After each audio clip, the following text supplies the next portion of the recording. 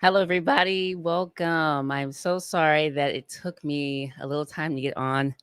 I was trying to fix some stuff, but welcome. Allow people some time to come in. If you are uncertain about what this show is going to be about tonight, it is called The Narrowing Perspective of Heroes and Villains, the amazing Dr. Angela Davis. And I'm going to talk about a paper I wrote and my experience meeting Dr. Angela Davis. Now, I've talked about this a few times, but after meeting her and going through some of the stuff I was going through, I think I explained this before. During the time I was writing this paper, I was like at the peak of my dealing with my health problems, dealing with the stuff I was going through with the class with a woman who was harassing me. I'm still dealing with it. A year after, I'm still dealing with it, and I'm a woman with a disability. But um, so I wrote this paper during the summertime, and I actually have a copyright on this, so I own the rights to this paper. So if you want to use this video, you have to ask me for my rights, and I also own the company by the same name, Ms.KellyDozier, Multimedia Communications. So anything you use of mine, you have to ask for permission. So and I own the copyright to this. So here we go. So I'm going to give the audience a couple of minutes to come in, and I'll start talking about um, this paper. So, welcome. If you've never been a part of any of my conversations before, well, tonight I hope that you will have a wonderful time with this. It's an open discussion, but at the same time, it is a structured presentation tonight. Um, in these conversations, I ask that you get as comfortable as possible to enjoy the discussion. I'd also allow people to come in on the discussion and talk if they want to interject or anything like that. If you do not want to participate in the stream by coming on the stream, then you can call in, or you can just talk in the chat, and I'll highlight your comments. Excuse me. I have my tea. I hope you all have your libations. I had to make sure I got some tea tonight. My tea, got the blue mug. You know how this is going to go. I'm bringing the blue mug back. I got my water here. I got some chips. I got my ooh wee. It's time to get into this. I'm happy that everybody had a good day today. I hope you did. And happy Friday. I said this before. I have classes starting on the 14th, so I figured that this would be a good way to start my summer sessions with the last summer session I had, passing both of those courses with an A. And this, I got an A on this paper. And like I said, I own the rights to this paper. So here we go. I see a couple of people are here. Welcome, everybody who is watching. Everybody's viewing from home, from the comfort of their couches. So here we go. So let me show the screen. Hope you all are doing well. And if you can't hear me, you can't see anything, just let me know, and I'll make sure to fix it. Okay. Here we are. So I'm going to, hopefully y'all can see that okay. Yeah, I think you see that okay. That looks fine. All right. Zoom up just a little bit so you can see just a little bit more. Okay, there we go. That's good. Just want to make sure we can see the full thing. Let me know if there's any issues, if y'all can't see it or not. I want to make sure everybody can get a good view. Hey, Wallbanger. Yeah, I'm about to put the link in the comment section, so if people want to participate, they can. Put this right here. Okay, cool. Perfect. All right, here we go. So hopefully everybody can see how I'm about to set this up so that we can have a better flow for this discussion we're going to have about this paper I wrote. Okay, so the narrowing perspective of heroes and villains. The amazing Dr. Angela Davis. And I will read this out loud if you all would like. I typically do that. I typically read out most of the time the stuff that is on on presentations. So here we go. It's a hero, it's a villain. No, it's perspective. Our heroes and villains are interpretations of the world based on our beliefs and opinions, which might be ill informed. And a distorted perspective can make an activist such as Dr. Angela Davis become villainous. But why do our perceptions become distorted with someone like Dr. Davis? During the civil rights movement, she served dual perceptions as a hero and a villain. Because of the white American supremacy culture's perception of race, gender roles, and mass incarceration. So, therefore, this research paper will explore the dual perceptions of Dr. Davis within the civil rights movement. We will also discuss the perception of her fight for gender equality and the abolishment of the American prison industrial complex. Dr. Angela Davis has a long history of working to improve the civil rights movement, to abolish Black American slavery, ideologies, and racial discrimination. Dr. Davis's childhood and teenage years, uh, Dr. Davis's childhood and teenage years, she was exposed to political activism because of the environment she was raised in. During an interview, Davis discussed life in the South. I grew up in the most segregated city in the South, Birmingham, Alabama. I couldn't avoid thinking about race. Davis shares a few separate directions of being involved with politics. The first was her parents. They were close friends with Black members of the Communist Party during her childhood. And before she was born, her mother got involved with the Southern Negro Youth Congress. Then, in an interview with Explorations in Black Leadership, there was a tragic moment in Davis's life when four Black girls died in the 1963 Birmingham, Alabama church bombing conducted by the Ku Klux Klan. She explains, one of them, Cynthia Wesley, lived practically next door. Carol Robertson, Robertson was the younger sister of one of my very good friends. In addition, the area that Dr. Davis grew up in was called Dynamite Hill because of the bombings that were happening to Black homeowners. However, the Birmingham church bombing event pushed Davis to get more involved with politics in school, combining a scholarly approach to her activism and becoming a professor working at UCLA. Dr. Angela Davis grew up in humble beginnings, surrounded by the evils of racism, and decided to get involved with fighting against it through education, activism, and politics.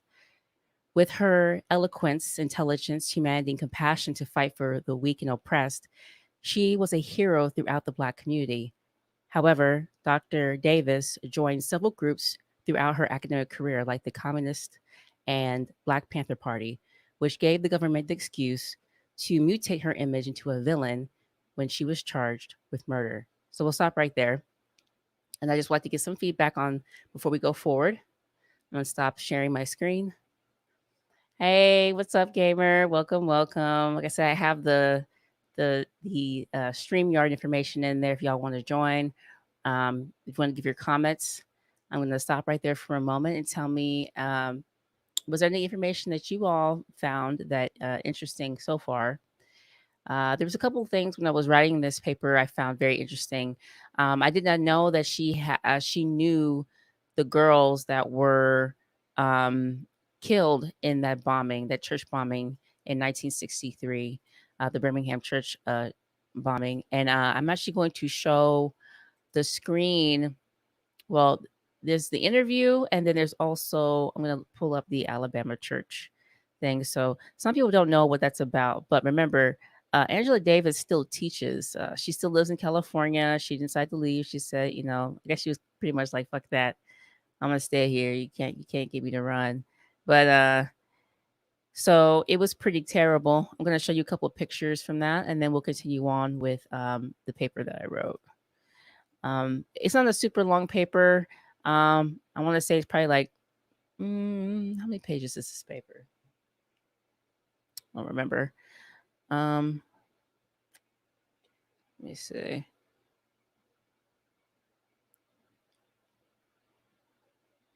I think this one, yeah, I think it's about 6 or 8 pages or something like that. Anyway, not too bad. If I had more time, I would have wrote more. She has a great history. I'm going to pull up this part.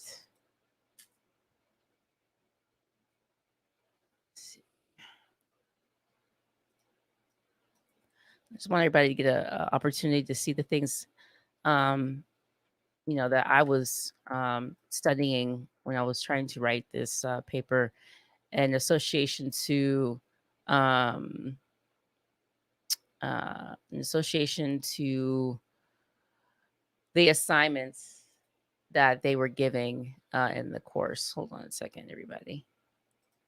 Damn, Alabama, yes sir. Hold on, let me pull up this video. See if I can try to share this one. Hold on, just one moment. I'm sorry, you guys. You know how this thing be slow mo. Okay, can anybody see that? Hopefully you can. I think you can. Okay, cool. Wahlberger 1982 says, I didn't know she knew one of the girls that was killed in the church bombing. She knew two girls. She knew the girl named, let me go back, Cynthia Wesley, and I think it's Carol Robertson. Yeah. Um, she was a really good friend of hers. So she knew the other girl because she was a friend of her. The other girl was a friend of hers. So, because they were sisters, I think. Yeah. So, um, so this is a scene with them remembering the victims of the 1963 church bombing. And let me know if you can hear the sound or not. Actually, let me stop sharing. Let me try to share it again because I already know how this is gonna go. I don't want no troubles. I want no problems. So here we go. All right, you should be able to see that now. You okay? Perfect. Perfect. Perfect. Perfect. Perfect. Okay. Now we can really get into this. Here we go. They came to Birmingham's 16th Street Baptist Church today to reflect. That Sunday in 1963, love and forgiveness would be put to the test. A bomb planted by a white supremacist ripped through the building. 200 people were inside. 22 were injured. Denise McNair, Carol Robertson, Addie Mae Collins, and Cynthia Wesley, 4 little girls, all under the age of 15, were killed. Former Secretary of State Condoleezza Rice, a Birmingham native, was a friend of Denise McNair. I said to my parents. So you just heard, a lot of these like brilliant women knew these girls. Like how easily could it have been one of them that got hurt instead of these young girls? And I'm gonna play the interview where Angela Davis, Dr. Angela Davis, talks about what happened. The events were unfolding on television. Why do they hate us so much? And I remember Let me my know if you father can hear it. simply Okay. saying, "They're hateful men. They're just hateful men." The horrific attack shocked the nation, making America take a deep look at racial inequality and injustice. It also strengthened the civil rights movement and helped influence the passage of the landmark Civil Rights Bill of 1964. But today in Birmingham, Let me know if you're having a hard time hearing it. On my end, it sounds a little choppy, but let me know. It is truly that we honor their sacrifice if we remember that equality and justice for all, written in the Constitution, is actually not just a piece of paper, but something that each and every one of us must live each and every day. 4 lives cut short, 4 little girls whose untimely deaths helped change the course of a nation. Okay, I am going to share another screen with you. And this one's going to be with Dr. Angela Davis talking about what happened with the church bombing. So let me just share that. And then we'll go back into the thing. I see it and hear it well. Okay, perfect. Like I said, if y'all want to join in, you're welcome to. Okay, perfect. Let me go ahead and pull up this other screen. Just want to show this part, and then we'll go back into the paper. Okay. I don't know why I do that when I know that you cannot hear it. Because every time you close it, you have to like oh, what's the word I'm looking for? You have to um put the sound back on, which I understand that's not an issue. It's just me remembering to do that. So let me do that now. So my apologies, everybody. I will. Okay. Okay, here we go. about Bull Connor and my parents' friends being run out of town. This is pre-civil rights, but I don't think I got a sense of the work that was done during that period. Um, I just want to pull the part where she's Came talking. from homes. I assume that they came from Jewish homes for one, because it's from One second. the segregated character of the city. You know, you go into a shoe store and immediately, if you're black, you know you have to go to the back and hope somebody will wait on you. They might not even wait on you. So both my sister and I had learned French by this time.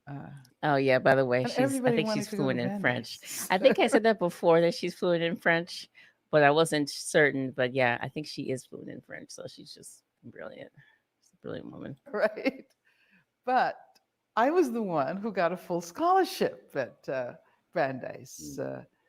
And I knew I wanted to go to college.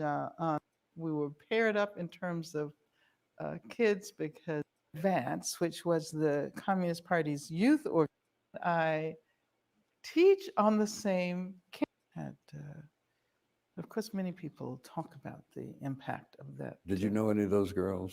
Here Yeah, we I are. did. Here I we knew are. Here three. we are. I'm so And sorry. Okay, what your place was in the society, or what your place was expected to here we go. be in the society. Do you remember such things? Well, I I I remember the bombing of the 16th Street Baptisters. That had, of course, many people talk about the impact of that. Did you know any of those girls? Yeah, I did. I knew three of them. One of them, Cynthia Wesley, lived practically next door, and Carol Robinson was the younger sister of one of my very good friends and one of my sister's friends. My mother was very close with Alpha Robinson, who was Carol's mother. And as a matter of fact, my mother drove Alpha, who's Carol's mother, to the church to pick her up after having heard about the bombing. Okay, so you heard it from her. Um, so they were all friends. They all grew up with each other. She later on in the interview talks about Dynamite Hill, the area that they were at, where they would bomb all the time. And the place also suppressed information about people rising up. And she talks about that too, also in that interview. So if you want to watch that full interview, it'd be very insightful, very informative. I always tell people that we aren't so passive that we're not going to just keep taking abuse. We do fight back. We do. I mean, obviously, we've died in fighting back, but yeah. So she lost friends, and uh, in that 1963 Birmingham church bombing. So let me go back and share, and we're going to go through back to that paper, and we'll start from there. Okay, everybody. And if you have anything you want to say, go ahead. You're welcome to. Okay, here we go. I just move a couple things around. All right.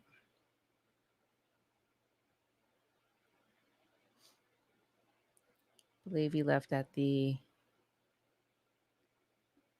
Mm-mm, mm-mm. I think we left right here. Dynamite. So I'll start right here, and then we'll go on to the next portion of it. Okay, everybody.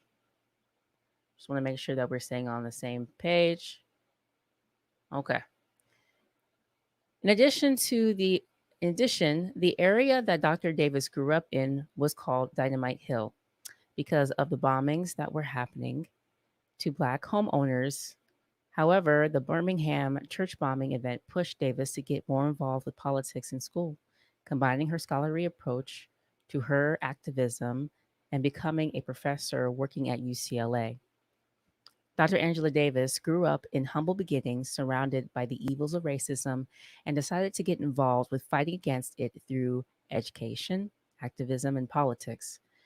With her eloquence, intelligence, humanity, and compassion to fight for the weak and oppressed, she was a hero throughout the Black community.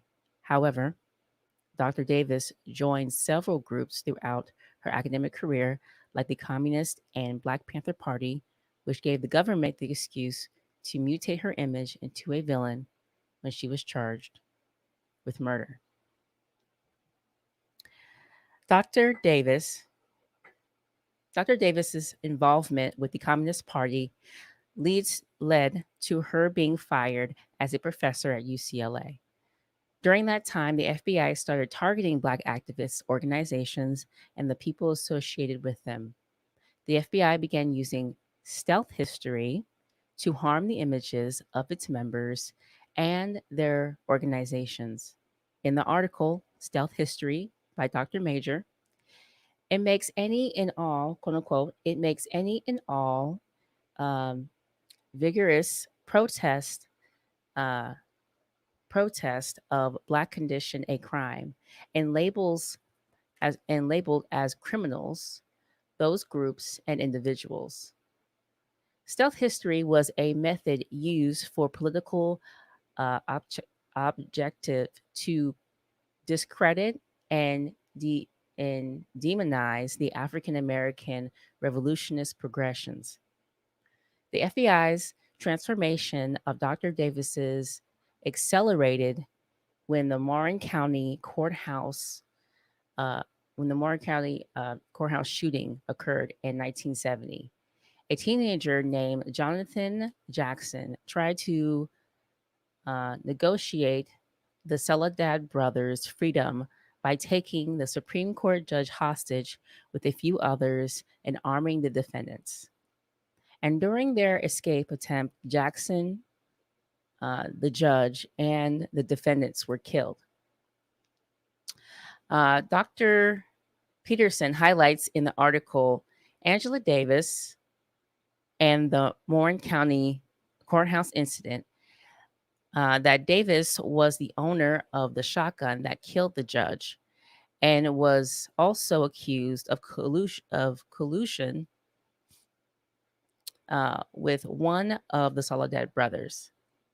Dr. Davis was in, Dr. Davis went into hiding and became the victim of stealth history by being placed on FBI's top 10 most wanted list as a fugitive considered armed and dangerous.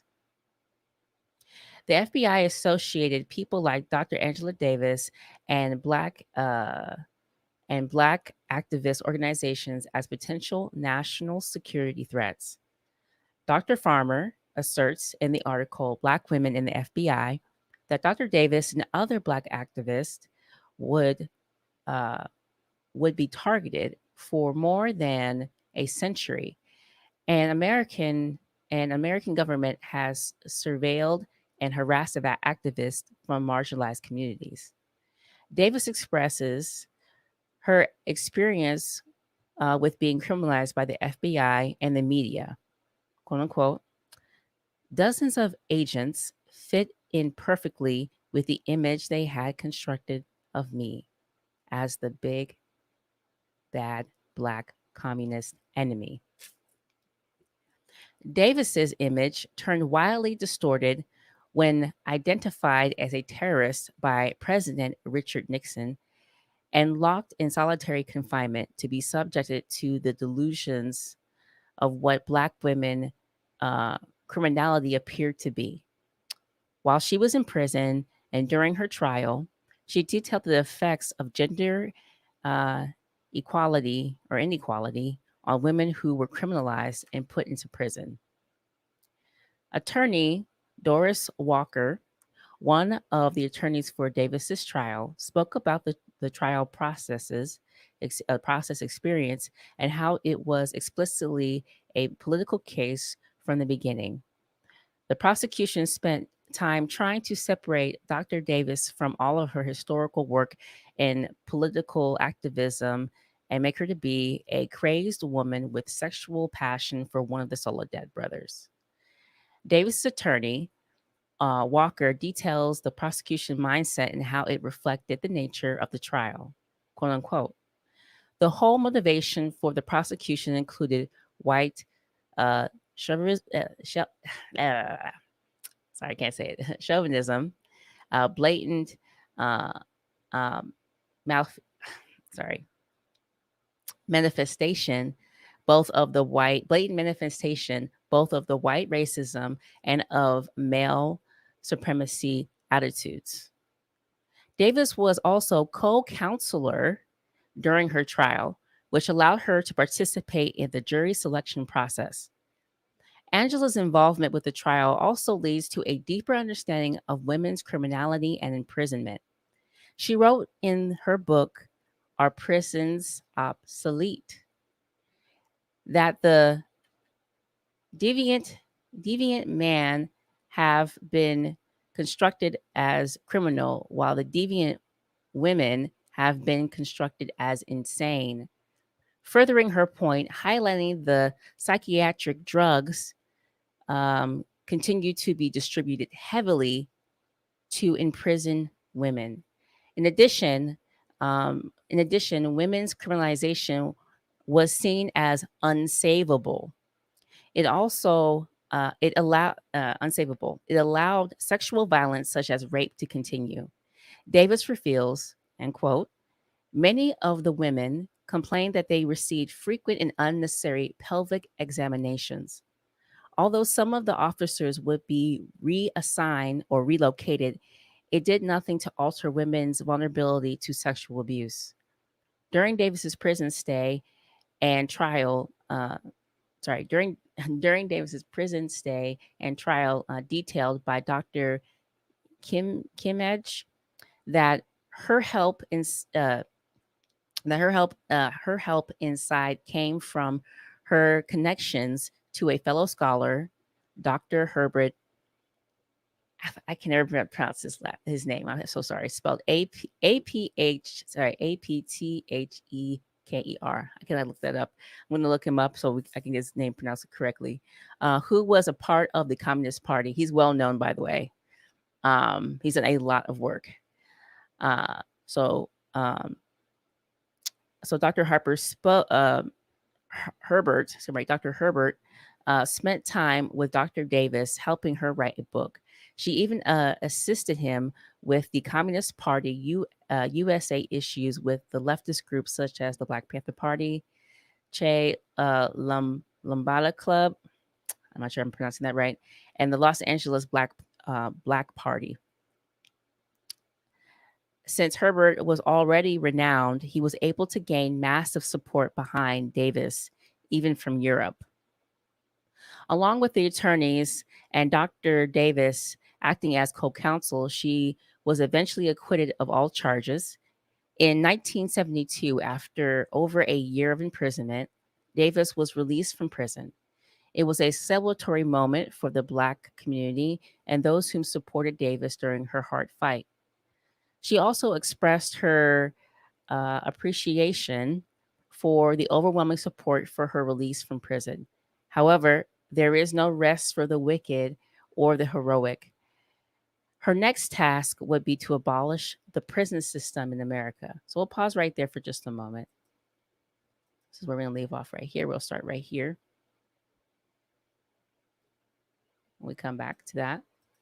So, all right. So far, one of the things I wanted to talk about and why I thought this tied in well with some of the stuff we talked about yesterday was a portion in here that I pulled from her book, Are Prisons Obsolete?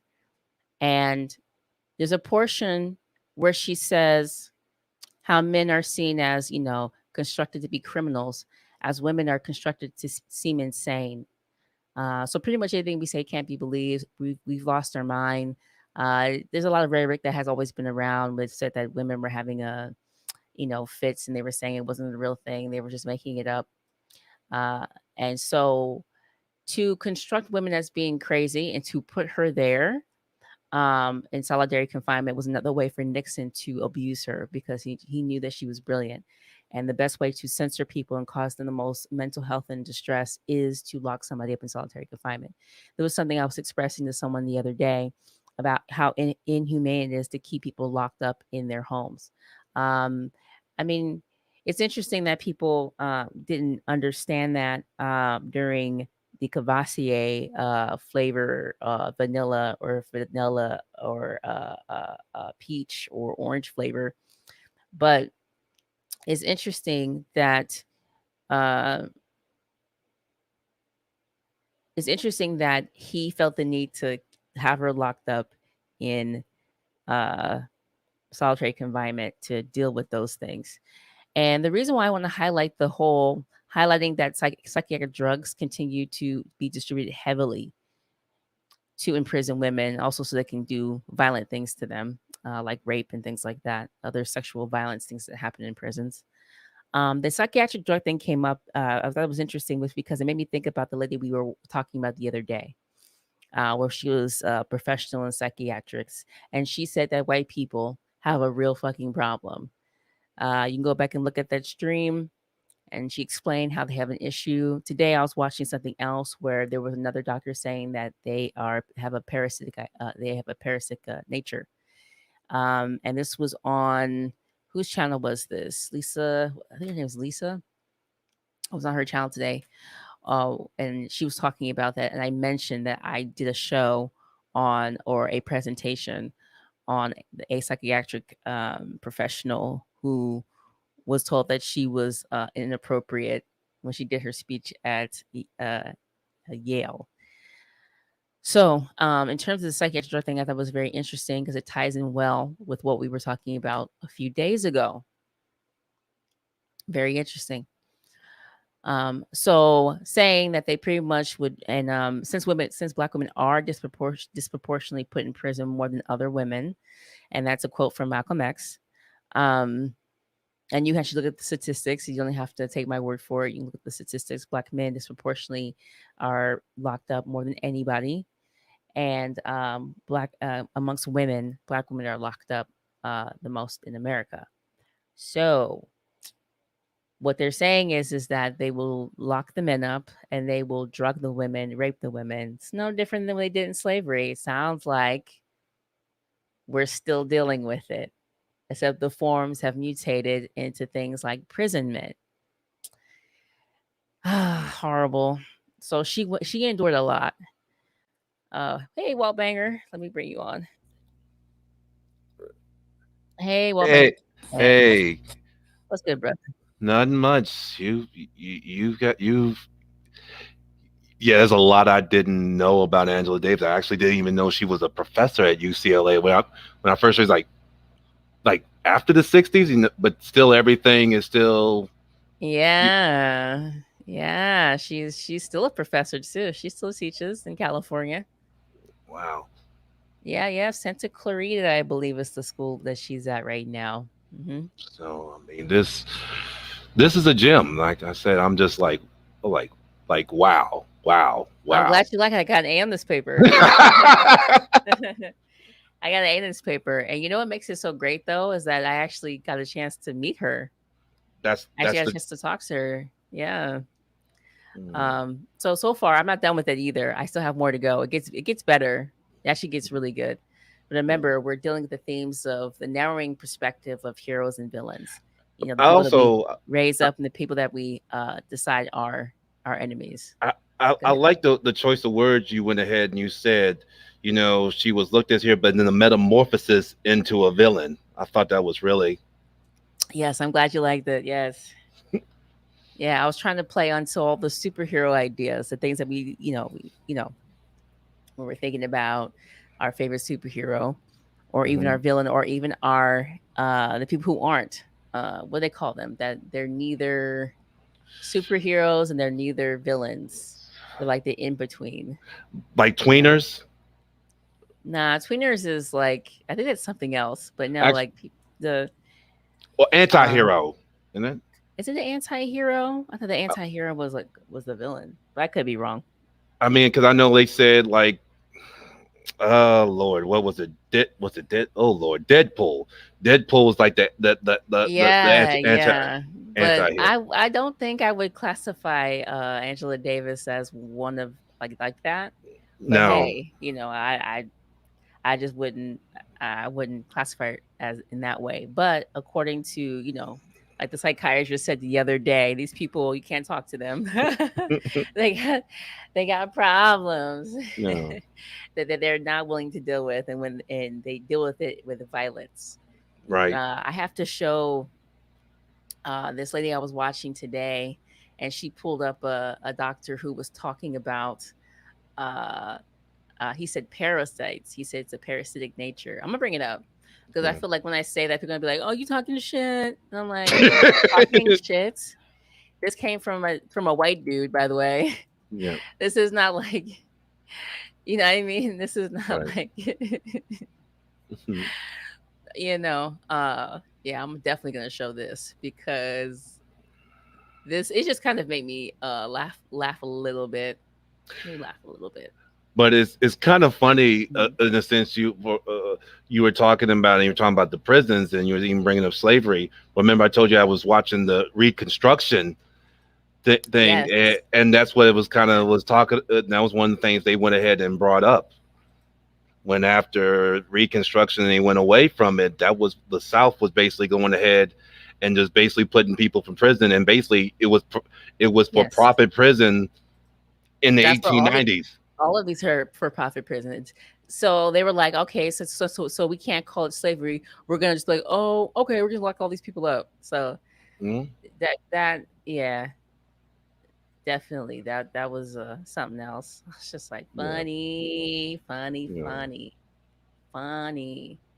Let me show you this what this lady was saying, and then we'll go back to reading the paper and we'll go over it and talk about some of the Okay. stuff that you said that you thought was interesting and everything. Oh yeah, Gamer says, "Hello, Wallbanger." Hey, Uh, gamer. I just saw what he said. I just saw that. Mm, Okay. okay. Okay, let me pull this to the side so I can look at it a little better. Okay, so this is the lady's. This is her information. Go check out her YouTube channel. But I just want to pull up this part because I just didn't feel like doing it, and she already had it. Officially So in medical journals. So, you can read that. a Right. New York City psychoanalyst is under fire after Can you hear publishing her? a report decrying his skin color is Wait, could you hear her or not? I can hear it. Okay, hold on.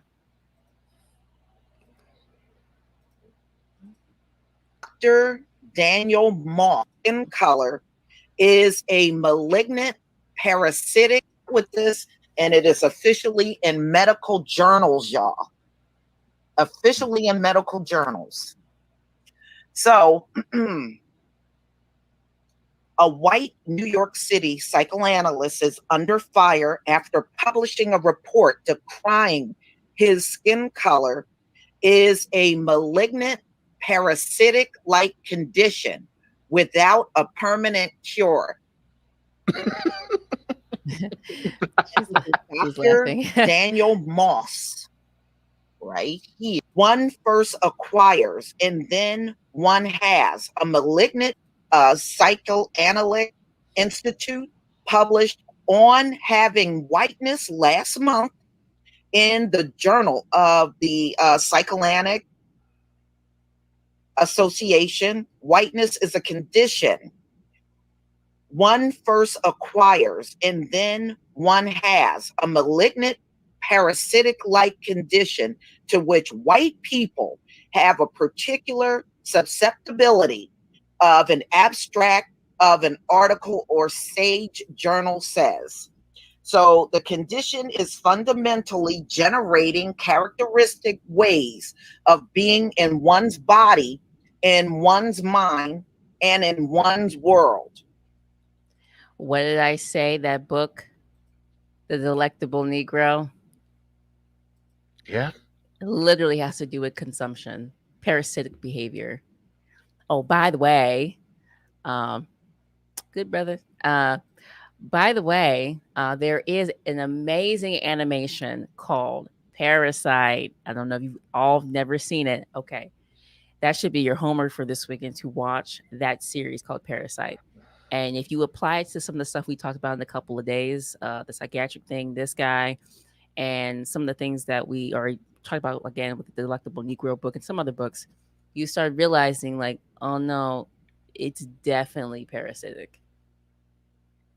Like it's definitely the leeching of someone else's life for survival.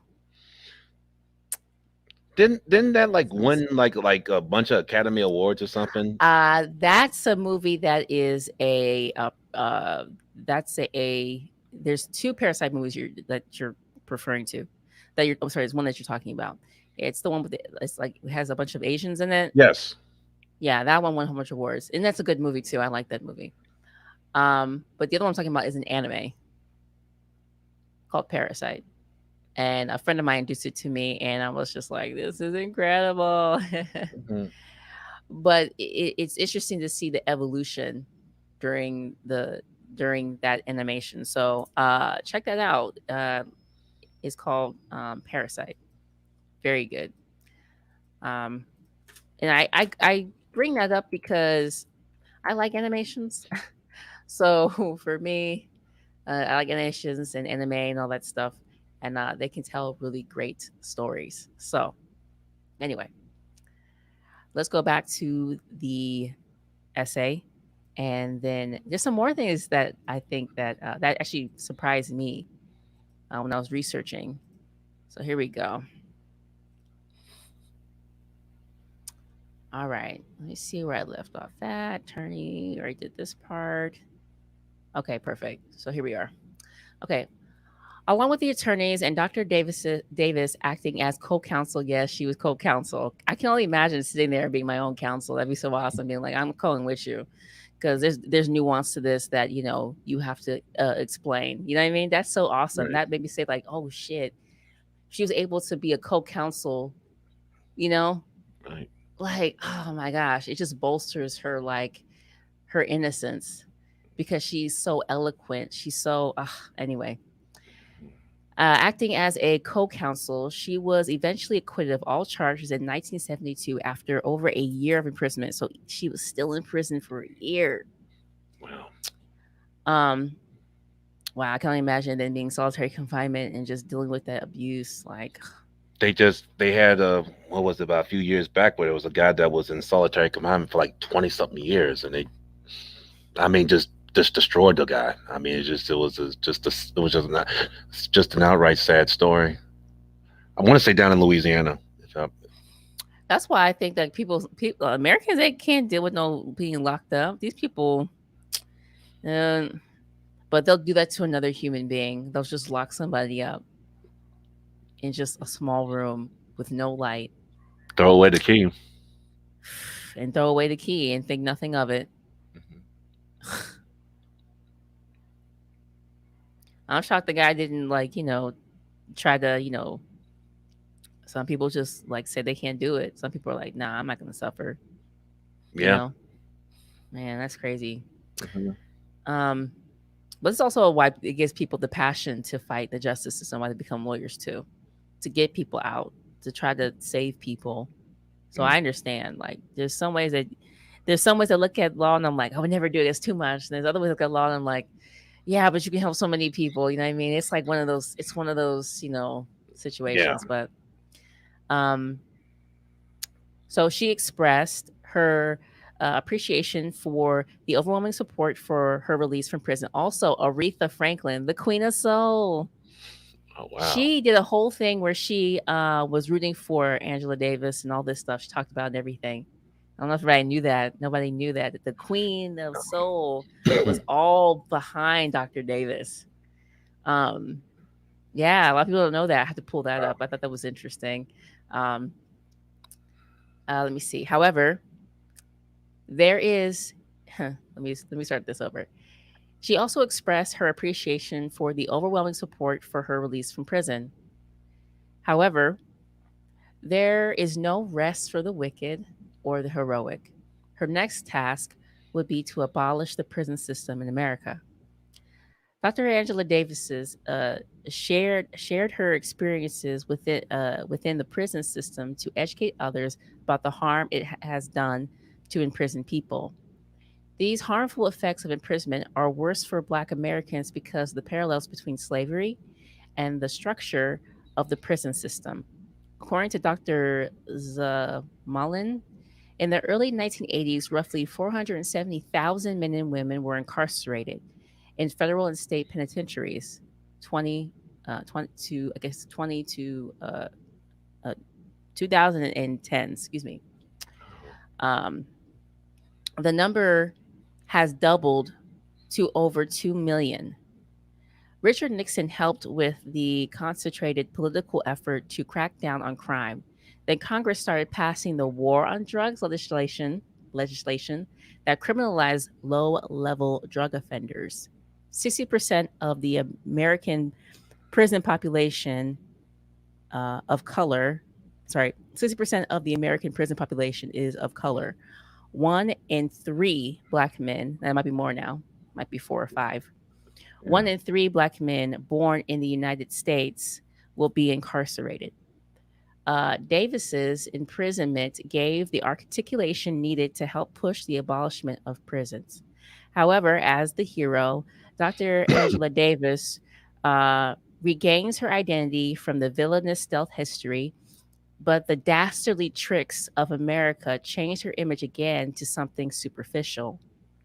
Davis explains it was hard to discuss the dual feelings when she was asked to speak at an event and someone called her the Afro. To her, it was humbling to discover that it only took one generation after her public personality was demonized to be reduced to a hairdo. Wow. This form of imprisonment was of the mind. The Black youth's perception of her was turned into another damageable and multiple image. Dr. Davis's appearance was another architecture of the hero and villain identifiers, thus continuing the narrative of Black American heroes being reduced to symbols of a past won, not what we've lost, such as our freedom to imprisonment, criminalization, abuse, and still slavery. The amazing Dr. Angela Davis was the victim of the dual and narrowing perspective that heroes and villains often receive. Based on how well informed our beliefs and opinions are, our perspective will shape how we view others and our societies. Angela Davis grew up in the deep South where the KKK terrorized and bombed Black Americans. She fought for civil rights for Black/African Americans and became a professor. When she became a fugitive on the run from the FBI because of a shooting she did not do, her image was changed into a villain, which continued through her trial and prison stay until she was acquitted of all charges. Even after her fight through the court system, she still wanted to fight for others, like the women she shared prison time with, and abolish the American prison industrial complex. Professor Angela Davis still teaching and giving lectures around the world. I had the opportunity to meet her and found that all I could ask her was, "How did you remain graceful throughout what happened to you?" Dr. Davis replied with a slight smile, quote, "Hmm, well, I reminded myself I was not alone, and no one can do this work alone." A woman as dynamic and heroic as Dr. Angela Davis could not break the narrowing perspective of the society she was trying to teach, liberate, and reform. But with the help of her super friends and sidekicks, She was freed from prison and gained new knowledge to continue to fight and change the world. And that was my paper. Wow. Here are all the citations. Prison abolishment and her lecture, Angela Davis. The complexity, activism, optimism, an interview with Angela Davis, Feminist Review. Afro Images, Politics, Fashion, and Nostalgia, Critical Inquiry. Are Prisons Obsolete? That's her book. Interview with Dr. Angela Davis, Social Justice, Black Women in the FBI, Anti Democracy in America, Truth, Power, and the Republic at Risk. Let me see. The Dr. Angela Davis case, Human Rights, The Most Dangerous Communists in the United States, a biography of Herbert. And I'm going to talk about him a little bit if you don't know about him. Uh, great history.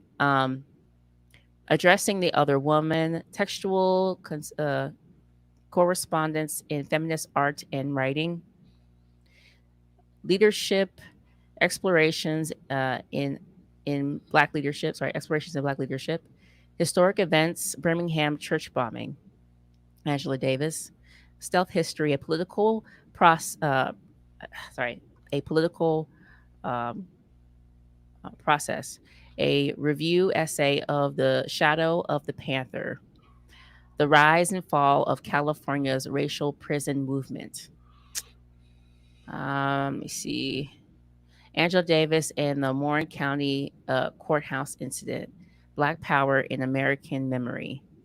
And lastly, Struggle on Their Minds, the political thought of African American resistance.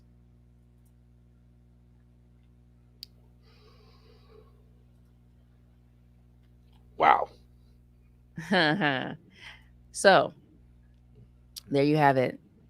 I would say I labored over this paper because I want to make sure that I got everything that was required, was needed. In this particular course, we were discussing, you know, heroes and stuff like that, and a couple other things. Another thing I want to share, a paper that I wrote that I think is so relevant today, because of the some of the stuff that's going on. But I'm still waiting for it to get the copyright stuff on that one before I do a presentation on it, because I didn't realize it was that good when I wrote it. And so now I'm, like I said, I'm waiting for that information to go through. But so how do you feel about I think the thing that really made me say whoa, and it resonated with me, was how she looks, how she was being reduced to a superficial image of herself, like, erasing all the work she did, erasing everything, and just focusing on how she looked. And I can relate to that so much. When I go through work or academics or anything, I've always had this thing that people would treat me in that way, and I'm like, I don't see the thing that you all see. I am just living life. You're spending way too much time focusing on what's going on. And that happened to me a lot when I was at Dozier at CSUB. People would constantly undermine me because of how I looked, didn't think I was intelligent, would just make up stories about me because I didn't have this advanced degree or anything like that. Fuck the fact that all this work experience, fuck the fact that I hell of philanthropy work and volunteer work. It didn't matter to these people. Clearly, you can see I can write. These same people said I couldn't read and write. So I wonder how many students they failed and passed with like having that type of like fucking thinking. So when I had always heard about Angela Davis, it was always the fro was like within the first 5 words of it on it, and that's, like I said, I didn't even know she was. I knew that she was. Oh boy, I'm just doing off of memory now with George Jackson, and I knew that they were lovers, but I didn't know that she was. They went ahead and tried to wrap her up into George's younger brother. Yeah, they tried to wrap it up because the shotgun that was used belonged to her. So they're like, "Oh, you had something to do with it." Yeah, but But the thing that's Yep. was it was like I said, didn't know she was a professor, and I didn't realize she had been doing this long before she ever thought about moving to California or anything. She had been That's right. so That's that's right. Because so her family was involved with right. all that stuff. Yep. Her mother was um a part of a bunch of stuff. So was Yeah, her father I wish and their friends. they did a documentary on the Black Panthers.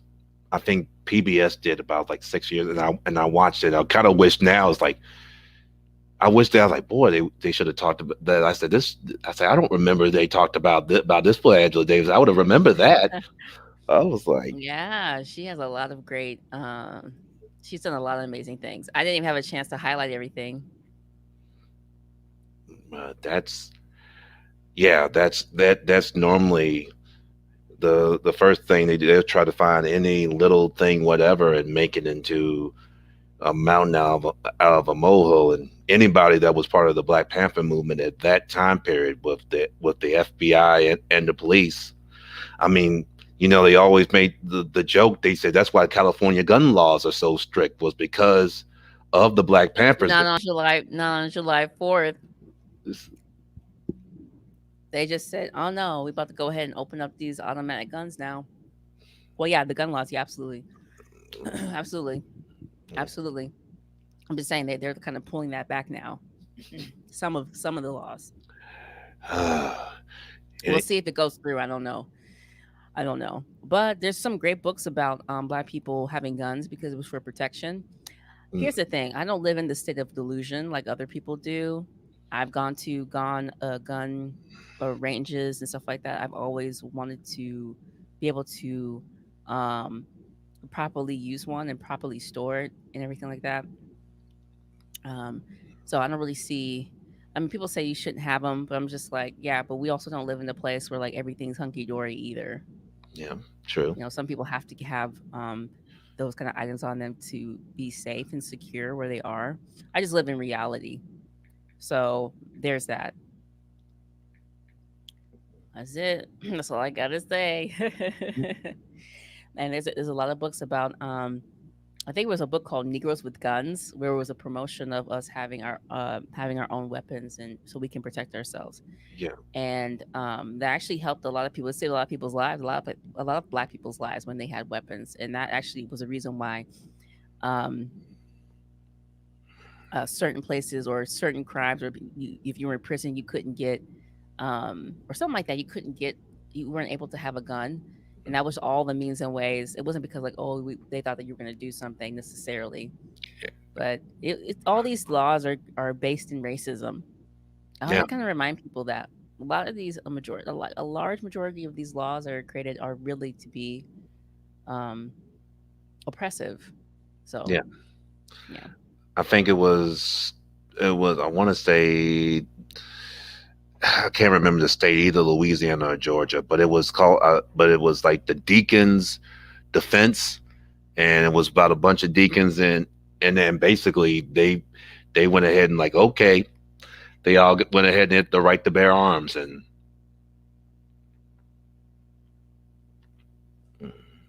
I I mean, mean, yeah, if you live in I mean, like I said, you have to protect yourself. I yeah, mean, they have laws called in some places called stand your stand your ground law. ground.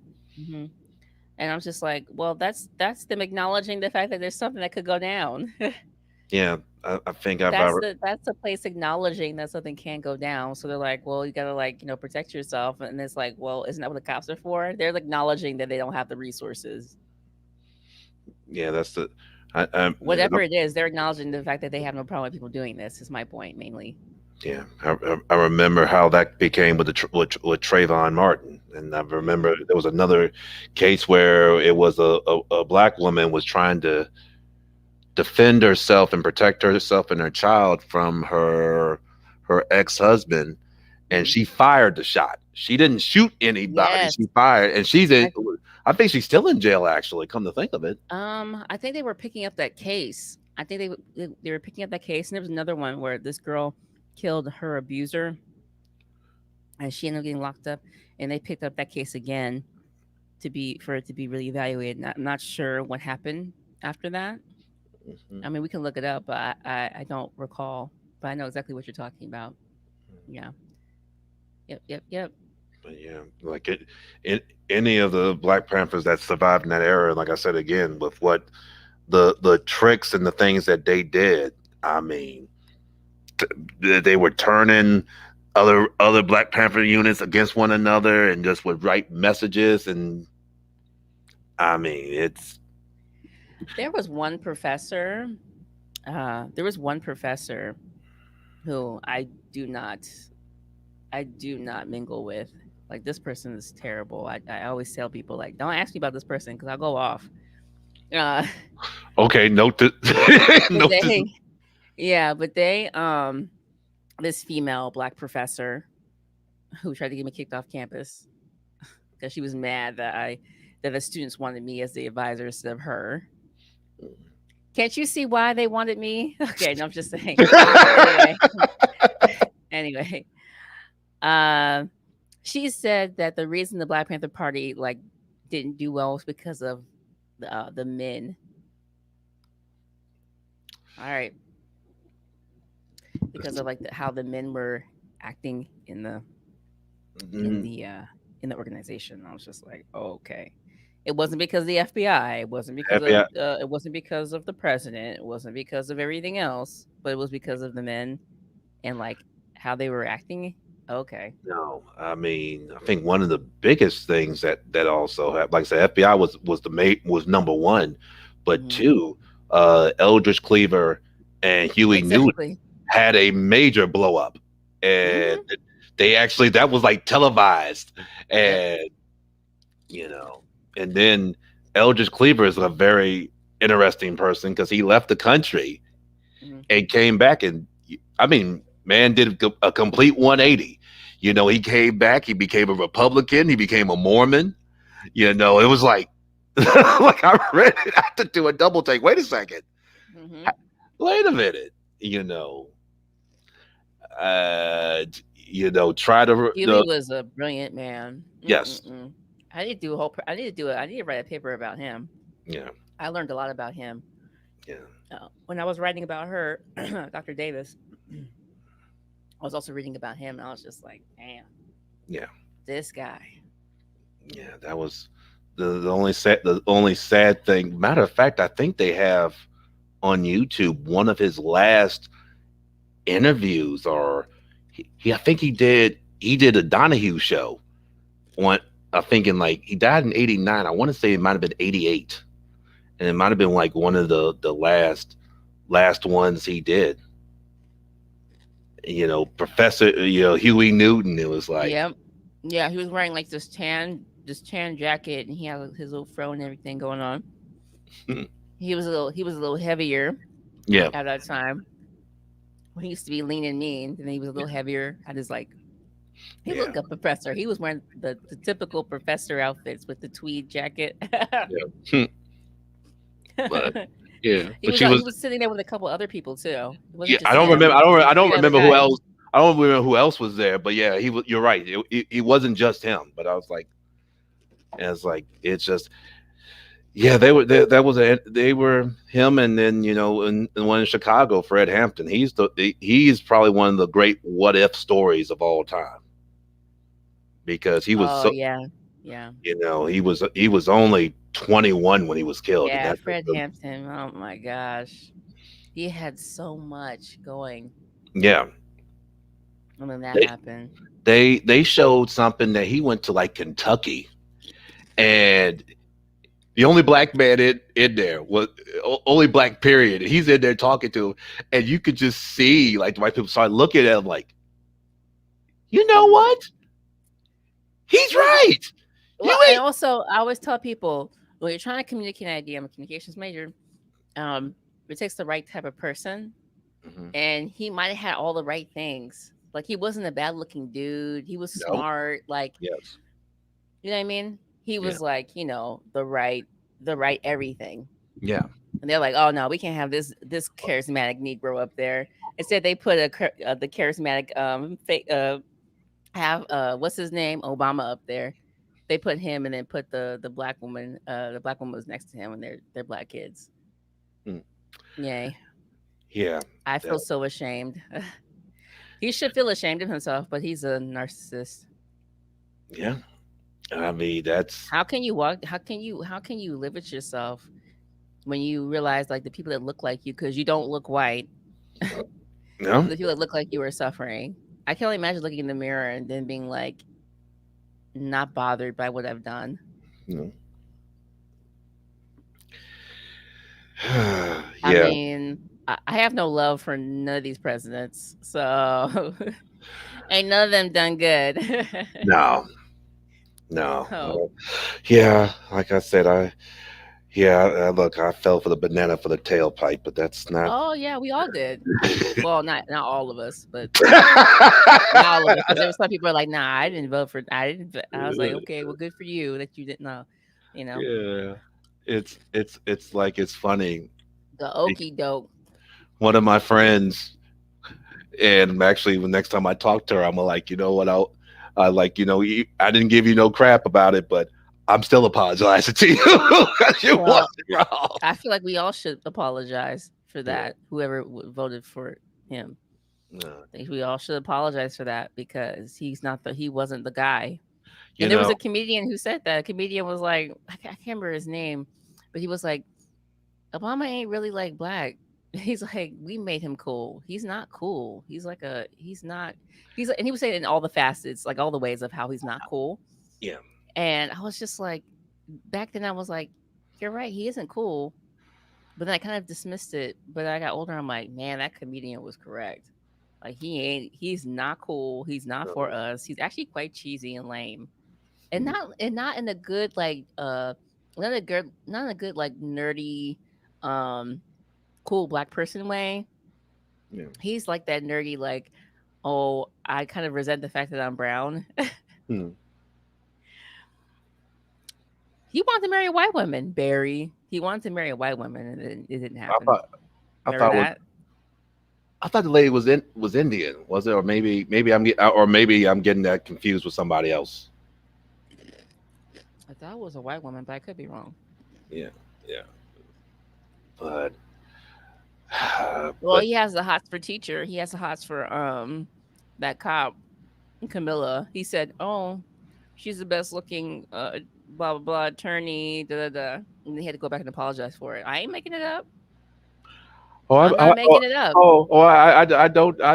I don't doubt you because I mean after what he talked the crap about Oh, okay. Let's go ahead and pull this up.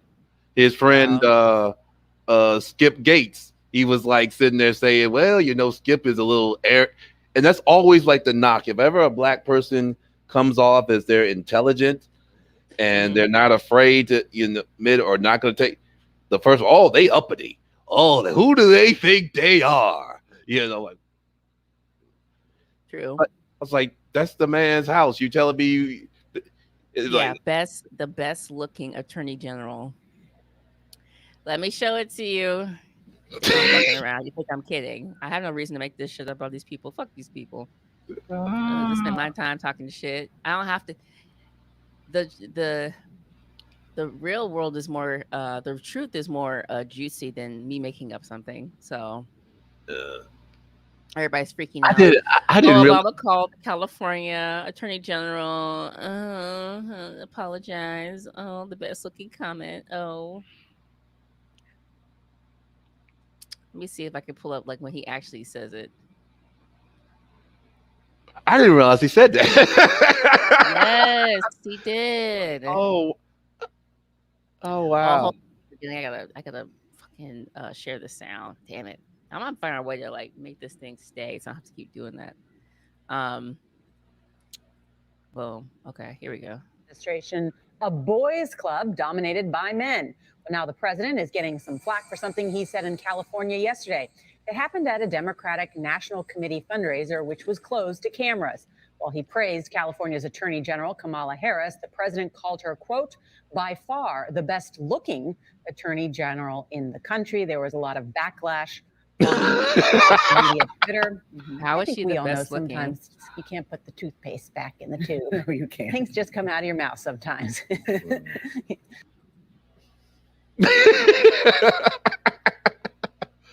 Oh He actually Lord. did say that.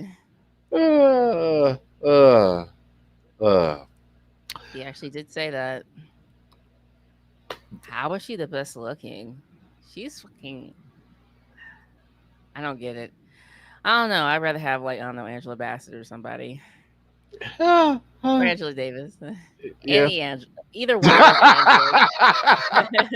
Angelas. Anybody that names Angela for you, right? Man, I've only met attractive Angelas, so I don't know. I don't think I've ever met an Angela that wasn't attractive, so I don't know. Yep, he sure said that. The best looking. Okay. And your wife let you say that. You disrespected your wife. Yeah. Oh, and they did an interview together. Look, I gotta show that one. Let me show that. Because they end up getting together and talking 9 months ago. You think I'm playing? No, Let me I show figure you. that much. That does not surprise me. Look at this. Look at them like look at each other like they had sex. Like the night after they had sex. Look at this. Morning, regardless of They're talking about much how she sleep I've works had, out. It's just the best way to start the day. For months, I couldn't find weights to order weights. They were sold out. So I had these liter water bottles that I filled, of course, with water and used them as hand weights. That's resourceful. There were times where I was like in a little Iowa town, and the only treadmill was in the back of a. Look at this. Like they, they're reuniting and it feels I was just good. thinking. I was literally that's the song I was thinking. Reunited because we understood. We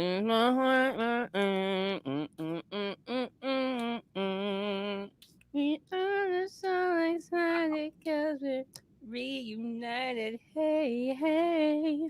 Yeah. Oh wow. Oh wow. Look at them. Look at them looking at each other. The tinglies in their eyes. Like I said, I still can't like. She would have had and told the president about basically you were one of the reasons why you tried to stop me from going busing, and you later become. Well, I guess I shouldn't honestly be too completely surprised because, Joseph went ahead and said in a debate in 2007, that there was never. I gotta say exactly how he said it because I don't want to say it completely wrong, but it was some. Up here if you want. It was something to the effect of that there was never a black person that was as intelligent as or something to that effect, or talked really. Oh, never as intelligent or as something to that effect. Yeah,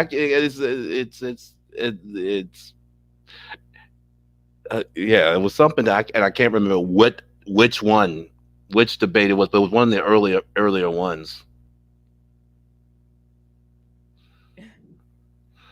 But yeah, he was right. You ever remember where people, or actually when it was funny when she first was saying she was running, somebody one-on-one. Nobody wanted her. So because after she would have had out. Well, because right after she went ahead and jumped on Joseph, look how he's looking at her. By the way, look at him. He's gazing at her. Look at him. Yeah. Look at them gazing at each other. Oh, they must have had sex. I'm kidding. I'm just joking. I'm kidding. I'm just kidding. 2 weeks later, no. He's like, she's the best looking attorney general. Ain't nobody talking about her looks now. No, they're talking about how she says, "Don't come here." Oh, you watched the video? The look she gave was just was the kicker. Don't come here. Hold on. I mean, you would have thought you had seen the flames or anything came afterwards. It was like damn. Don't come here. I'm gonna pull it up. I I thought see. y'all thought I thought this was inclusion. I thought y'all said, "Oh, we have this lady who's brown who's gonna have our vaccine shot," and she's like, look at Yeah. everything like, "Don't bring your ass here because I have no problem locking motherfuckers up. I would throw people away in prison Yeah. for truancy laws, bitch. What you thought this was?" Did you hear like the little joke the guy said afterwards? He said there like, "Yep, the Statue of Liberty. Bring your sick, bring your poor. Don't I come want here." to be clear. Well, actually, the Statue of Liberty is actually belongs to What's it, France. Did France? you know that? No, France gave it to America as a gift for liberating because of slavery. Oh, you don't know that? Yes, the Statue of Liberty was originally, and for some reason, all of a sudden, my immigrants got it. It belongs to us. It was given to America for us. Okay, I'm gonna show you that. Okay. You think I'm kidding? I don't think you're Yeah. kidding. You already, like I say, I appreciate the compliment you gave me earlier. You said, "Man, you got a lot of knowledge." I know I have enough to open the door. That's my knowledge. I got enough to like open the door. Is I like, feel you. yeah, like I said, what you giving me tonight? You just bust the door right down. Like, all right, all right. Yeah, the Statue of Liberty was originally for slaves. I'm gonna show you right now. I don't want to say I don't like saying things and then not showing evidence. That's just I trash. believe you, but I'm also looking too. I'm trust. Like I said, I believe you. Well, The Statue of Liberty was created to celebrate freed slaves. I'm gonna share with you right here. I'm gonna share with you. Oh, wrong screen. Let me show you the screen. Sorry.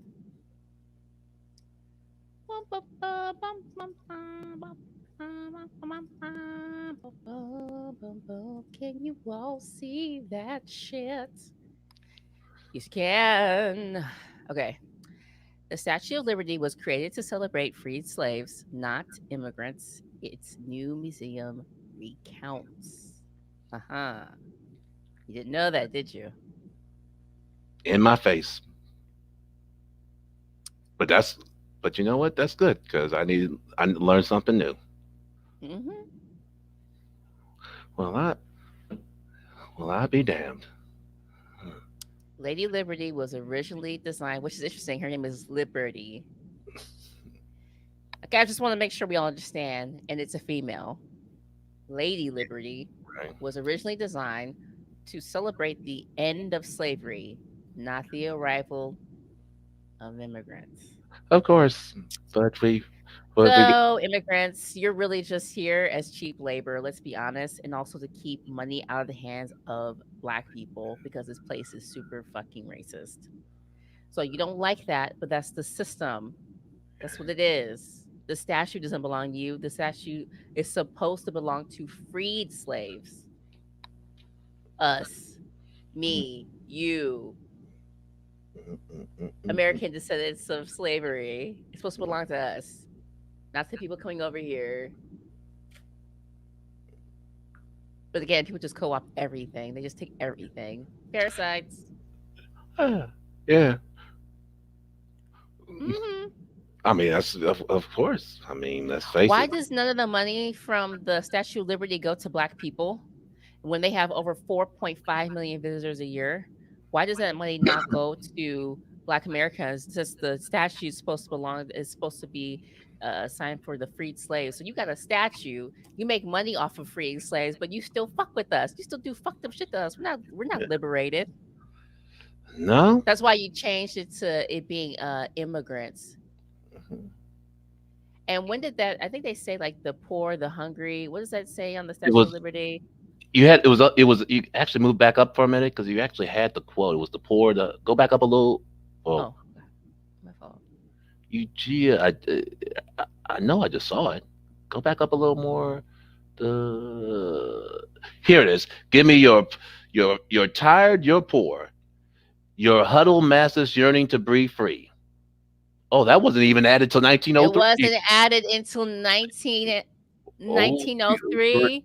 Yo. So again, the original idea of the Statue of Liberty, they're like, nah, fuck that. We're gonna change it to everyone. Niggas can't have shit.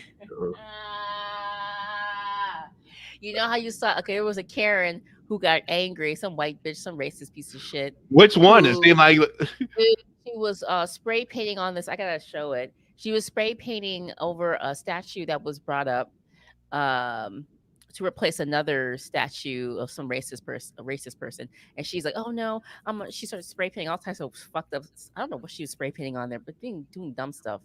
And I'm thinking to myself, why don't y'all spray paint the Statue of Liberty then? Because it wasn't y'all's. Oh, that's right. Can you believe this shit? Fuck this country. Anyway, honestly, get right. Can't do right. But yeah, there you go. The more you know. The more you know.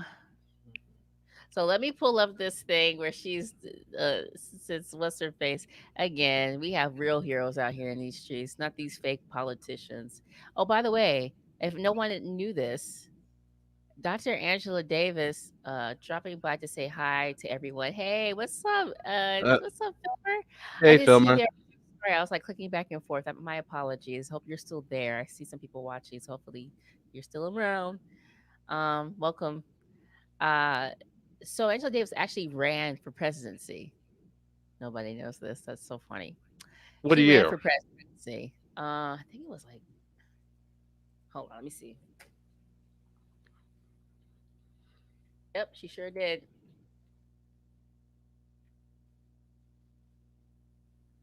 I think it was like 1980. Could be wrong.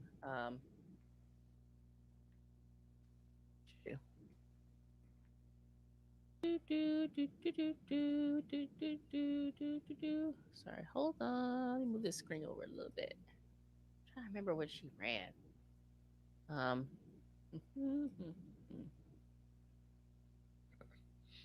I'm actually looking it up.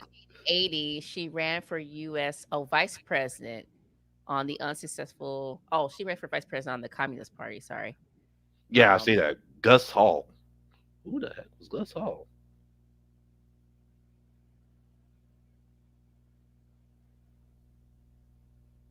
Okay, yeah, she ran for vice president for the Communist Party. For the vice president of the United States.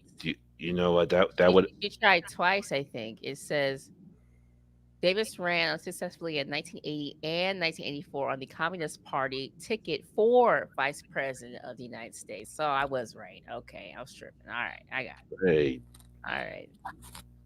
All right. That would have been a really good trivia question right there, because I don't think nobody would have gotten that one. Hey, yo, I just did research. I was trying to write a paper about her, and I was like, let me do it. Let me do it right. So let me show the screen. Remember, she's top cop. Camilla, top cop. I'm the top cop. Top cop, top cop. Make sure I have my audio on because I hate when I fuck that up. So here we go. To be clear, folks in this region who are thinking about making that dangerous trek to the United States-Mexico border, do not come. Do not come. The United States will continue to enforce our laws and secure our border. There are legal methods by which migration can and should occur. But we, as one of our priorities, will discourage illegal migration. And I believe if you come to our border, you will be turned back. Cold-blooded. Cold-blooded in my dictionary. Actually, I love that song, and I would hate to apply it to her. Because in that song, Rich James song, he got to tell you about a woman who is sexy as fuck, and she is not. I would never tarnish that song by singing it. That's one of my favorite Rick James songs. It's an amazing song. Sexy, sexy. Girl, I just you. So, sexy, sexy. What made you think about this other one? Your last post on Instagram, because I saw that like right before was like the bread and was it circuses, or Bread and circuses, uh, because that's what we're going through right now. People need things and they're playing around with people's emotions. oh, that's putting You it know, mildly. people need things. Bread and circuses. Yeah. It comes from, it's really, it's a Greek term talking about the way that you deal with people. Breads and circuses. You entertain people, give them, the junk to keep them pacified for as long as you possibly can. Breads and circuses. Yeah. Yep. That's why I put the definition up there, because um I've heard it before, and again, I have the burden of knowledge, so I like to share things just so that like you can also be upset too. No, I'm kidding. Oh yeah, I sit there like, yep, that's pretty much what we. And then, like I read the definition, like, yep, because that's what we've been getting. And whenever I Thank you, talk, Filmer. I got your information too. Sorry, Wabinger. I got your information. Thank you. I'm gonna read your information. We were just talking about some stuff. Um, I shared my resume with Filmer, hmm also with you. We were just having a conversation back and forth, and I just wanted to know more about Filmer. But thank you. I'll read it probably today as I'm like cleaning up and everything. Probably read it as I go along. I'll probably send you some comments about it. But thank you for sending that to me. I appreciate that. Um, yeah, so but yeah, anyway, like you said, yeah, it did. And then, like I said, that the other, yeah, y'all, you talk about Joseph, but y'all got Joseph, y'all got Diane right now, who you Feinstein. who? Diane Feinstein. Oh, So, fine. Oh, yeah, yeah, yeah, yeah. Sorry, I thought you said some another name. I was like, what? Who's that? no, no, no. I mean, look, the way Yeah. she acts, yeah, she probably would say who's that, because there was a story that broke out last year that she was taking a whole bunch of Alzheimer's medication, and from what at least the rumor is going around is that it's real bad, because and it's like this woman is still is still allowed to vote. It is frightening, to put it mildly. You saw Joseph water leg, leg, and the little hairs and roaches. Supposedly, it's worse than that. Is what the least is. I'm just saying. I'm like, So yeah. She's like, what? Like a few months ago, she was against the filibuster. Now she's like, well, it's not that bad. That's not what you said 2 months ago.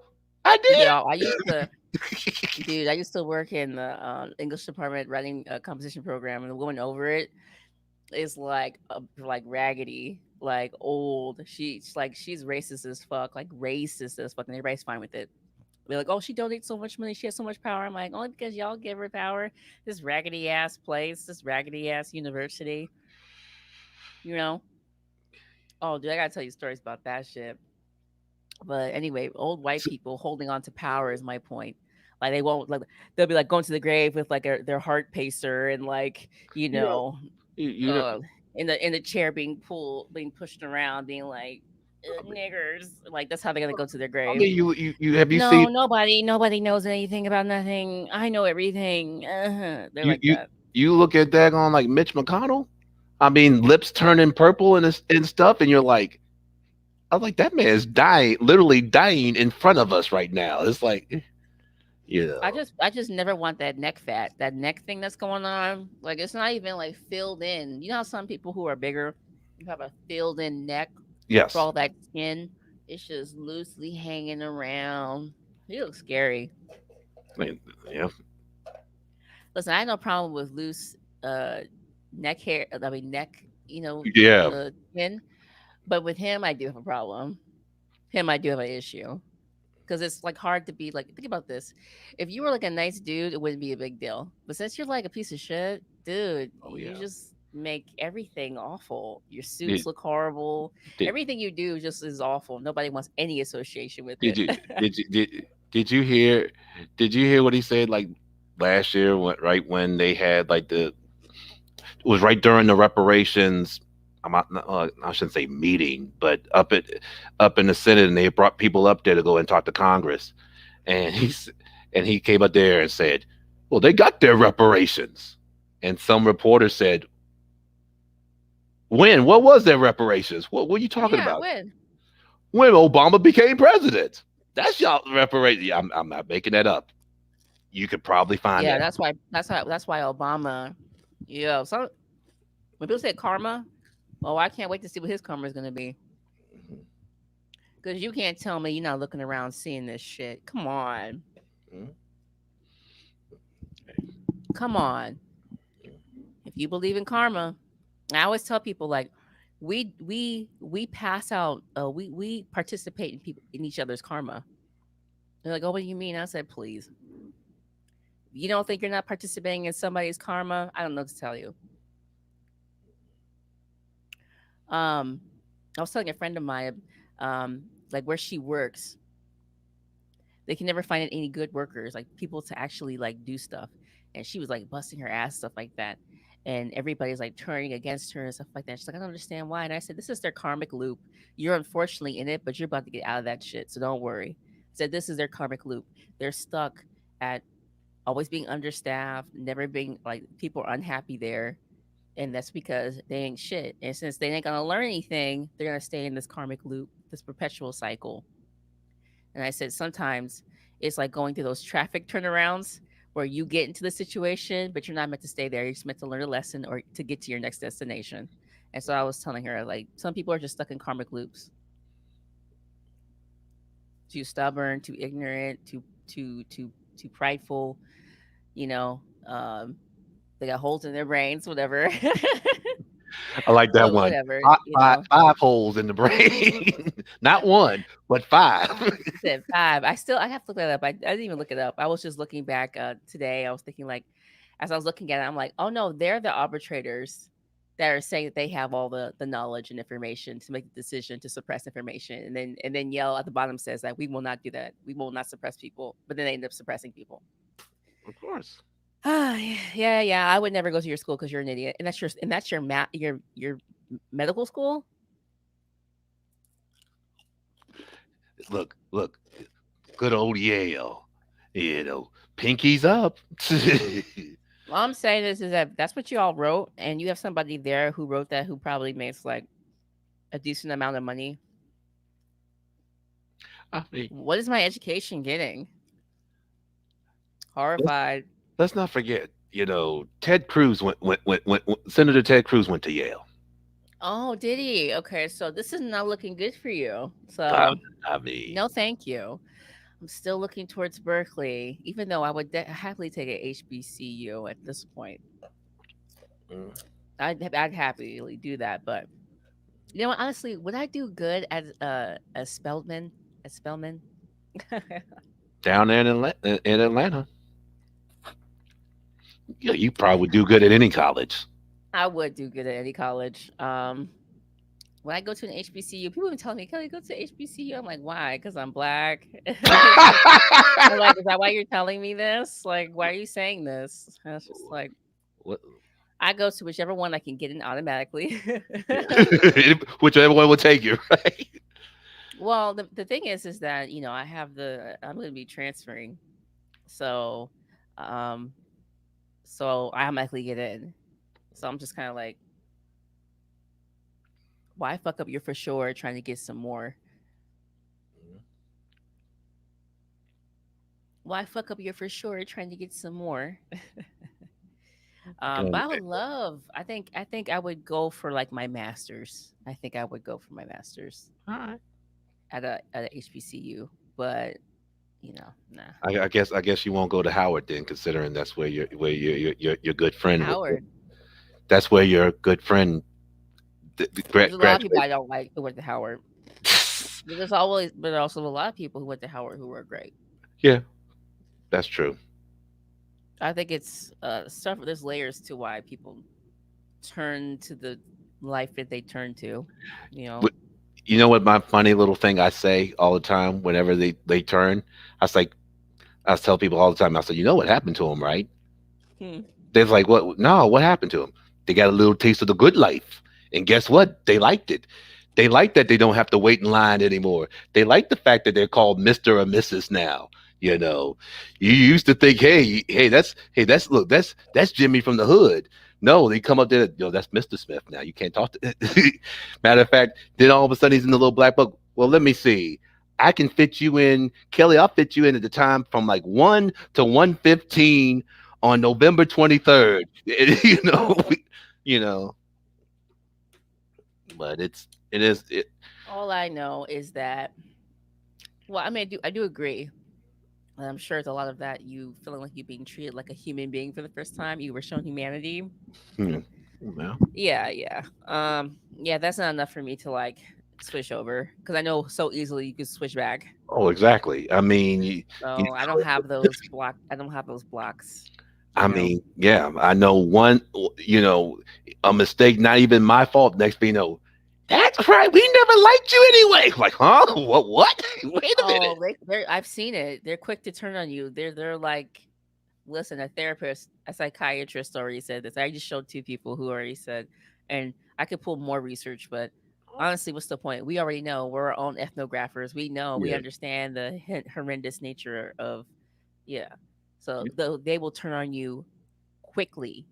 It's worse than rabid dogs. It's worse than like a squirrel that has rabies. I'm just pulling the rabies squirrel rabies thing because I was No, thinking I about something I thought, was watching the other day. So Ren was talking but, about how but she's scared of squirrels, and I was thinking to myself, I man, actually like watched her for like the first time last night. She did did a you? video. Yeah, I was like, I said, so this is the sister I hear so much. I've heard so Oh, much she about. has a lot of great stuff. You look through all her stuff. She has a lot of No, that's it. wonderful, Yeah, wonderful things. Yeah, she she has a was lot of great talking stuff. about. Then she started talking about cars, and she was talking about, yeah, actually more knobs. And I started laughing because my car got all the little gadgets. Yeah, So back catches. You get your accessories. I said You to have to myself, accessorize I what you said, need. she's like, I ain't, no, they ain't, And she was like talking. I'm like, but she's in Tennessee, right? Memphis, right? I think. No, she's from Washington, D.C., but she's moved a couple of places. I don't know where she's at now. I thought she was in California, Mm, um, but I don't know. okay. I don't know. But yeah, she was talking about that, and I'm like, well, shit. I guess she ain't gonna ever want to ride my car. All the little gadgets and I got all the doohickeys. little gadgets. I got the Yeah, sensors, yeah. cameras, you name it. It's like, and Well, I'm. nowadays you definitely need a camera in your car for Oh yeah, sure. it's no because my goddaughter so many years back, she got passed away. She died a car. Well, She got sorry hit for by a that. car. Yeah, and from what the story from what I was told Mhm.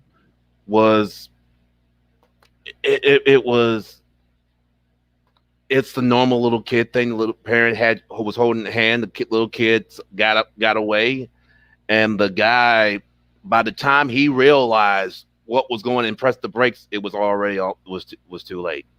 Oh. And so when I got the car I have now, the first thing I thought about, because I got in it and I was backing up one day, and the thing went and it showed Oh, it's a okay. camera, and my car like to tell me, motherfucker, don't move, stay. That's gonna be the next Motherfucker, thing. don't move. Don't move. There's a kid back Motherfucker. there. What do you think you're doing? Oh, got you, because the sensors. They Absolutely. got the sensors, Absolutely. and I Yeah, and I and I thought about it. I was like, boy, if that guy had that, that's true. she would have graduated high school this year. She would have been 18 when she died. She was only 4. Mm, mm-mm. So I'm so sorry to hear that, man. Ariana and my Mm. friend.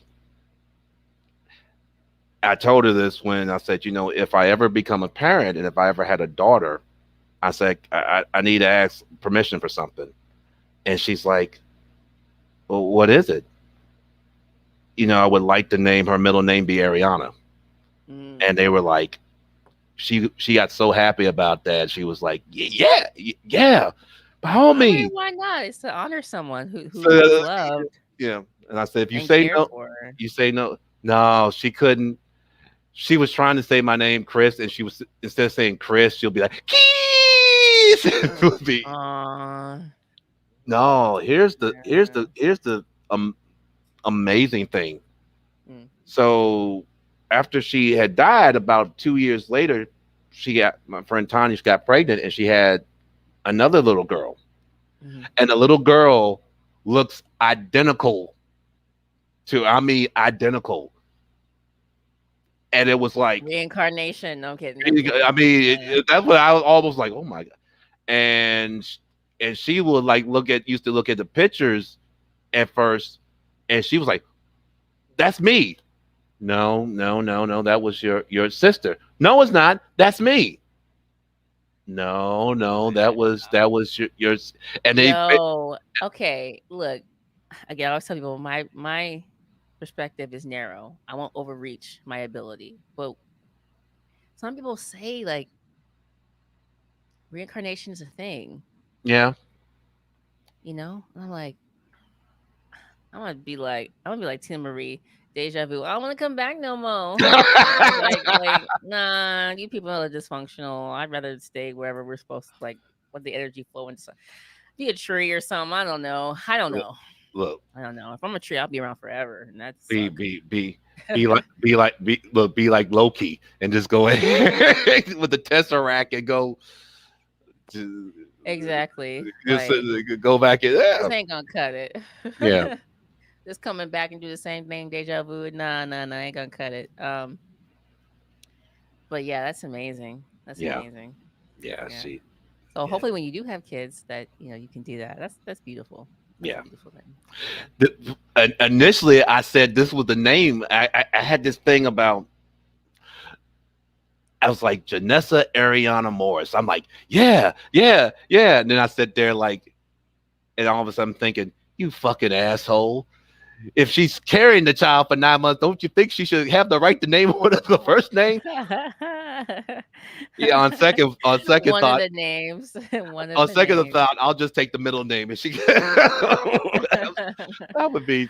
I'd be like, man, I would have to really think about what I would want if I don't plan on having children, but if I were to adopt a kid or something, I don't know. Honestly, I've never thought about what a kid's name would be because I just never considered having kids. Just because I never thought I could take care of them. Not because like I think I would be horrible at raising a kid or anything like that. It's just financially. oh yeah, it's a lot. Yeah, that's. And now dealing with my condition, I'm like, one, I'm really not trying to be like super ill. Right. Because I know it's like. I also don't want to pass these genes on. I do. So like, I want some of your genes. No. I don't want to pass over the bad stuff. And you pass over the bad stuff too. I had a friend. So let me tell you this funny story for a second. So one of my friends and her wife were trying to have kids, so they had to go ahead and they were telling me the process of the getting the sperm and everything, and they were like we was gonna ask you, but you're not in the United States right now. And I was like, really? You were gonna ask me? So what was the idea? You were gonna just ejaculate into a cup or something, or were you gonna? I think that's what they do anyway. Ejaculate. I mean, at least that's what it looks like from all the TV shows I've seen. All the jokes about it. Here's some magazines. Go into the little room. And she told me how expensive that was. She said she spent over $15,000. Yeah. I said, damn. Mm-hmm. 15,000 really isn't that much. If you think about it, it's really not that much money. But in terms of like, having a natural birth, like, yeah, it's expensive. Yeah. Because I mean, you could spend $15,000 and like, that's some people's salary. I know. That's some people's salary for like, let me see, like 2 months. Yeah. So I just think like it's really not that much. To someone who has nothing, it seems like a lot. I totally get it. Who doesn't have much, I understand that. If you look at it, it's really not that much. True. I mean, you can spend $15,000 in like 2 seconds these days. Yeah, everything's so unattainable. Yeah. Well, unattainable. I don't use that word unattainable. I use it's like it almost feels ethereal. I use that word often. I just like the way it sounds. It's pretty ethereal. Like it's almost like you can't grasp It it. sounds like something that would be like, ah. Oh, It's you not think tangible. It's not tangible. It's not right? like you can't hold it. Hmm. Yeah. That's how I feel about school sometimes. It seems almost ethereal. The idea of like finishing, getting this thing you work so hard for. Yeah. Yeah. It, I don't it, know, that's why I live my life. Like, uh, I have family members who like are just like they're very focused and school was like, just get it done. And I'm like, I'm not gonna I just think like this. I would rather live my life and yes, get my education, everything like that. I'm not against getting education. Um, obviously. right. But um I also live with the idea that like I'm gonna live my life though. Yeah. You got to. Because if I spend all my whole time like, focusing on this, yeah, I might go ahead and get my degree quicker. But at the same time, I could die too. Yeah. And then all the working towards getting this thing and that's all I accomplished in life was this piece of paper. Yeah. I didn't experience anything. I didn't have any fun. Like I work with people who are like they spend all their life in academia and they have no personality, no balance, Yeah. and they're like so detached. And I'm like, I don't want to be like that. I get that.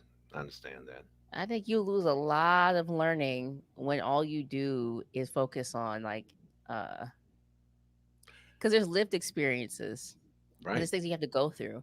People say like a photograph doesn't do an image justice sometimes, Right. and you have to be there to experience it because there's elements to being in the environment that you can never experience in a picture or Right. you can never experience in a video or audio. You have to be there. That's that's what I. That's kind of one of the things I said when I was living in Hawaii and I got to go to the Pro Bowl and actually see a live football game and look at I remember this as clear as day. The guy name was Flozell Adams. Flozell the hotel.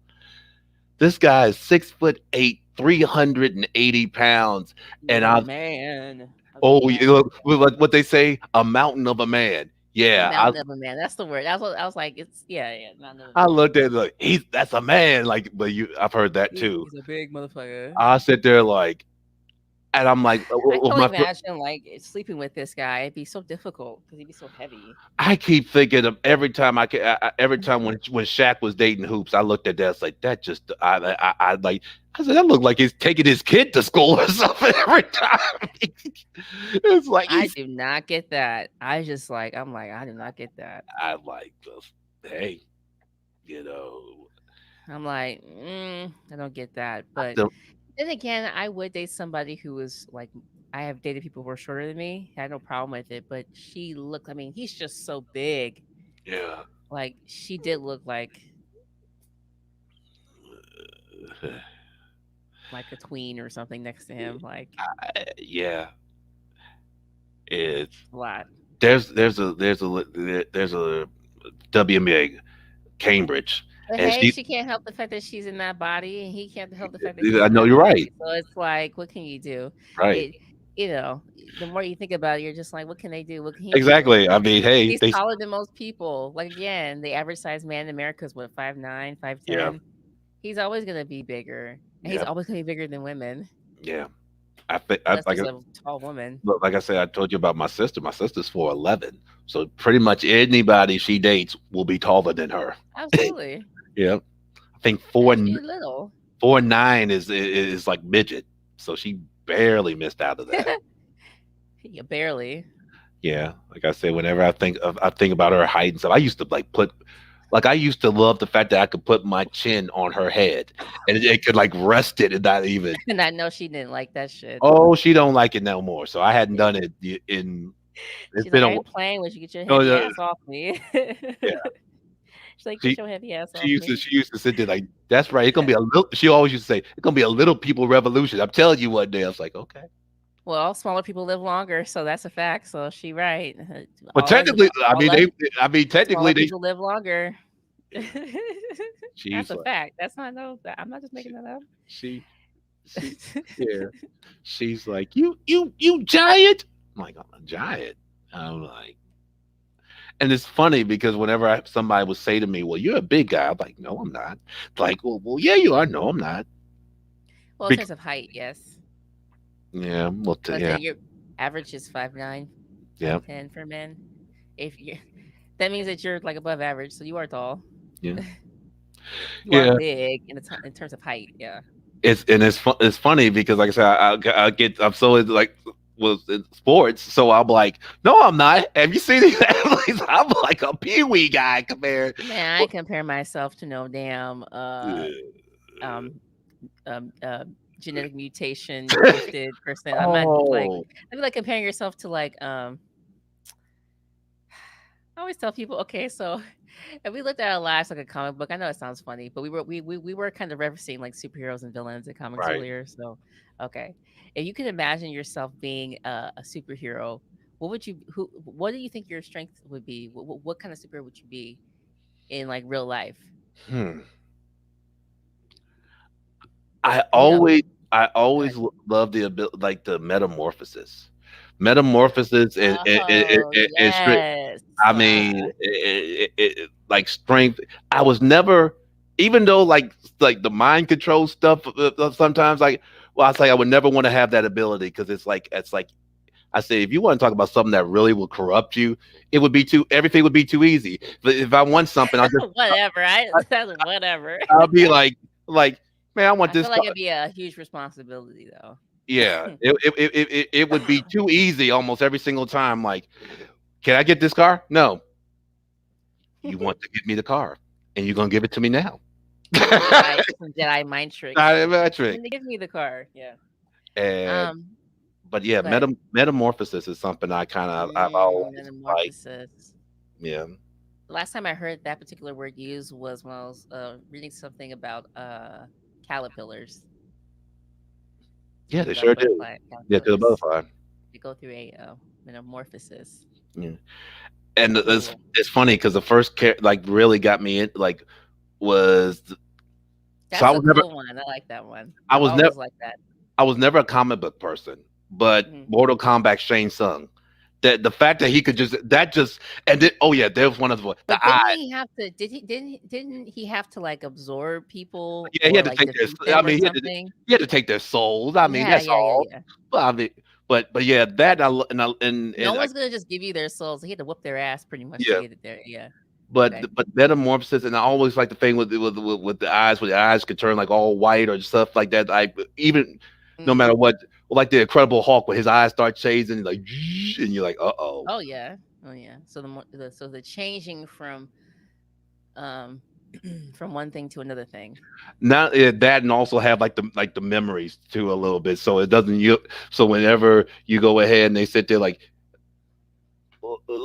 you say, if I turn into shit LeBron James, so let's say if it's But whatever, you remember that you were that person. yeah, remember and like Oh some yeah, you would have to because it like that would suck to like go you black out and be like, who was I yesterday? Like that would suck. next That would day, make the power so useless. yeah, Like because I mean, it wouldn't make the power useless. That's ridiculous. But it yeah, how much could it mean to you if you could never know what you've done? yeah. That's a good point. But yeah, that's what that would be that I wouldn't actually, yeah, that would be I actually could go ahead and become a politician and actually go ahead and make some. Well, the mind control thing would be best. The For mind that. control would be probably Yeah. yeah. And then like But yeah, well, that would let's say telekinesis, but also the one where you can like move objects like without like anyway.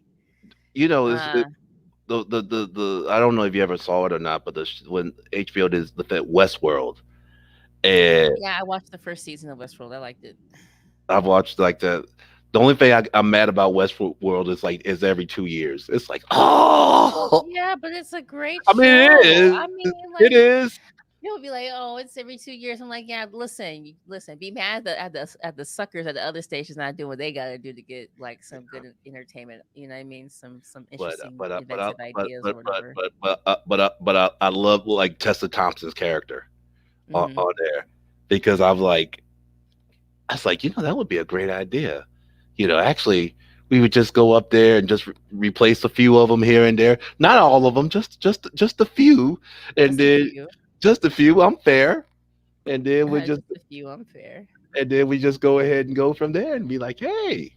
The only problem is though they would go after a while, like they said, they actually are like regular like human beings. They start thinking they might change their minds halfway Right. into it. Like, you know what? I don't want to do this anymore. Like, okay, you don't have to do it no more. No, no, no, no, no. I got my own ideas because I can live forever. You can't. Oh shit. Exactly. Exactly. Like, damn. Exactly. Yeah. I agree. Yeah. Then you I agree. be like, fuck. Yeah. Like, I think for me, one of uh, I always said this, and it sounds greedy, but it makes sense. I said that I want the ability to have any power at any time, for whatever situation I needed.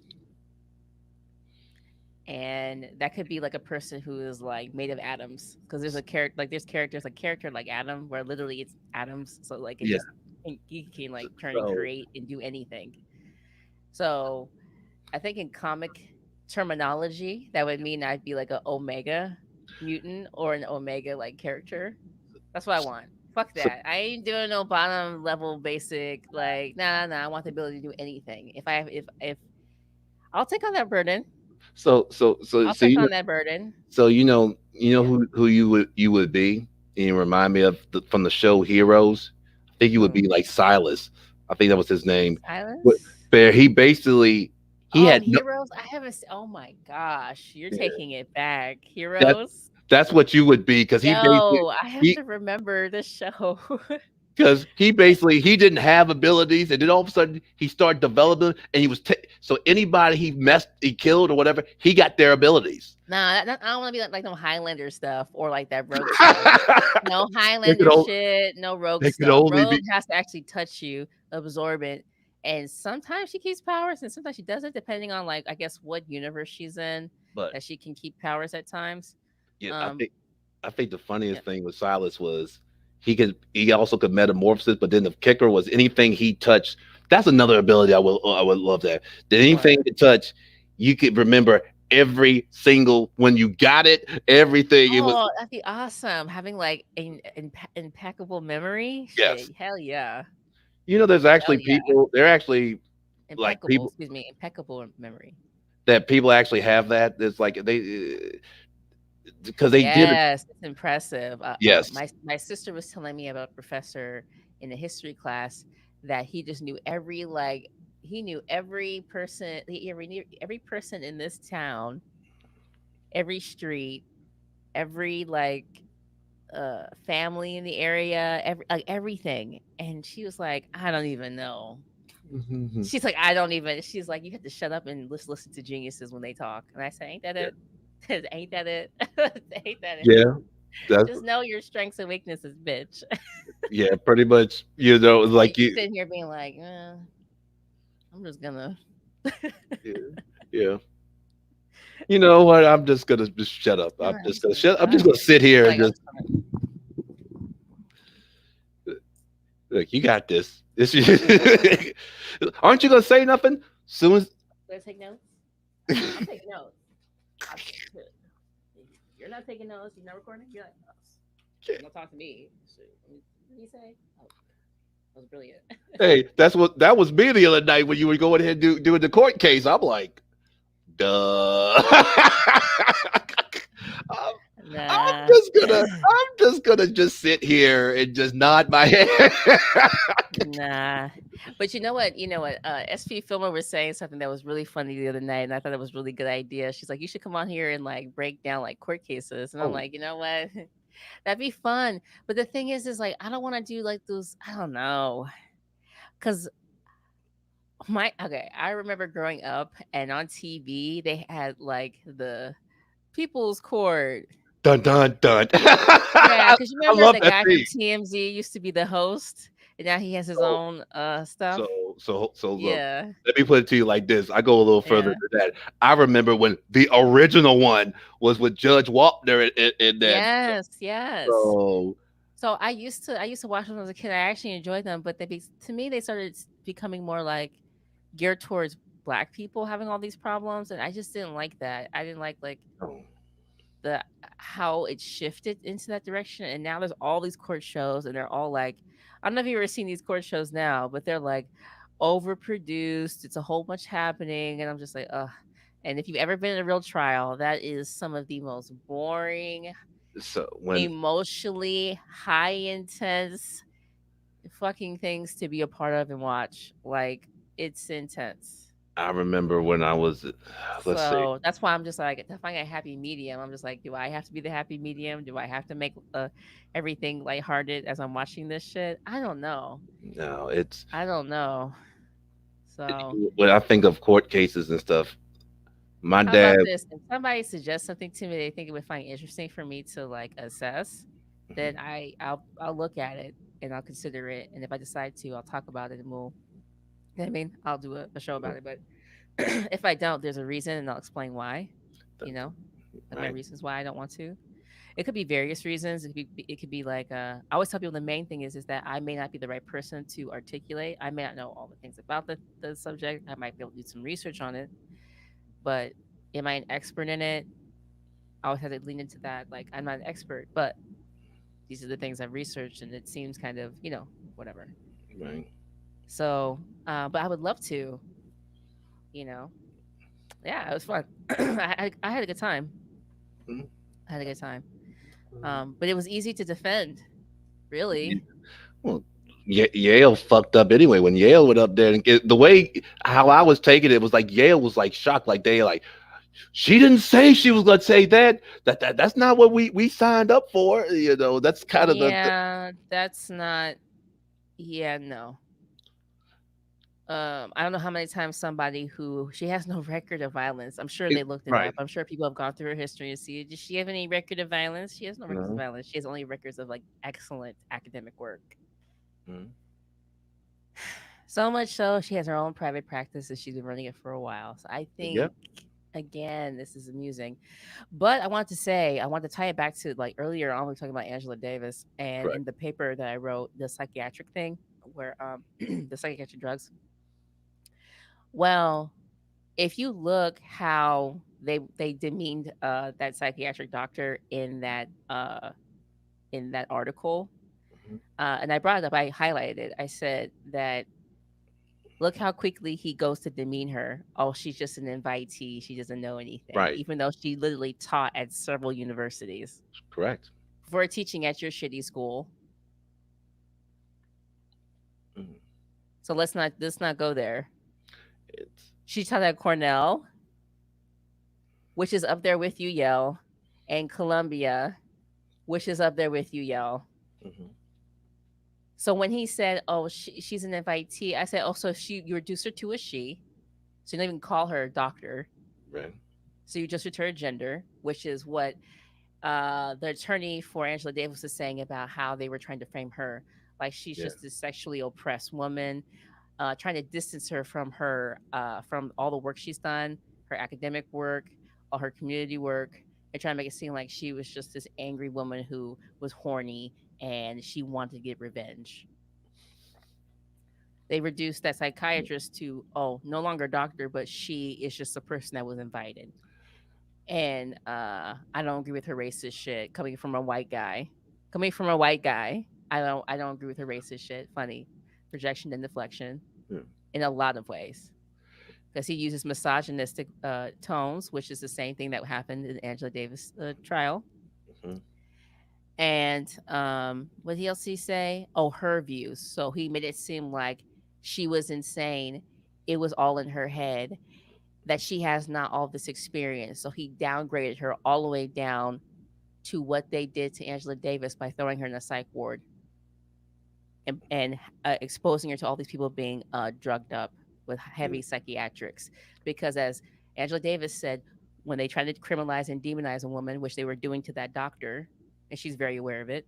But what they're doing to that doctor is that they would give them psychiatric drugs. You see the connections that I made? Yes. It makes me kind of think back to the late boxing writer Bert Sugar once said. He said that, in every fight, they always got to make it in a white or black issue. Even in some cases, when the both guys are black, they still make it into a white or black. Good versus evil. Mm-hmm. Mm-hmm. And that's basically what But that like it reduces our ability to critically think to like nothing when you do stuff yeah. like that. Like there's no nuance in things. That's why I said them giving out a redacted um response to giving redacted portions of what she said shows that they're guilty. If you were innocent, you'd be like, "Oh, release everything then. I have nothing to hide. Let everybody see it. Let it all hang loose," as people say. I But they I didn't. They heavily redacted it. They heavily focused on these particular things. And I was just like, and that's how you know that they are not honest. And I would never, ever, ever go to your school for anything. For what? You know how many other schools are in the world that yeah. are renowned? It's not just the United States. How ridiculous. Actually, it's insulting when people act like degrees from other places don't have any value because it's America. America. Yeah. America. So, and if you look at the history of it, says during colonial times is when it was created.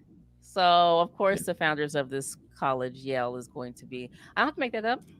You I can look at my believe you. Instagram. It says on my Instagram. I pull it up. I put the thing on there so y'all can read it and see it. But yeah, I'm gonna pull it up right here so you can see. I have no reason. Listen, it's Yale. I have no power over Yale. I guess like what am I gonna say to like they're not gonna lose their endowment all of a sudden because of me. And it's a private institution in Connecticut. I've ac- Um, I've actually been to Connecticut, but not to Yale, but I've been. I think it's in Connecticut. Yes, it is New Haven. Okay, good. Yeah, I was like, I'm pretty certain. I was like, I know, I'm certain. I Mhm. was like, I know it. Um, it's the third oldest.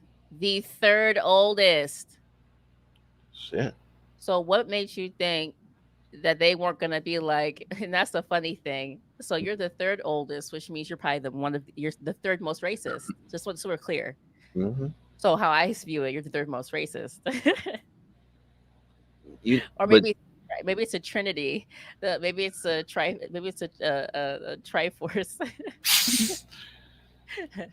Who's the holy trinity? It's Yale. Who else? Harvard. I want to say Stanford. I want to say those three, but Penn. I could be wrong.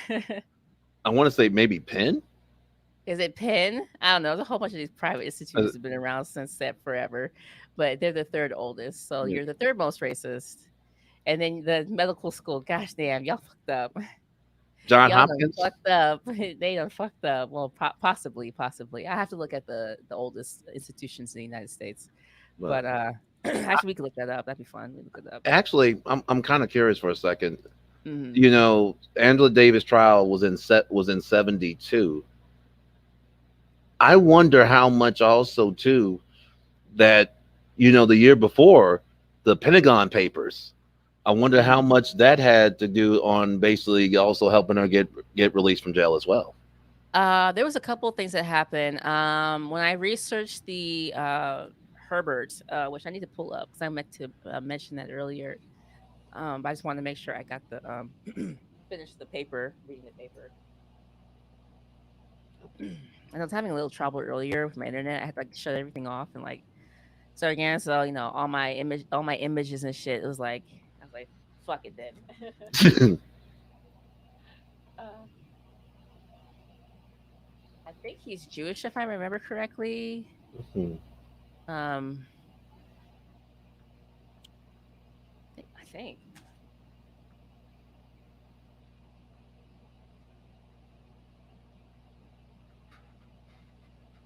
Sorry, go ahead, man. I was looking for the an information. I want to make sure I pull it up. Go ahead and say if you're gonna say, sir. Oh, did you by any chance get to look at least the little video, the one with Joe Morton on there talking about the it was from Quest X. It was like about the virus, and it was like I did not. You sent that to me today. it was sometime When this was week. this? Some Sometime point. this Hold week. on, I can. I Let me, might have. I might not. Hold on. I'm trying to remember I was looking for. Hold on. I don't want yeah. to forget what I was looking for. No, you were looking. Because my mind is going like 10,000 miles a minute. So just trying to find it. Understood. Try to focus. You were it was Angela. But go ahead. Go ahead. It was about Angela Davis. Was it?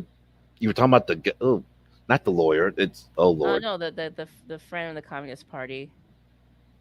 I just wanted to pull up a specific thing because I have yeah, I was reading up on him because I wanted to know like what she went through to even get people to get have her back. And she made a lot of allies, you know what I mean, in her Yeah. being involved with organizations. You know, it made me think like isolation would have been the worst thing for her if she was just an isolated black person trying to do stuff, Yeah. because then they could easily just lock her up and no one would give a shit. But she Yeah. was very public. She was very out there. She was very active, Yeah. and in a lot of ways that helped her. Yeah. And her being part of the Communist Party really helped her. I Um, mean, let's not forget she yeah. actually pulled that off. Look, while Reagan was governor of California. On top of that, That's why I said, listen, anybody don't say nothing to me about Dr. Angela Davis. Like, I have forget it. my critiques about some of the stuff she's done, like she's been saying recently, but this Yeah. woman went through a lot. She Hey, went through a lot of suffering, through a lot, and she's still giving. She I, could have easily been bitter and be like, I'm not giving no more I put because of what's happened to me. Because I she was betrayed by people and yeah, everything. And she could have easily turned in and been like, you know what? Fuck yeah, all you people. But she yeah, has such a grace and love for humanity yeah. that honestly, I'm just like, Yeah, she's the fact that I even got a chance to even like, I don't know, to you even got hold to her hand, to give her actually a handshake, give her a hug. And she let me give her a hug.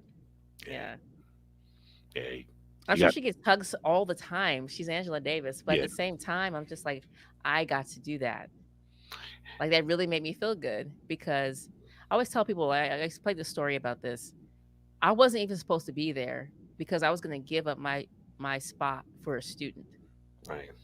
Um, and another student decided not to come so that not Wow. only could I go, but a professor on that campus named Dr. Elizabeth Jackson, who was actually with Dr. Angela Davis during the time when she got arrested at Wow.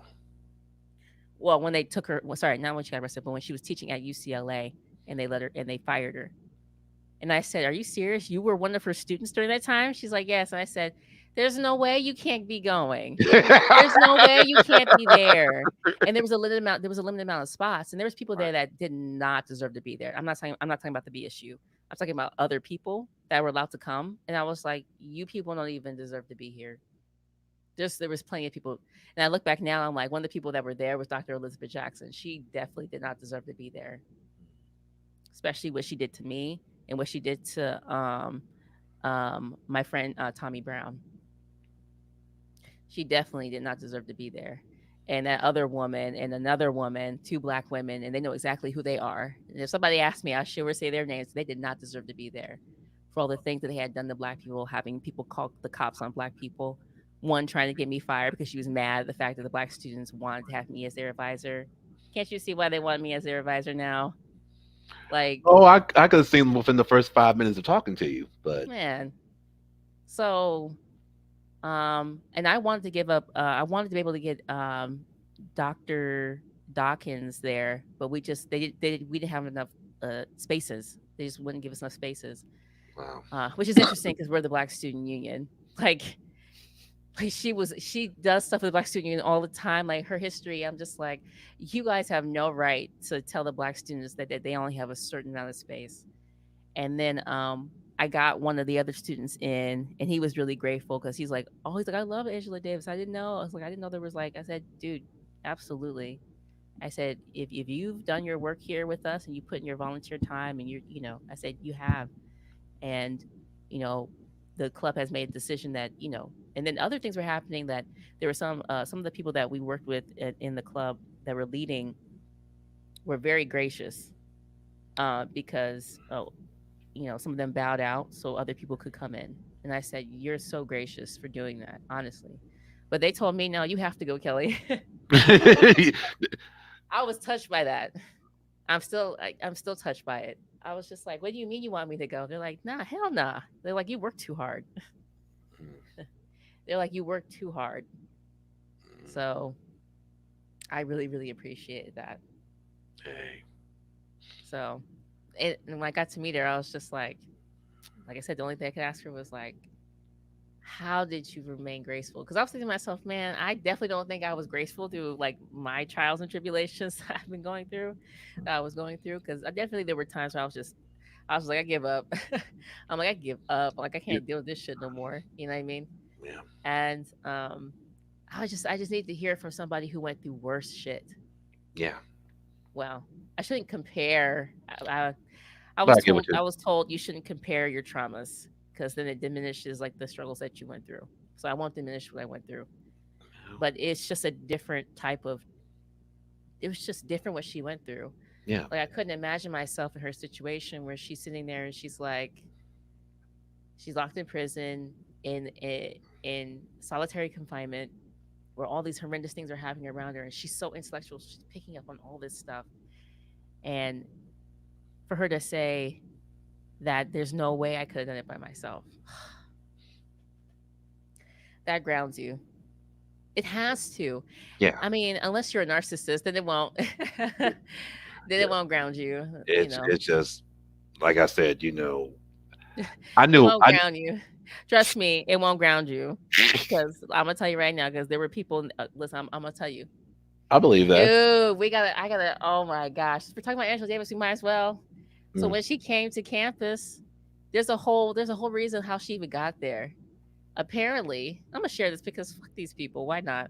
The reason why she was there was because apparently she knows the woman who heads the Kegley Institution, and the Kegley Institute puts on events.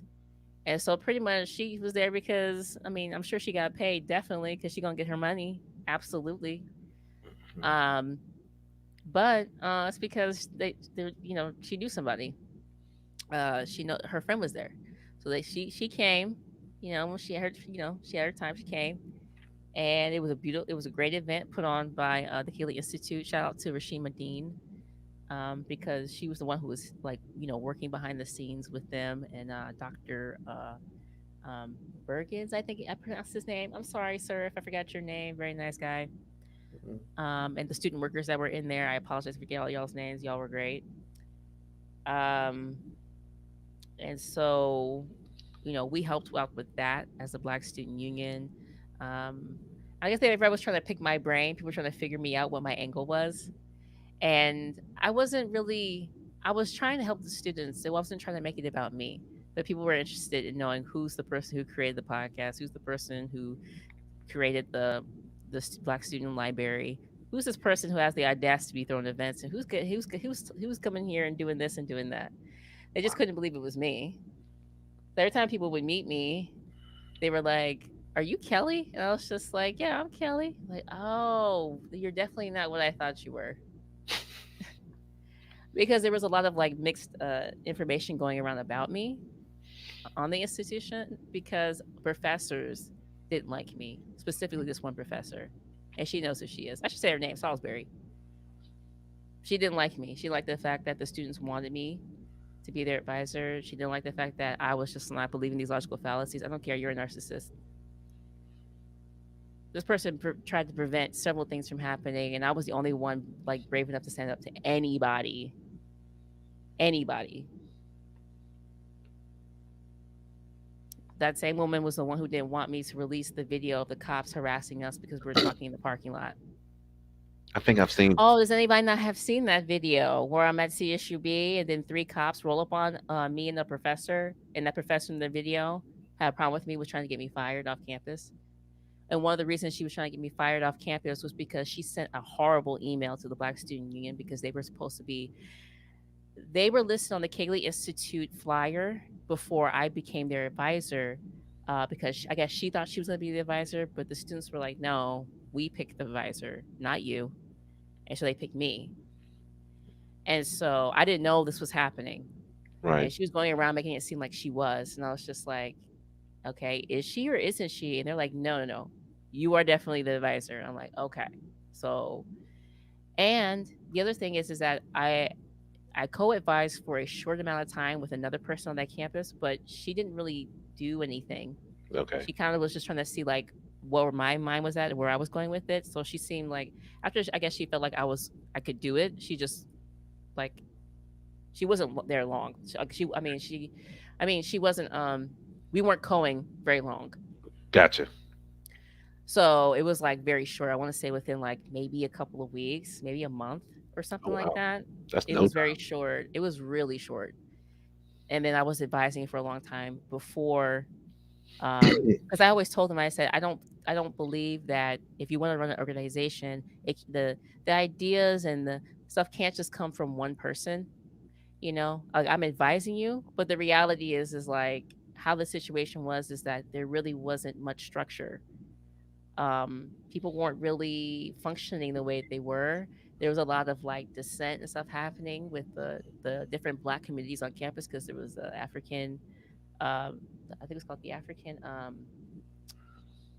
ASA, I think is what it's called, African Students Association, and then there was the Black Student Union, and there were other like smaller clubs that were never up and running.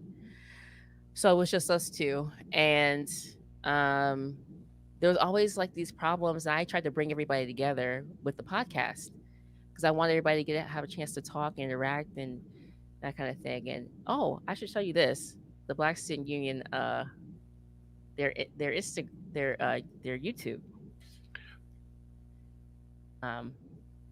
I've seen parts of it. I hadn't watched one full one, but I've seen. Oh, I'm not gonna play all of them. I'm just gonna show this to you because a lot of people don't know that all the work I've done, and that's again why some of the people that might, know me, are kind of frustrated with just how things had gone because like all the work I did. So everything on this I created. Good. Actually, this logo was created by a student named Alex, and I helped her with creating it, but she created that with my assistance, of course. Well, not of course, just that's just kind of how it happened, rather. I'm trying to show. So I shot all these. These are all podcast and student introductions and stuff like that. There's more. Okay. And so let me see. This one's good. This is with my friend who is an instructor that was living in Korea.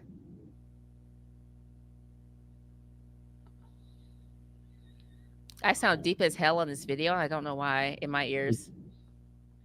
How does this sound to you? Can you hear it? I don't think you can hear it. No, I couldn't hear it. But yeah, you know what? It's because the audio ain't on. As like I said before, trash. No, it's like trash. Wow. What led you to start teaching in Korea? I don't know if this is the first time you've done this, or I don't know if you can hear it. Like a read. To me, it sounds like I have like a really deep. And let's first start with who you are and your educational background. My name is Michael Gabriel Hardiman. Hello, everyone. And I'm originally from Philadelphia, Pennsylvania, Southwest Philly. So Philly. That's my mom's from Philly. But that's West Philly. Oh, wow.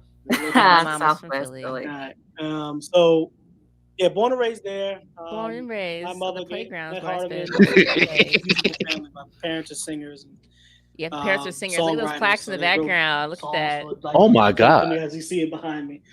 Teddy Pendergrass and Stephanie Mills. So I came from a musical family. So I went to a musical school, elementary. Great podcast. This was a great information to give out to students. But here's the thing, that same professor I told you had an issue with me. And actually, I told you just the same person who was talking about my body and stuff like that. Like, oh, you're thick and stuff like that, and blah, blah, blah. We couldn't even, when we were showing these things, we were trying to get this information out there. She spent all her time blocking and telling people not to work with the Black Student Union because I was involved. So we were doing so much great work. We brought so many great people on campus, and we couldn't get anybody to participate in students because students, these are a lot of these students are young and they don't Right. understand like the political things that she was doing in the background to make it seem like I was a bad person.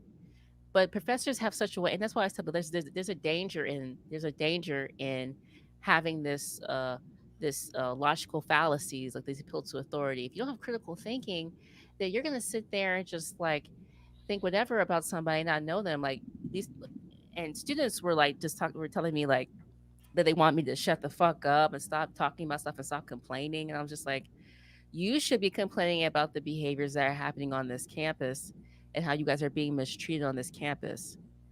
And um, it was difficult. Um, but we got, even though things were difficult, we still were able to get things done. I was finding as much as I could to get things done for them, and try to keep them together, keep them in school. That was, I would say, the most difficult part was like trying to keep people's like energy up to want to stay and like go through Yeah. it. Because I understand, because I had plenty of days where I'm just like, I Yeah. just want to quit. This shit ain't like, I'm way smarter than this bullshit. You know, Yeah. um, trying to help people. People, just so many different damn struggles. And then when they tell you to pass students on to somebody else, and then those students come back and say they didn't get any help and they got more help from you, it's almost like, Yeah. you know what I mean? What do you do?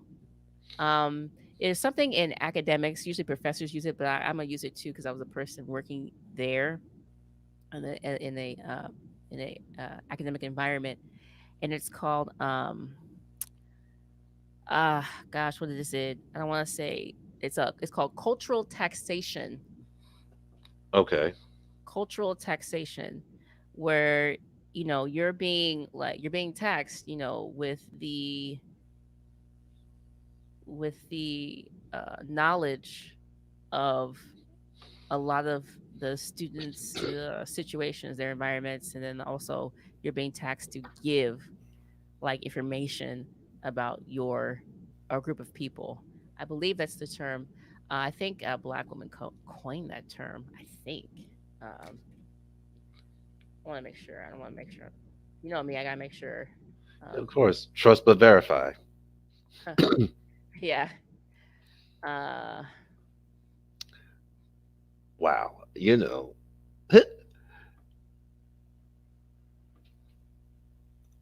yes. Okay, so I'm pulling this information from the scholar harvard.edu, and it says 1994 introduced the concept of cultural taxation to describe this burden where additional responsibilities are placed upon non-white faculty because of their ethno-racial backgrounds. These responsibilities include serving on numerous committees, advising large numbers of people. So, these professors were getting awards and accolades off of my efforts. Hmm. And what did I do? I was just like, well, I'm gonna tell people the things I've done, and they can say what the things they've done. And I remember going to this ethics thing, it's like women in ethics. It was a bullshit one. And because they have the president on there, president's full of shit. And I always tell people she's full of shit. Um, Ethics. What's ethics? Who needs ethics? yeah. They brainwashed these students. One student was like, oh, did you go and tell everybody all the stuff you've done? I know it was directed to me because people hated me. Like people like me, but they fucking hated me at the same time because they're like, "Who is this nigger who thinks like you don't have all these advanced degrees? Who do you think you fucking are?" That's what it was. And so they even brainwashed the fucking students, which was pathetic because they never got a chance to know me.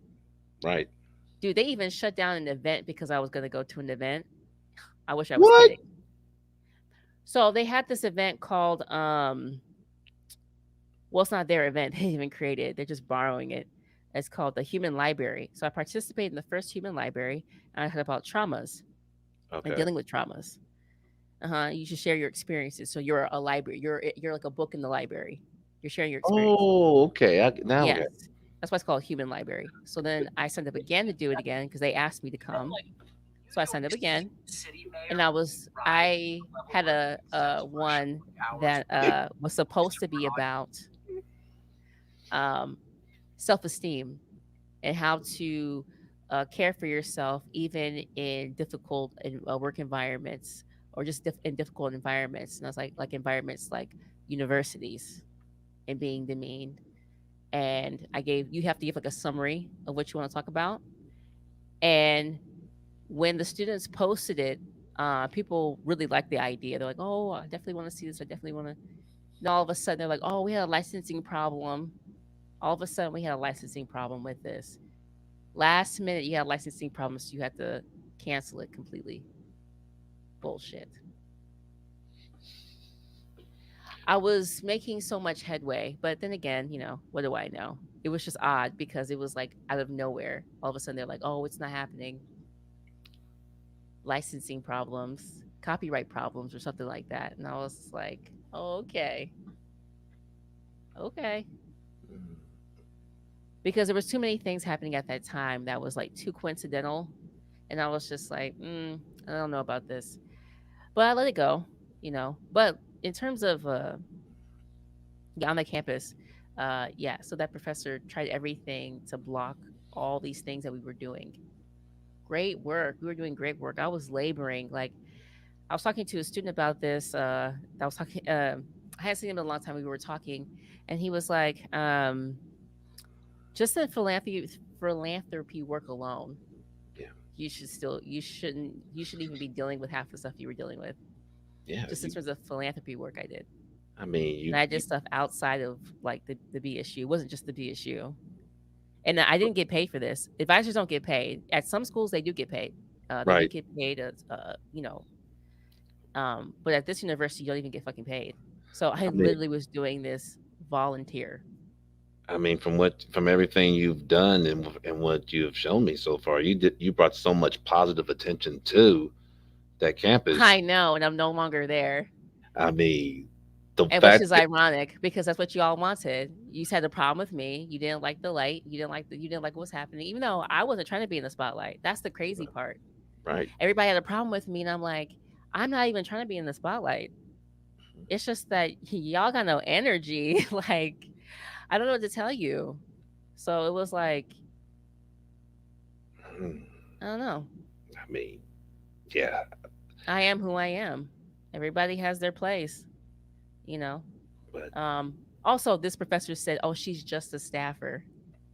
Similar to how that guy to the psychiatrist and said she is just an invitee.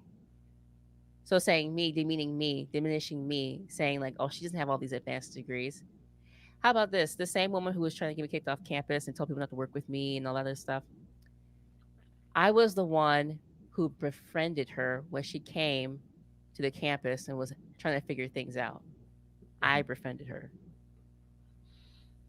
And I told her all the things that were happening. I was like, be careful of this person, blah, blah, blah. Like, I was keeping it real because she tried to make it seem like she was keeping it real. Realized she wasn't keeping it real. And she hated, like, she's a narcissist. And I was like, nah, I can't fuck with you because you got a problem. She didn't like that. And she didn't like the fact that I outworked her. It wasn't about me. It was about helping the students. Right. That's what it's supposed to be. I didn't just donate time or money. We don't have to go there. I mean, if we want to pull out the numbers, we can do that. But the reality is that I did more than that. Yeah. I did way more than just. And then again, there's another reason why I left that place because there was no community on that campus. None. There was no fucking community on that campus. There was no community on that campus. There's always division and people fighting over bullshit, not fighting for the things we have to focus on. You know, Yeah. because you all are really, really the minority here, and then y'all want to fucking claw at each other for what? It's so counterproductive. Right. All I did was try to bring people together and work with people. You kidding me? I wish somebody would lie. I wish somebody would lie and say that I was trying to keep people like, please. All I did, how about this? I was so understanding that we have to work together that I even sent a message. By the way, the told you the Rosa Clemente thing earlier. Right. Okay. So when I became the advisor, because she thought she was, so she jumped the gun and put their name on the flyer. So they would be co-sponsoring, so they can be a part of the event, so they can that's how that's the politics of working at a Yeah. university. They get a little bit of shine, basically. Right, but it's also like the organization is like backing it. So the Black Student Union is backing it. There's other things like other way you can allocate money and stuff like that. Her whole thing was that she wanted to get money so she could put on productions. My thing was this. I don't want the university, and I told the students this. I said they can be involved with our programs, but we control our programs. Right. And I said, you know how you do that? Benefactors, people who donate, people who believe in it. I said, if we want that, we have to work outside of this university because it's clear how they've been blocking you guys. And they kind of want to pigeonhole you to stuff as though Black people fit in a box, which is why one of the first programs I created was called Black Outside the Box. Good name. It was an art show. It was an art show to display all the ways that we can be creative and all the things that we can do.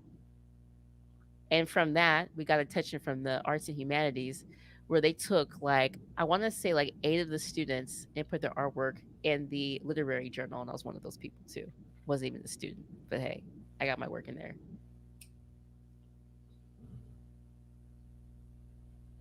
When did she do this? What type of work did you put in with these students? This woman got awarded, and she wasn't the only one. But my thing is that I'm going off on this person because this person also went to the Angela Davis thing. I'm going to bring the Rosa Clemente thing again in just a moment. But we went to the Angela Davis event. We were all guests. She was one of the people that were there going to meet her in the private room. As we're sitting in the front, me and the other members of the Black Student Union and some other students from UNI were there. Actually, one of the students was in both clubs. And all these people in the area, there's people who hate me. Remember I told you that professor who some of the students were like, is he Black or is he white? And he was from LA, and he questioned me where I was fucking from. Fuck you, nigga. Anyway, I'm not gonna act this way when I'm doing my job. Relax. You're just tripping. I don't know. What are you trying to prove here? Whew. Anyway, these people backwards. But anyway, and there were people that were there that were happy to have me there. That's fine. Whatever. I was there because shit, the students wanted me there. So fuck y'all. What are you saying? Anyway, well, it wasn't just the students that wanted me there. Other people wanted me there, but they wanted me there. So the student that sits next to me, her name is Alex. Now, Alex has a very bombastic way of expressing herself. That's just the way she is. She has comedic tones, but she's very smart. She remembers a lot of stuff. Her name is Alexandria, which makes sense. The person who gathers knowledge and shit. So, very knowledgeable student. And at the time, she was still dealing with me and that student. She had a problem with that student because she put out the student's personal information during Dr. Angela Davis's presentation, her lecture. She yelled out, and so much so, all the people in the front row who were the Black Student Union and the members from UNID and a few other people were like, oh my God, what is wrong with her? Why would she do that? And I said, I told you she's a terrible person. I mean, that's, first of all, that's illegal. You do not. I was about to say that. Yell out no students' information, but that school let that shit slide. So you got exactly what you wanted. Oh no, it's a good thing I left, because that's your representation. When I left with, I literally gave you guys $1 million ideas. If it has to be about fucking money with you people, if it's not about the intellect, and if it's just about the fucking money and the accolades and all this other stuff and being recognized and shit, I left you with so many ideas. But you're so narcissistic, you're so petty, and you're only thinking about yourself that you can't even move forward. Again, I own the rights to the proposal that I wrote. So if you use anything in the proposal, They gotta you come have to to you. credit me or pay me. Yeah. I like my reparations in cash and other equity. Small bills. No, I'm just kidding. They gave her and two other people who weren't black, I think it was like $35,000 a piece to write the proposal in the budget. Guess how much they gave me to do that for the students? 0, right? Nothing. Yeah. I did it for nothing, and that shows you. I always gotta tell people, oh no, the truth, the time tells the truth, and so do receipts. Relationships I went through that went bad because all the hours I was putting into, investing in. And then one of the people who I went to this meeting with, the black faculty and staff, my I only went to two, and I said, I'm never going back to any of your meetings. You all are a bunch of cowards. And I was like, I can't deal with this. You people are fucking whack. There is no community here. Uh, when I told her, you shouldn't speak for students and make sure you get published. I said, you need to get published. You want to keep your job? Get published. Walking around here with no publications, get published. She's like, oh, there's white people walking around here. I'm like, yeah. Well, you're not white and you know the rules. Get published. I said, I've been published, like, not only myself published, now I have the publication of the podcast behind me, other podcasts I've done, other work I've done. I have several publications. What do you have? Okay. Get published. You want to mean something? You want to keep a job here? Get published. And they didn't like that. Hey, Hassan the Math, what's up, brother? Come on, talk with us. So they didn't like that. So one black lady who just got there, who just got hired on, she was new there. You're new here. She was like, oh, we're not going to attack each other. We're not going to blah, blah, blah. I said, you're new here. I said, you don't know what she's done. I said, she shouldn't be speaking for students. I would know. I spent all my time working with them. And so during the meeting, I was just like, why am I here? And they're like, well, you want to help them out, go and help them write what they need to write so that, we can get what we need. I said, I'm not here to labor for you. I don't like you people. Well, some of you are okay, but those aren't the people I'm talking to. I'm talking to the ones I don't like. Yeah. And the ones that open up their mouths are the ones I don't like.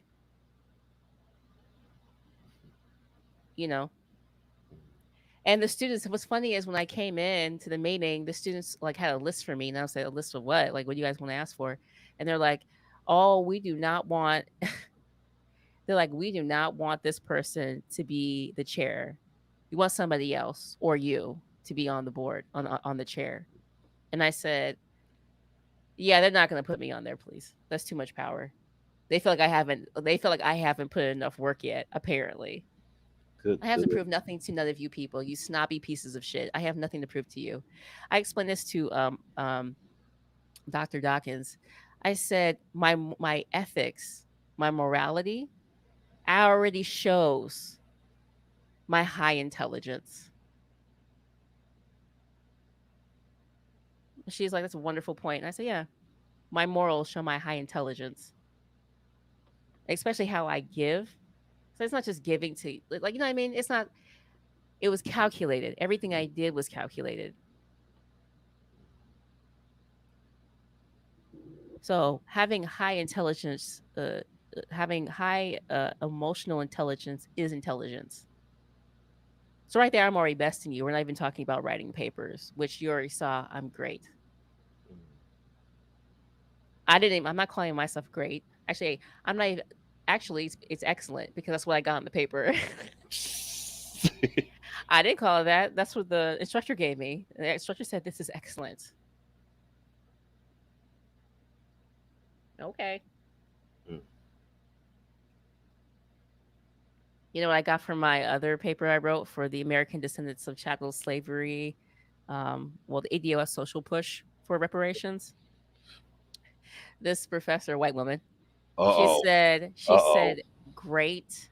She's like, great subject, great idea. Thank you. Oh, wow. I wasn't expecting that answer.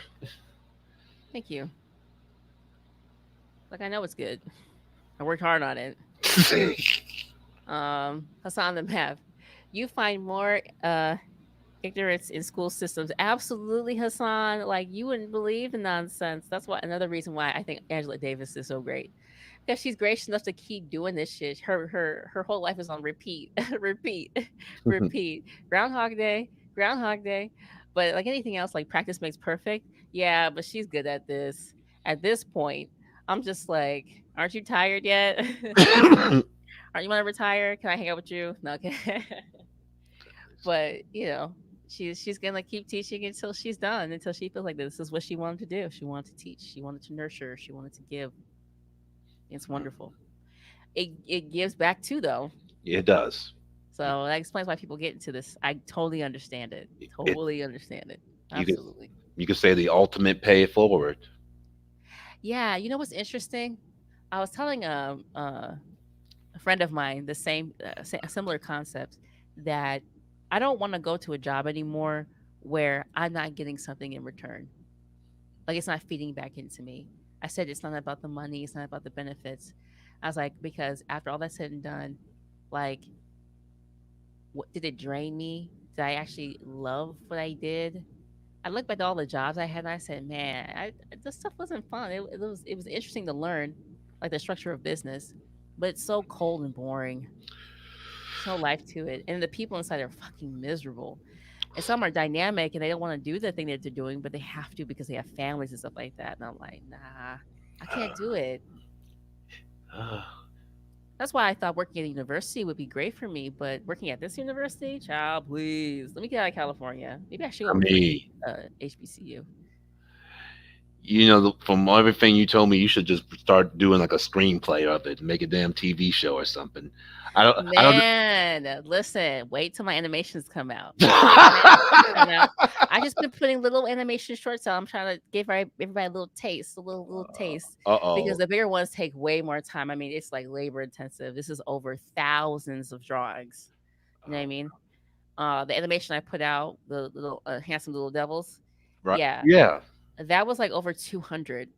For that little short clip, that was over 200 images. Good. So, but that's just the way it is. That's how you do animation. It's this tedious step by step and perfecting, and that's why movies that are animated or any type of movie takes such a long time to develop. Why you have pushbacks when you're doing video games, because it's just this meticulous, like, constant, adding, changing, perfecting. So I don't know. I'm a slight perfectionist, slight perfectionist. So wow. Slight. I'm not crazy. Like, if you move the towel in the bathroom and get back, I'm gonna freak out. No, I'm not that kind of person. I'm not that kind of person. I'm not crazy that way. That's too intense. Like, listen, listen. Sometimes when I want to get shower at night, I ain't thinking about putting the towel on the fucking rack properly. I just, I think the go crazy to an HBCU. My sister told me to go to an HBCU. She's like, go to HBCU. Mm-hmm. I don't know. I feel like for my master's. Come to this side of the world. Come over here. Are you gonna pay for my classes? Are you gonna give me a place to stay? If I hit the Powerball lottery, yes. Listen, if I hit the Powerball, listen. I'll definitely go to school, but I'm definitely do what I really want to do and build a multimedia communications studio. Because trust me, I'll be giving them, be like, hey. Exactly. Look, So if you see a long limo come, don't say nothing. Just get it. just get in. Just get in. Just get in. Don't say nothing. Like, what? Chris, really? Shh.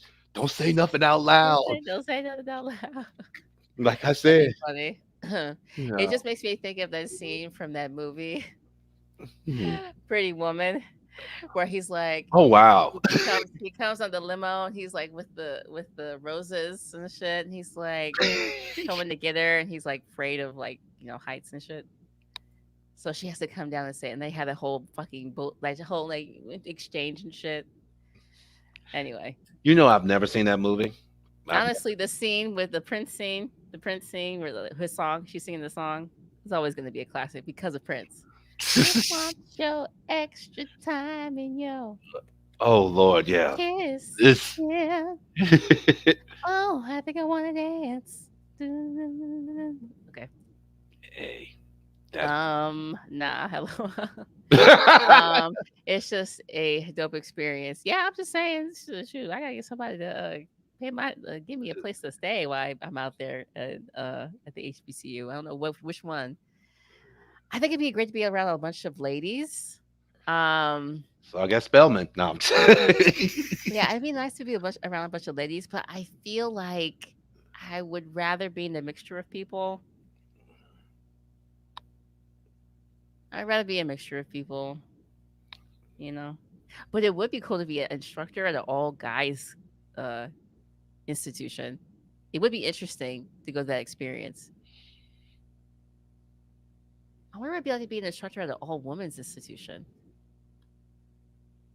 Huh. Anyway. Probably. Can't see why not. It'd be interesting. Wait, can there be female instructors at an all male institution? I guess it depends on the one. Well, you know what? They should be, because the backlash they would get from it would just be horrible. He was begging for that ass in Pretty Woman. Well, apparently she was the most amazing. I mean, let's be honest. She had a really electric smile. She still does. So she does. I still remember the whole deal was when Denzel Washington kind of turned her down.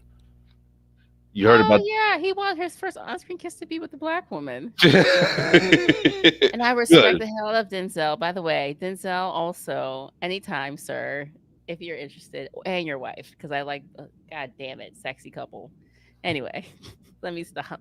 Let me cut it out. Let me stop. I'm gonna stop. Cut it out. Hey, look, you're honest. Can't fault you for that. Their whole family is attractive. I'm just telling you. So there's that. Isn't his son dating? Denying it. Is it in his son dating? Was it? Oh, I'm gonna butcher her name. Zendaya.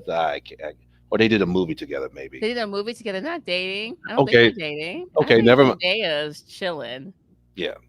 You're talking about Daniel, right? Yeah. They did that movie together. Yeah, but they're not together. I don't think they are. I didn't know that if they were. Mm-hmm. College, and yes, you can be a teacher at an all males college. Yeah, maybe I would do that. That'd be fun, I think. Or even a all women's college. That'd be fun too. I don't discriminate. Let me stop. Let me cut it out. I'm just playing around, y'all. But yeah, I would have to check that out. Bennett College. Okay, I have to check it out. See what it's all about. I was writing some letters today because, like I said, I was trying to. I'm definitely going to be moving on to another place, another school. You have to get started on that process now. Yeah. Man, and I was just sitting back thinking about all the stuff I've done, all the philanthropy work, everything, like jobs, everything. Woo, that took time. You saw that resume I sent you? Yes, I did. Time, brother. I looked all that. It's still not the way perfect like I want it. It's still not. I said to myself, God, whoever gets you it would be a plus. Like, I was like, shit. I'm like, I mean, we'll see. I'm like, fuck who. It's like Hopefully, it's I can charm them. No, I'm kidding. Hopefully, they don't think I'm too. Hopefully, I think I'm too like I don't know. You know what's crazy? People still want to see you. They still want to come have a Zoom meeting. oh yeah. It's like, why do we have to see each other? Let's just No, talk. Let's so go. like Let's we just got talk. like Let's see each other. where I work at first, so we do the Google Meets, and very rarely, I would turn on the camera. But this thing called intrusive leadership. They're like, okay, we want to see your face. Why? Dude, that's exactly what happened to me. That's what happened to me to my job. She was like, "Oh, what's your camera?" I'm like, "You guys don't even give me all the equipment. This is my equipment. You can't force me to turn on my equipment." And I was having issues with the internet, and they just wouldn't understand. I'm like, "You guys wouldn't give me my equipment. I was having issues with my internet, Yeah, and you still wouldn't help me the fuck out. yeah. And you want to accommodate me? And you want to accommodate me? Why I would you think like?" And the thing is, like, the woman got obsessed with wanting to see me. She's like, "You don't want to be on camera." I was just like, "I don't know what you're talking about. You didn't hear a word I said." hmm, I was like, I- oh, I was thinking to myself, you know what's crazy?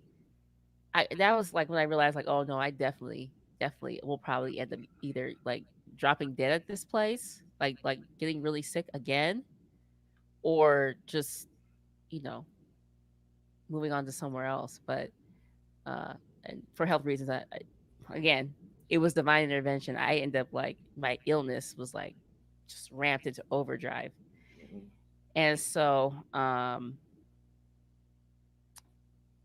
dude, I don't know. I just think about all the shit that I went through at that place. And I was trying to like do what they wanted. And okay, I should explain because I have a burden of knowledge. When I started working there, I worked for the English department in the composition program. right. And so I met a whole bunch of people there. Then I got moved to the academic operations. And they did that because they were monitoring me after what this woman had done, pretty much. This Okay. racist woman did. And I had the EEOC come up there because I was like, nah, this is some bullshit. I shouldn't be moved for nothing. I didn't do anything wrong. And, they moved me and they told me I didn't have a choice of where I went. I was like, okay, I don't have a choice of where I go. Okay. And in this position, there was a woman, racist woman. She's Indonesian, racist as fuck. Her name's Lisa. Had a real problem with me. And so much so she was breaking the law and they didn't care. She was like following me to the bathroom, trying to monitor how many times I was going to the bathroom. In the state of California, you can't do that. State of California, you can't monitor someone's I, restroom breaks. I And I don't was think sick during this time. I was sick. This is documented. I was sick during this time, and she was still doing this. that's not And legal anywhere in then, the United States. I oh, don't. oh, it's legal on so many levels, but these people didn't give a fuck. And I kept telling them, stop doing this. This is illegal. Back off. They're like, I don't give a fuck. I'm gonna do what I want to do to you. And I'm like, so then the pandemic happened, and so I was like, oh, I'm one of the vulnerable people. I need to go home. And so she wouldn't give me any equipment. I couldn't take any equipment home with me. We're not supposed to work without our equipment. We're not supposed to work off our own computers. And so I had to figure out a way to work for almost a full year on my own equipment where there was issues because there were so many different changes happening during this time. It wasn't just with work and like school moving around.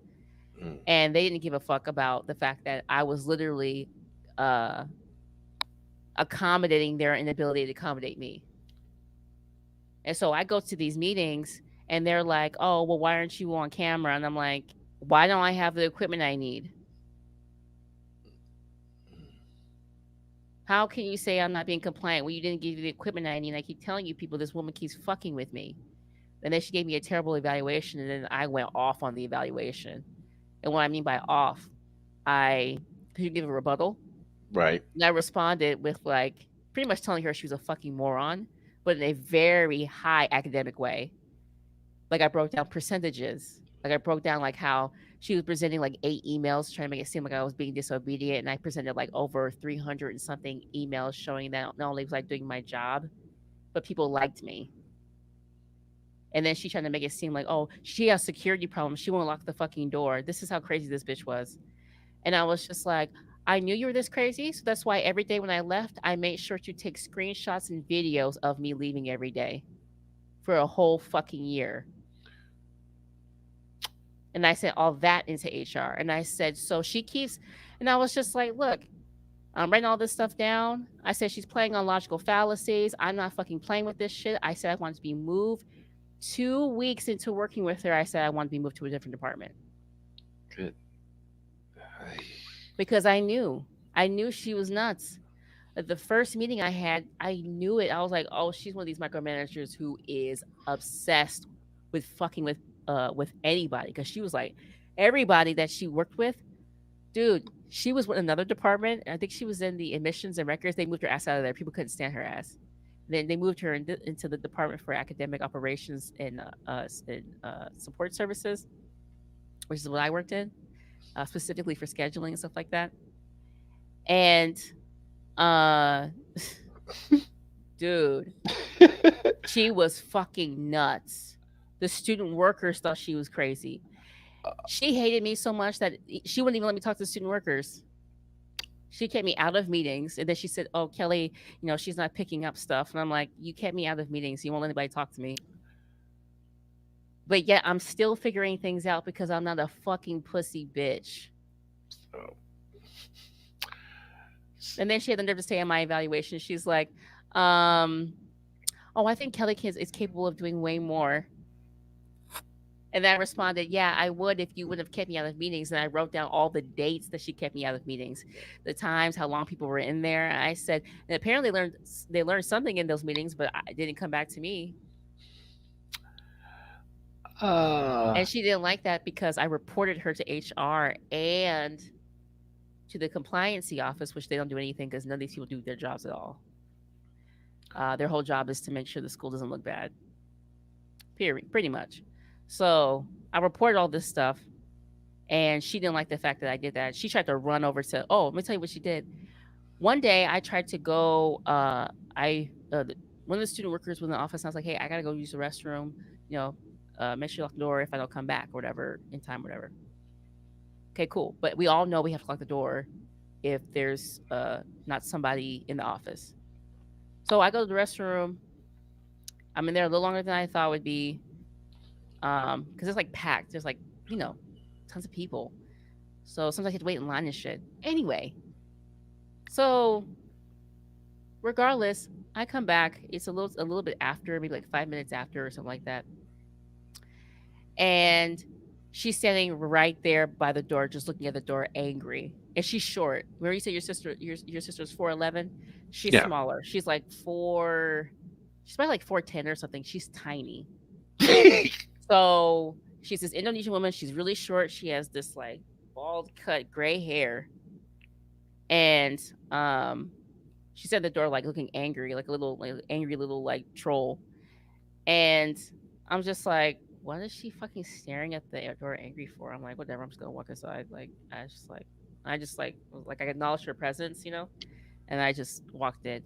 And she's like, why was this door wide open? And I said, was it wide open? And I said, it looked like it was cracked to me. Because it was cracked. Right. And she's like, the door's supposed to be locked. Why is the door not locked? Da, da, da. And I was just like, I don't know. The student worker must have left and not locked the door. I don't know why he didn't lock the door. He knows to lock the door. You told everybody, didn't you? You sent an email to everybody, even the student workers. I said, I can't speak for him. I don't know why. And so I'm grabbing my things to go leave because it's past my time now. So I'm about to turn everything off. Mm-hmm. And she's like, you're not leaving. And I said, yes, I am, because it's past my work hours and I don't get paid overtime. Yeah. And so she's like, no, you're not leaving until we finish. And I said, the optics of this looks pretty bad because I could simply just, I was thinking to myself, I didn't say this to her, but I was saying this to myself, like, this doesn't look good. Like, you're really short and I'm taller than you. I can't move you out of the way. So what I said was like, so you're going to keep me in the office past work hours. I said, you can't hold me here. This is illegal. So I get on the phone with the person I was supposed to meet. And what I said is like, I'm contacting HR. So I sat back down and I started typing the email, letting them know, like, you won't let me out of the office because of whatever. Then I get a phone call because the person I was waiting for was like, hey, where you at? I'm usually on time. Right. And they were like, hold on, let me read these comments real quick. Hey, Hassan. I live all around the HBCUs. You'll get requests for after school tutoring every day for the you're funny. You know what? I need to go ahead and check that out, dog. I need to go ahead and check that out. You're hilarious. Did it leave a bad taste in your mouth to teach again? I don't yeah, I wouldn't say that I wasn't a teacher. I was a staff member. I was an administrative person. But I did way more teaching and probably better, honestly, than a lot of those professors. And don't tell me, don't look to me. You can look at that podcast. On the podcast, there's students, all those students, a lot of those students are giving me compliments. I'm not saying this about myself. I appreciate it. I even said that I think that that's a you're being far too kind, and uh, I appreciate it though because I still have a lot of learning to do. You know what I mean? I don't think I know everything, but I damn sure I'm not a fucking idiot either. Um, so yeah, a lot of them look towards me, and actually, a couple of students gave me copies of their degrees. Oh wow. I was honored by that. That So clearly, I did something right. But anyway, whatever. Anyway, so what was I saying before? I was reading Hassan's things. you were going ahead and actually I'm gonna go and use the bathroom, but you were talking about how your little 4'7" boss went ahead and tried to hold you hostage. That's what Yeah, so trying to hold me hostage. All Go right. ahead and use the restroom. Yeah, I'll be right back. I think bathroom. I No don't know why I problem. said restroom. I'm in my own apartment. Bathroom. Hold on, I'll be back. There's a bathroom. um, so the 4 foot instructor was holding me up in the office. And so my friend, well, my friend, how do I say that? Sure, why not? Called me and was like, um, um, where are you at? You're usually on time and everything. And they're like, and I was like, yo, I said, this crazy supervisor is locked me in the office. She's standing in the front of the door. She closed the door. She will not let me out. And they're like, what? They can't keep you in the office. Like, are you gonna get paid? And I have the person on the speaker while this person, like this little woman, is sitting in front of the door with the door closed, barricading the door so I can't get out. And she's trying to talk over me. And I said, yeah, yeah, yeah. I have a witness that you won't let me out of the office on the phone with me. So, um, she tried to act like Debo on UIC. Yeah, she definitely tried to act like Debo, but she's like, imagine like I'm taller than her. Like I'm young. Like I could clearly do something, but I am not. I want to just leave. I want to go where I was supposed to be going, and you can't hold me here. I don't care that you want to have some fucking conversation. I don't care. Like, listen, the money ain't even worth it. A little bit of pennies I would get by being here a little bit longer ain't worth the fucking bills and mental stress and shit like that I would have to deal with. Like thinking about the bullshit you're trying to talk to me about locking a fucking door when I do lock the fucking door. Go yell and scream at the fucking student worker, bitch. Not that he deserves it. Well, now you know it was a he. But there were other student workers that were, other genders. So But I'm just saying, your store. So you're yeah, I telling was me being that. harassed. I was being harassed throughout that time at that place. Oh my god. So Like there were good people there, but I couldn't even like spend time with those good people because this place was so toxic and horrible. Awful.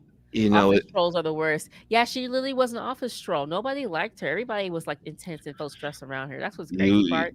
Well, except for that white woman, like she loved that kind of shit. She's like such this weird, creepy, like fucking racist white woman who liked to touch black people's hair that was in the office. She was awful. Ew, she still works there. This is their karma. This is their karma. I'm cool. I'm glad. Like, listen, you don't have to have no laughs and jokes off me no more. You know what I so mean?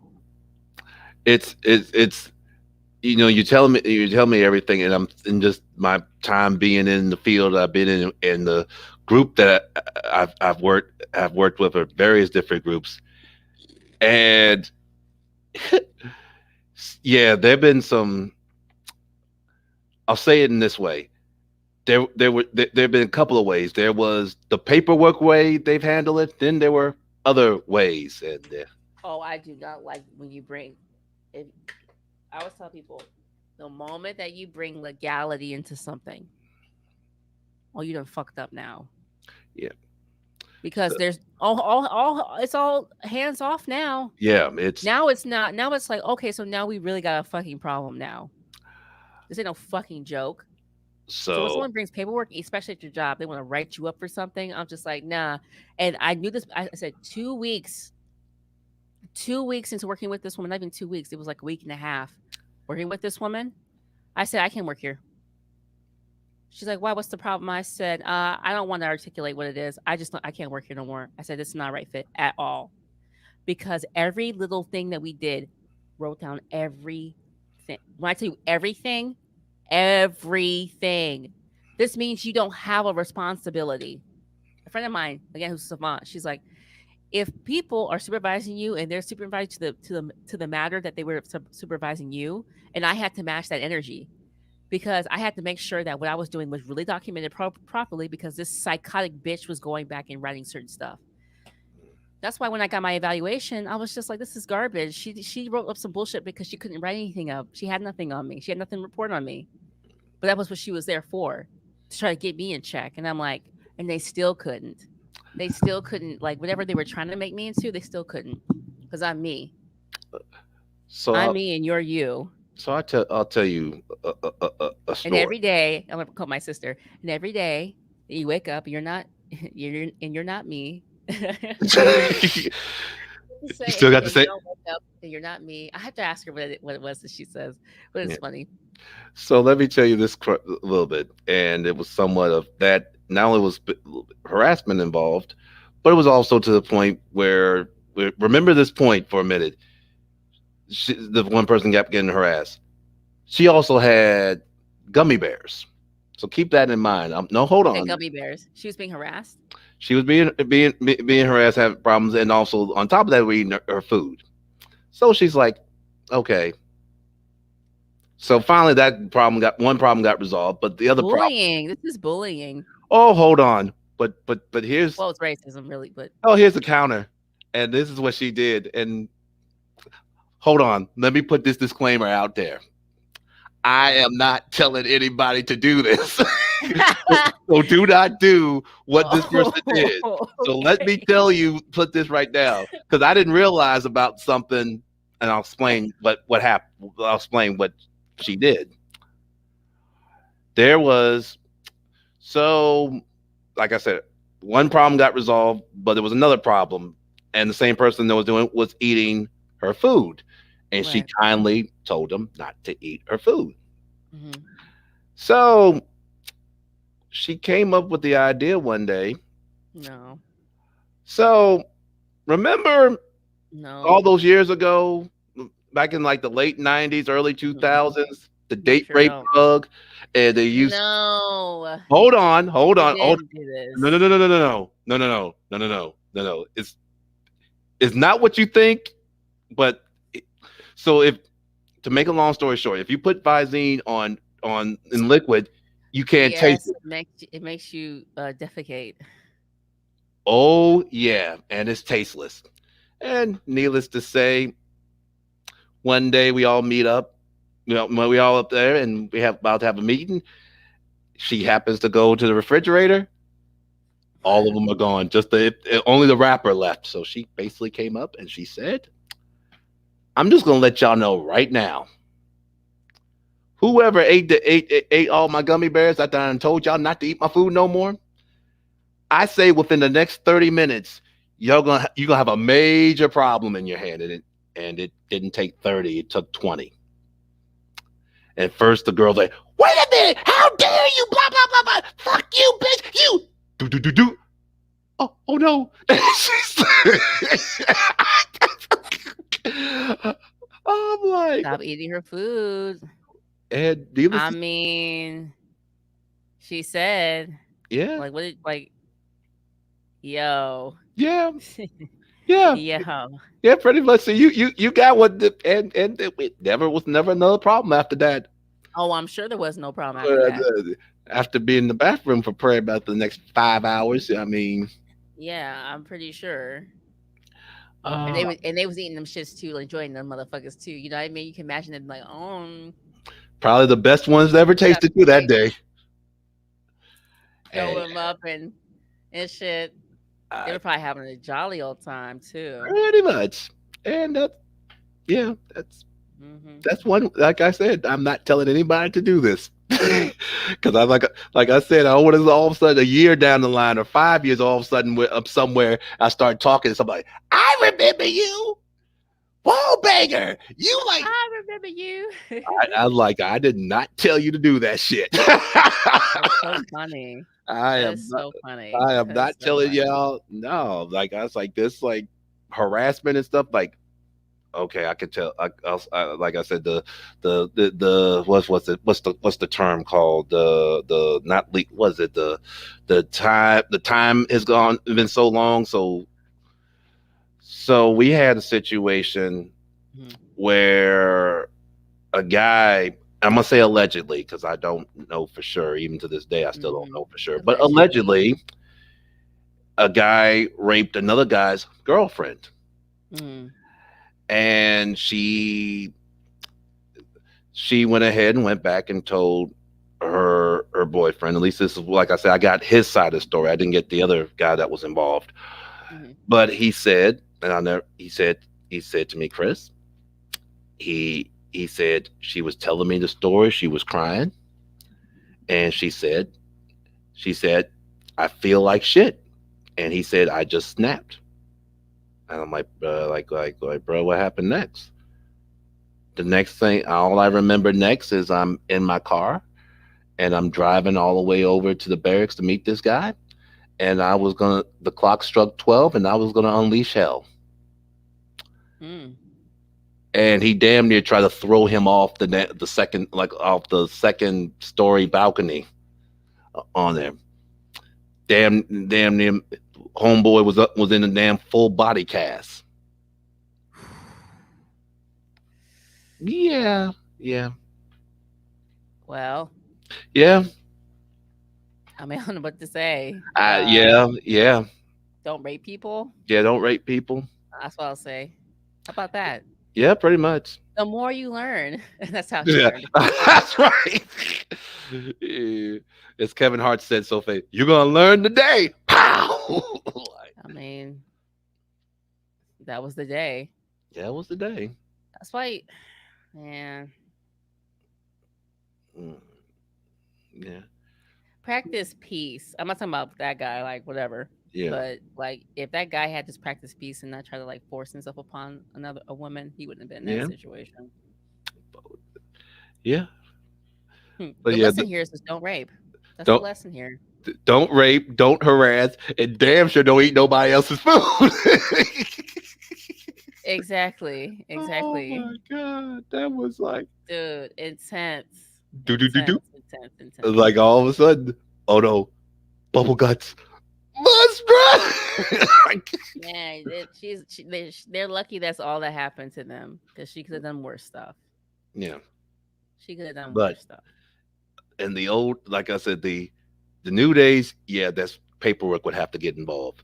In when I first started, they would have been like, People do worse things to people at the job. We just saw a whole bunch of like shootings happen. Did we not? oh yeah, oh yeah, oh hell, back in when I first started, you could actually have a fist fight. You go into Yeah, another you room. could fight. You could fight another work. Yeah, You go into you dude, go. these people are lucky that they like that these days. You know what I mean? Like people Yeah. are lucky, even though you know Mm, some people do fight. Some people do that. no. But But yeah, oh hell, you could use to argue back in the day. Now can't do that. dude, I remember one time I had like it was an old job. I had like raised my voice because I was like, begging for help because this person kept like fucking with me. They turned me into the bad guy. I Oh, said, you know what? You people are like, you lack the oxygen and academics to like oh, get ahead. Oh, anything important in terms of like humanity. You're all a bunch of no. fucking weird robots. Let me get Oh, simulation. Listen, let me out of the matrix. I That's all I want. no. We came up with a term called woo. Woo. Like woo. What the heck is woo mean? Waste of oxygen. That's Waste what. of oxygen. Woo. Yeah, woo. Actually, that could work in terms of like you actually saying it because it does like push the oxygen out. But anyway, I woo. didn't think about it Okay. like that, but you got a point there. No, Well, I words actually that's why there's certain words that have certain meanings that like means the thing that it like what is it like belching like the word belch like that word there's a the words that sound like the things that you would think they would be. Uh, I can't remember the term. I have to look it up. Sorry, my brain's like all over the place. Anyway, uh, somebody really smart probably is watching this and saying like, "Oh, I know what you're talking about. It's this particular thing." Blah blah blah blah. Yeah. so let me put this display about myself. It takes a lot to get me angry, and it takes me a lot to get me to be pissed off. When you But say if you, a lot, what do you mean by a lot?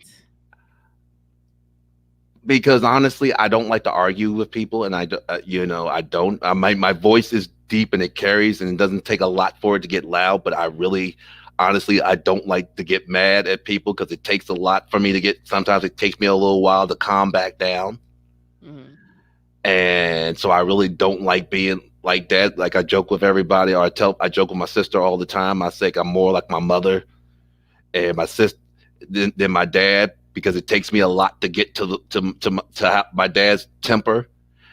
Where my sister can go ahead and she can swim out of it like anything. She can go in and out. But I remember I was at work and I had a guy working under me at the time, and he fucked up some shit. And he and you wasn't and you wasn't having it. yeah. Oh wow, film. That's kind of cool. Oh, you doing that? Of course, I'm doing it. I'm sorry. Who else would be doing I it? thought it was filming there for a minute. Like, oh shit, she changed Well, the color. I mean, that would be cool, but no, no, no. Yeah, No. I'm doing that because sometimes I'm just getting a different to help break up when I'm trying to differentiate parts of the stream that I want to use. So I'm trying to like do like markers. Okay, so Yeah, I know, I understand. It's just color marking. It helps a lot than yeah. just like writing down. Oh, this is the time when. So he fucked up on purpose, and he's been so he goes up, and I'm like I'm so nuclear. What that we had another guy came in. I'll take care of it. No, you ain't touching shit. That motherfucker fucked this shit up. He's gonna fix it. You ain't do it because it ain't your fault.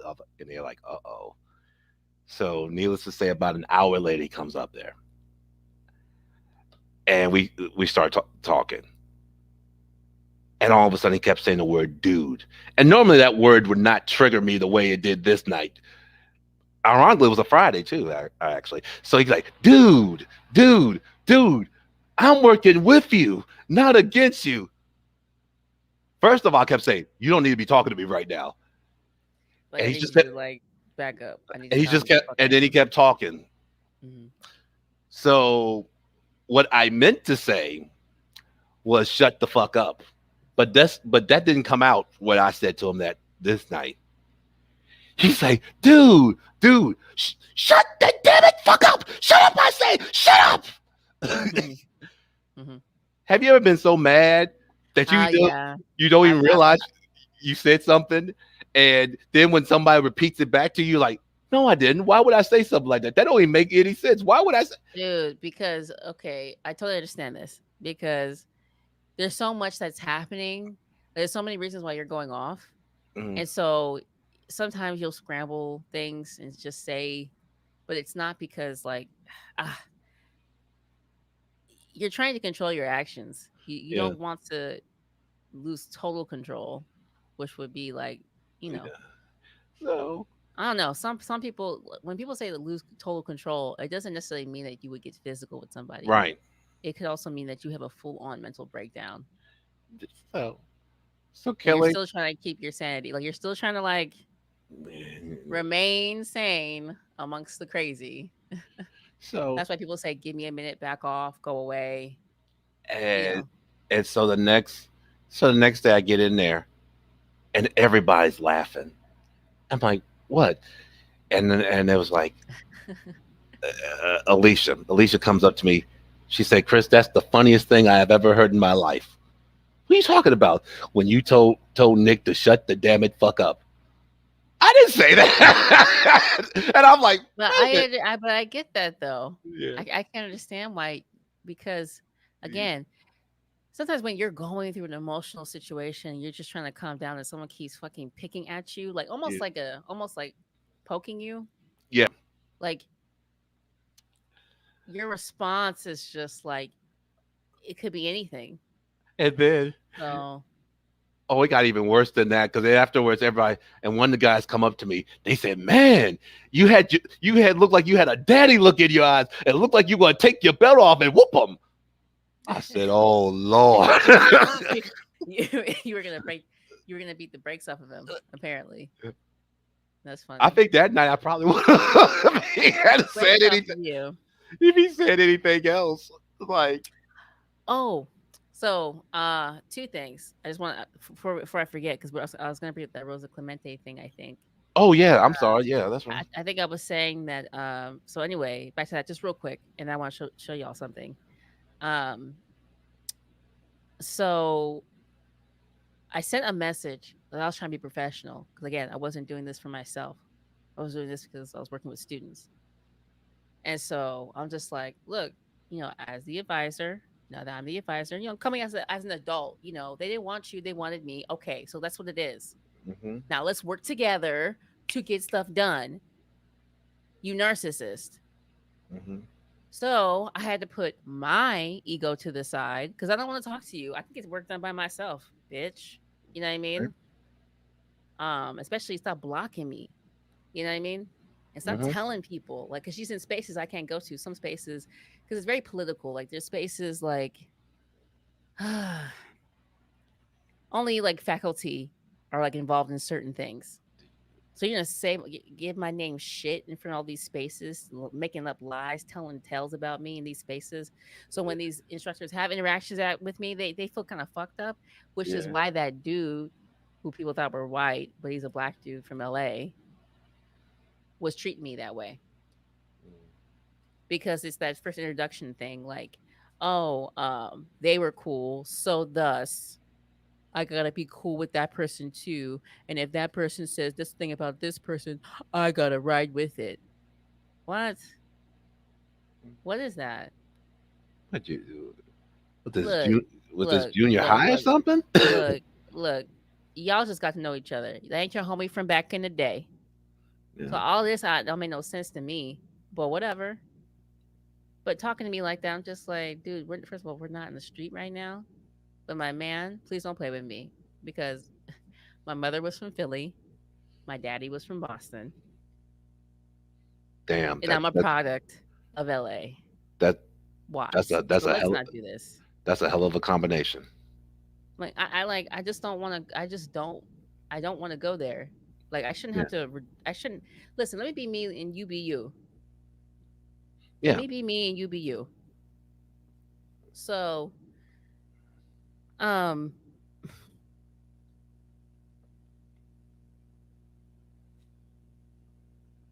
I sent a message on behalf of the Black Student Union, which, by the way, I got with them and I said, look, she's gonna act funny because she's already been trying to block what we've been doing with the podcast and stuff. She's angry. First of all, it's a publication. I published.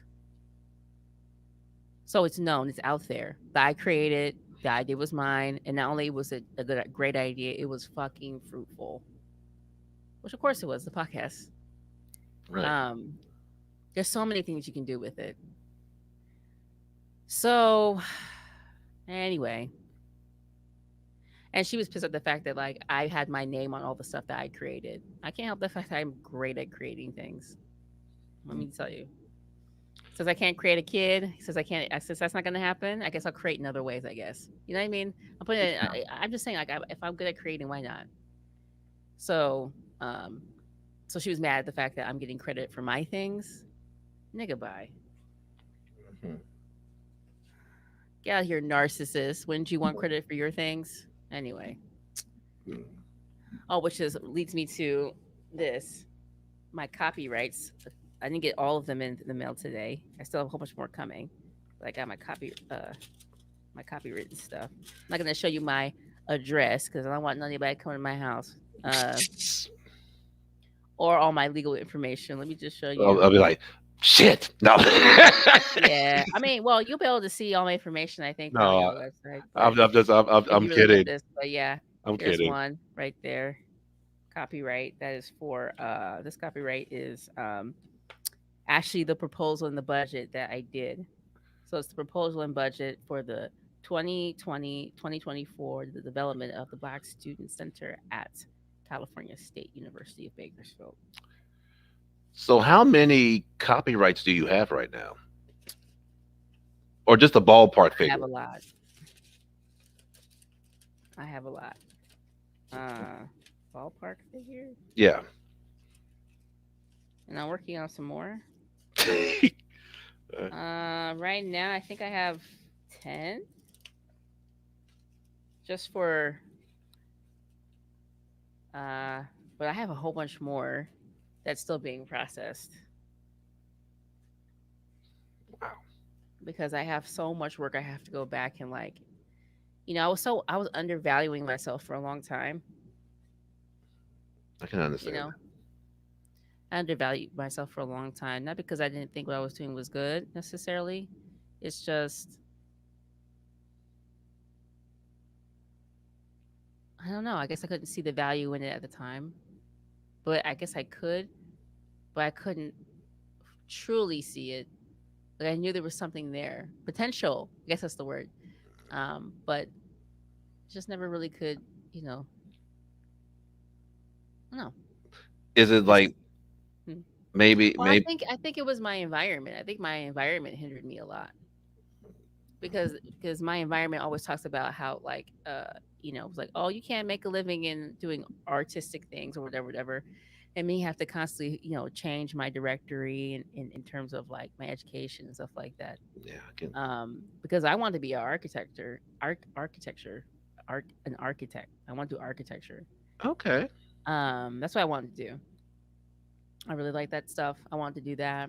Um, I wanted to do engineering because I want to do technical drawings because I like to do that because I was like designing like motorcycles when I was a kid. Oh Like I was wow. making like all these elaborate. Yeah, I wish I still had those sketches. And then when I got older and I started reading up about history and like people who were doing art, they were inventors, they were engineers, they were doing stuff like that. Like the famous is obviously Da Vinci, but there are other people who do stuff. And if you look at the patterns that people do in the technical drawings, I was doing that when I was a kid. My God, So that's. I was doing all that stuff, and I was really great at geometry. I was like really great at that. I And should have. I should so have talked to you when I was going through it. That was like that was the worst math I ever did was geometry. it was fun. And my sister made a great analysis. She was like, she's like, you're great with visual spaces, dimensions, like looking at things. And I was like, oh, maybe. Wow. But now I know that I'm pretty good at things like that. My strength lies in those very technical things, like technical drawings. Um, but I think my real strength and ability to do uh, all types of things through communications. Hmm. I know it helps you to be able to create better, get people to better understand things. Yeah. That's why technical drawings are so great because they're telling you something in very great detail. They're showing you the thing and they're giving you great detail as to how it's supposed to work and what everything does and the thickness of it, the height and all that stuff, the depth. Yes. So it's just talking, but on a piece of paper, and it's just really specific, very accurate. That's what they do in art. artists use all types of mathematics and specificity to create sculptures and stuff like that. I used to do it when I was a kid. Like I said, one of the things I love, like I loved like physics things that like physics was cool. I excelled at that. I was great in that class. Um, so yeah. Mm. Wow, So that's stuff like that was always like anything where I was like drawing things. Let's say geometry was like love that class. I learned so much.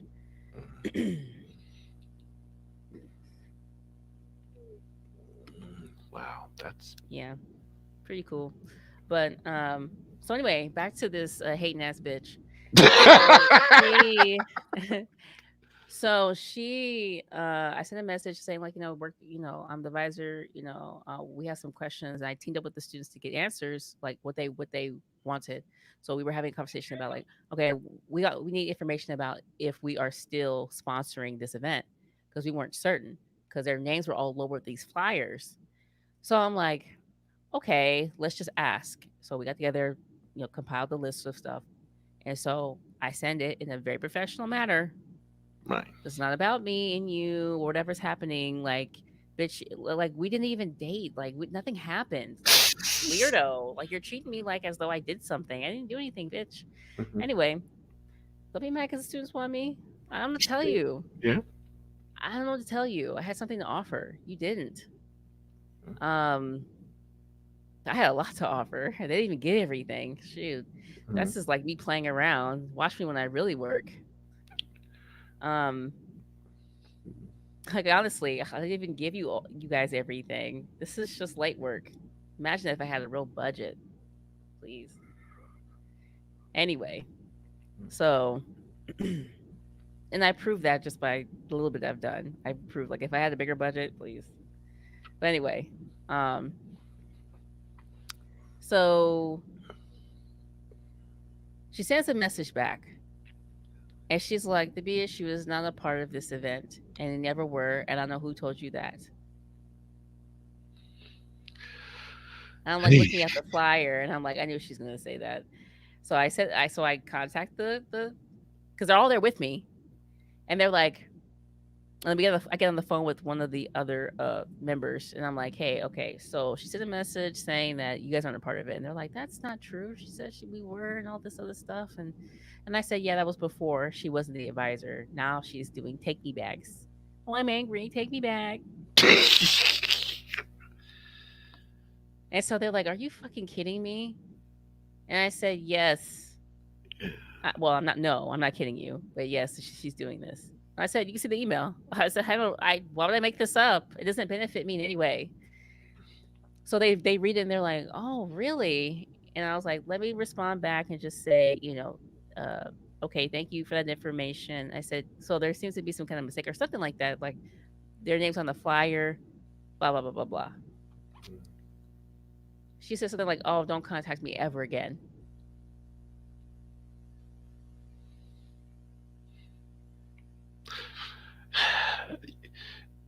I said, well, actually, what I said in that second email, excuse me, that I sent her before she sent me that last one, was that along with the flyer is incorrect thing. Mm-hmm. Because I wasn't sure if she had. I was like, you are aware that they are on the flyer, yes?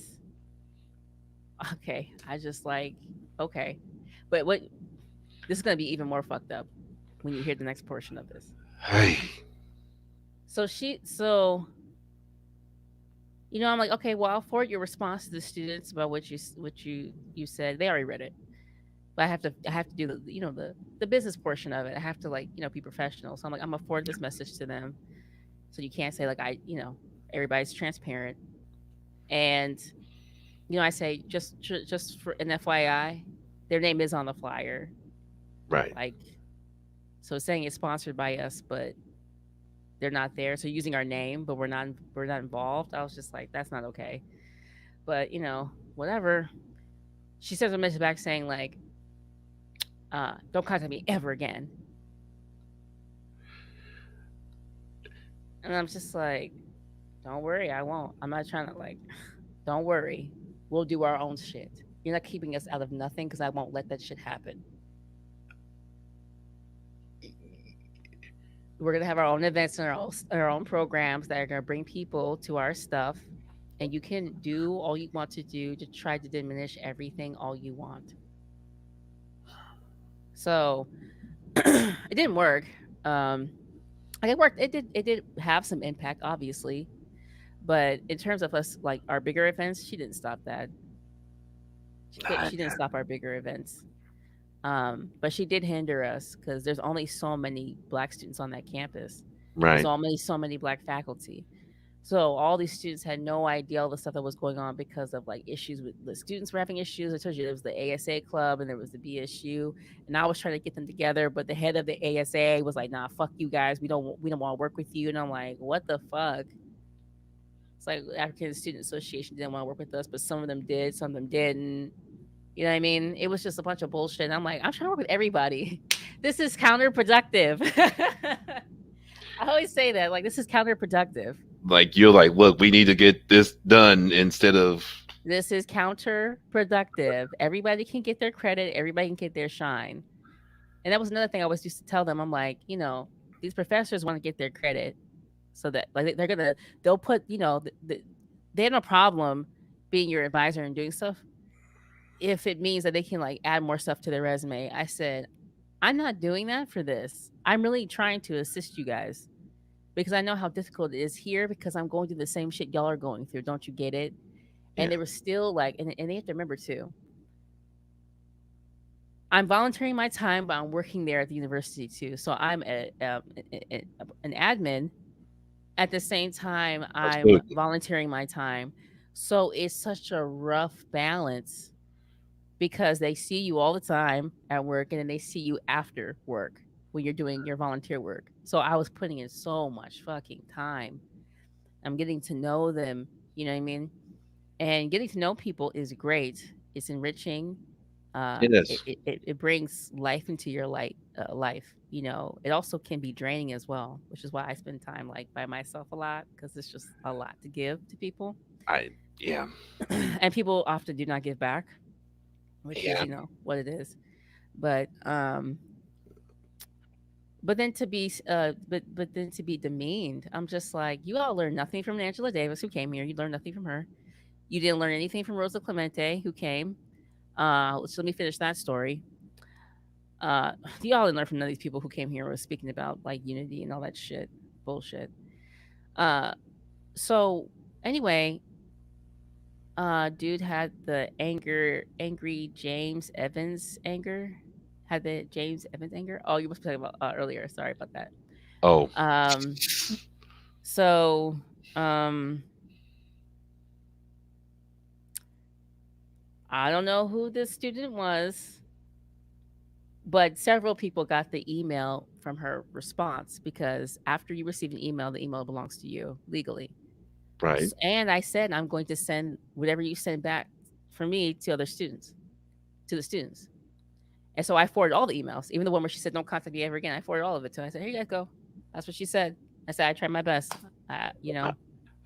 And so somebody made a whole bunch of T-shirts off of the email where she says, don't ever contact me ever again. Oh, wow. And had like, the whole emails, like a whole email chain on their shirts. And so the day of the Rosa Clemente event, I didn't know this was going on. Right. Well, I know that nobody was happy about what happened because they were like, this, she just pretty much lied. She put the name of the BSU on there because she thought she was going to be the advisor. And the moment she didn't think she was, she pulled them from the event as being there. And then she replaced them with the other Black Cub ASA. And I said, now that's racist. As though Black people, like, I was like, what is this even? The ASA is completely different from the BSU, especially in their freaking rhetoric. And especially that ASA at that time, who was very, very, very like about their culture because of the person that was ahead and other people that were involved. That's why I said there was so much conflict. And I said, this is stupid. I'm trying to come in and work. How about this? I went to their meeting the ASA's meeting, and I was trying to invite people to come to the podcast because I wanted everybody to be involved. Right. Who are Black, regardless of like where you come from, like your culture, like if it's Nigerian or whatever it is, um. Well, we'll come and we can talk about our differences. Okay, that we have differences. That's just what it is. We Yeah. have cultural differences. This is anthropology. We have different languages too. This is cultural anthropology. That's okay. But she didn't want that. She's like, no, no. And I told one of the students who brought me there, I said, don't worry, I will never come back ever again to any of your meetings. Don't worry. And then when we started like bringing guests and we started having events, and they were like, oh my gosh, they're serious. They're actually like, I told you we did things that nobody's ever done because I was involved. They were basically. I have background in marketing and retail, so I showed them how to market and retail with their own products. What can you not do? What can I do? You know what? I'm sure there's a lot I can't do. Like I'm sure there's a lot I cannot do. I know there is, but it's like, when this is why when they said that I was a horrible person on this campus, and by the way, when I worked, I did a great job. They'll try to make it seem like I didn't, but dude, I was amazing at my job for not having any experience in the field. But they always try to diminish me because like that's the only thing they could do, and they used everything against me. They used my looks against me, which was fucked up because again, like I said, I don't view myself the way that you all are viewing me. I see myself every day. Right. So it's not a big deal to me. Let's hang out, let's talk, everybody. Like it's not a big deal. I still keep in touch with some students. And there was a student who recently was talking to me, and he was like, when I met you, I knew you were different because you came into the engineering program. You were really interested like in the fabrication lab. And you were eager to like learn new things, and you were like really nice and stuff. And I was like, why would I be nice? Like I have no reason to be nasty. To you, I don't know you. It's like, well, that's something else I kind of picked up really quick too. It was like, and I was like, well, damn, this sister's really, really smart and intelligent, but she knows she is. There's some people that think they are, and then they'll try to use it on everybody. And then there's those that know they are, and really, Listen, Malcolm X said there was once a you that didn't know what you know now. Like you just realize you learn, you grow. Yeah. There are things though. I'll admit there are things when someone says something, I'm like, what the fuck? I'm like, what the fuck is going on? Like, who raised you? Oh, I've done that too. That's actually me quoting a student who used to say it all the time. I think his name was Debray. He'd be like, who raised you? And I'm like, exactly, who raised you? That makes me. I don't know if you probably didn't see it, but I saw this the other day, and all I could do was laugh. But there was a lady. There was a lady in Ohio, and they had the city council. I don't know where in Ohio, but they had a city council, and basically they were talking about COVID vaccines, and said, yeah, the vaccines, they magnetize you. Oh yes, I saw like some weird like I saw. Yeah, I was like no. I said I'm dismissing this. This is like I started laughing. All I could do was laugh because what made it laugh was the lady behind her. She's just like yeah. So she grabs the key and she's trying to say the key, and the look on the lady's face behind her was like, what are you doing? Nah, this nonsense. She had to look like you were embarrassing yourself. Like, please, that's nonsense. Yeah. You know what? I haven't seen any science behind that. I was just like, who's playing around? Who's doing this? But like I said, I haven't seen any science behind this, so I don't know why people are doing this. I mean, like I said, you got nothing better to do. I don't know what's going on. Yeah, like I said, the sad part was the scary part was she was an actual nurse. So I'm like, who the heck is your patient? I am not making that. Like I said, I am not making that Whatever. up. I got nothing to do with. Yeah, you know No. what? Okay, I am not Um, going to Ohio now. Scratch that off. listen. I had no reason to begin with. No one's giving me reason to. So, Yeah. but I was gonna say to sum up the whole Rosa Clemente thing. So, some students made these shirts, Right. and I'm like, are y'all gonna wear these shirts? And they're like, oh yeah, I want my shirt. Da, da, da, da. And they're passing around shirts. I said, all right, y'all, please don't start no bullshit. Like, you know what I mean? Like, you know what I'm saying? Like, I mean, like, I can't really stop you because you're adults and you also Right. like pay money to go here, so you can wear whatever the fuck you want, But you're you like, know. But I'm thinking to myself, like, man, I'm already like dealing with the narcissism and bullshit here. I'm already dealing with the logical fallacy shit that people believe in here. I'm already dealing with the pompous bullshit of academics here.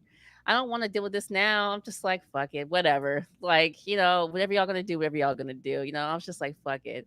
And I hate to say, like, you know what? I was kind of thinking it was kind of funny, actually. I actually was like, you know what, whatever. She hasn't come in, fuck her, man. Like, y'all wanna do it, do it.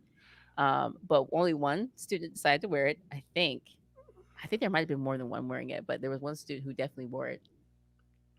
And so the event was going to start, and I was still in the office about to close things down to go to the thing, and I decided to wear a red dress because her name's Rosa. So I was like, red, I'm gonna wear red. So I don't nice know. I touch. just sometimes, yeah. So I wore this red dress, and there was a dean that worked in the same area, and she came by because we had befriended.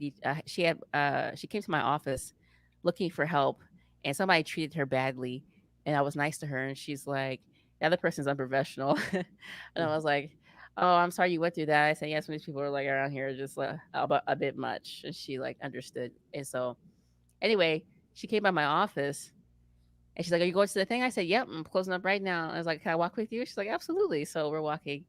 And that's when she told me about that hate speech thing I told you about, I think, where when we brought Seren Cincy to campus, one of the clubs on campus said, "Oh, it was hate speech. It was hate speech." And I was just like, "It wasn't." And she's like, "I don't think it was either." And I said, "Okay." And I said, "This is interesting." And I said, "I'll handle it. No worries." And so then again, I said this. I talked about a couple other professors about it. And one of them brought the book to my attention. Dr. Elizabeth Jackson brought a book to my attention called Hate. That's the one I brought up the other day. Um, Hate and why we should um, fight it with. I forget the name of the book, but yeah, it's Hate was what's called. It's this red book. Yeah, I downloaded it on my phone. That's like the next book I'm Yes, gonna start it's reading. really good. It's really good. I actually need to go back and read that because there's some things in there I might need for one of my classes. But anyway, so as we're walking, she's telling me this, and I'm like, okay, well, I'll deal with it later. And I was like, it's something to think about. And I was like, thank you for letting me know and everything. And I handle it the way I handle it. I handle it with education. I donated a book. I told the library to put the book. I asked them to put the that book in the library. They did. Hmm. Um, you see how I'm a tarot. Kelly. You're just a staffer. You're unqualified bitch. Pretty But much, they actually, like you. but I was able to take a negative and turn it to a positive because we brought her back, and then we had a whole podcast explaining, and that was a great podcast as well. Hmm. You did the opposite. You didn't do what you actually were looking for. Anyway, so um, please, worse things have happened to me. But um, anyway, so what was I gonna say? Oh You yeah, so do. we're walking to the event, and it had like already started like filling up, and I was like, oh shoot, here we go. And I told the students before they left, and I was like, oh, please save me a seat, whatever it is, I just save me a seat, blah blah blah. Tell me why Uh oh. they saved the first row of seats in the front. And I was just like, you're trying to start bullshit. I was just like, ah, God. And it was all full because I came at the last minute because, like I said, I was working. Right. And so I was just like, shit. So I signed in and I'm like, where are they at? Like, they're all way in the fucking front. And then we were waiting for our guests to come because it's a public event. So we were waiting for guests that we had, which was Blaine Hodge, who's the guy who got the honorary award for heroism, the single act of heroism, Okay. um, where he got like, chopped up by a machete when he was protecting that woman at Starbucks. Blaine Hodge. His Okay. rap name is Static, I think, and he also did a voiceover for Dragon Ball Z. Oh So he's a real wow. cool dude. Yeah, yeah. Blaine Hodge. Blaine Hodge. He's on the Black Student Union podcast where we interview him and everything. Let me see what else.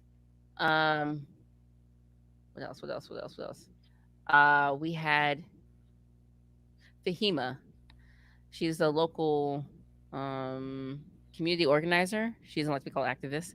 A community organizer who, pro black. About rights.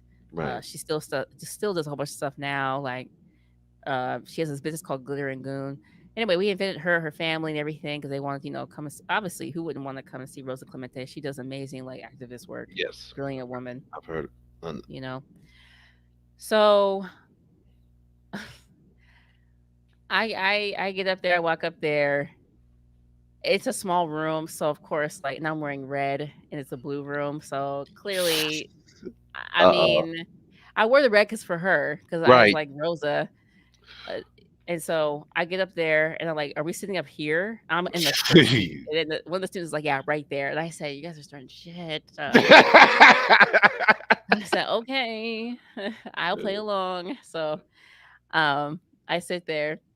Oh, before I sit down, there's a couple other students right here from another club, I think. And then over to so I walked in, so I sit to the left. On my right side is another club, You Need. And I think a couple other people. And I see them and I smile and I say, "Hey guys." And they're like, "Hey, how you doing?" They give me like this huge hug I was not expecting. And so the optics of that was even funny because all these people are like watching all these like students hug me. And one of the students was like, "Are you gonna give a speech? You're gonna talk? You're gonna talk?" And I'm like, "No, I'm not." I said, "No, I'm not." I said, "No, I'm not." And I'm not. And I said, "I'm just here to enjoy like everybody else and learn something, and possibly meet her," which I did. I did get to meet her. So what ended up happening is, so she brought up two clubs. So two clubs that were sponsoring, I think it was two or three, I can't remember, but they ended up replacing us, the Black Student Union, with ASA, and I was just like, well, as this was happening, as the students were giving like their introductions from their clubs, I told you the girl who didn't want to work with us in the ASA, who spent all her time causing problems as their leader, and other people too, because they just had a issue with me, and I literally didn't do anything. I was literally giving. I was like pouring all my energy and everything I could into the students. How about this? They even have a record of me donating to the foundation. I don't have to donate to the foundation, but I would donate to the foundation all the time. So anyway, but again, I'm a horrible employee. I'm horrible to work with. I Don't can't know get nothing. anything done, bitch. I don't know anything. I can't read and I can't fucking write, bitch. So anyway,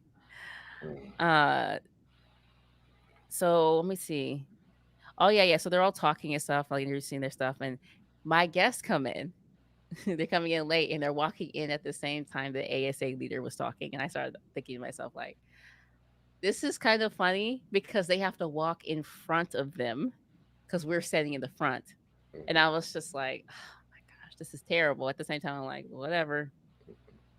That was like, I was like, that was a divine thing. That had nothing to do with me. Like, that was just timing. So the guest walk in, the guy who won the award for the Medal of Honors, the single act of heroism, United States single act of heroism, and then this amazing activist and her, not activist, community organizer, and her children. And they all give me a hug because why not give them a hug? We know each other, Right. and so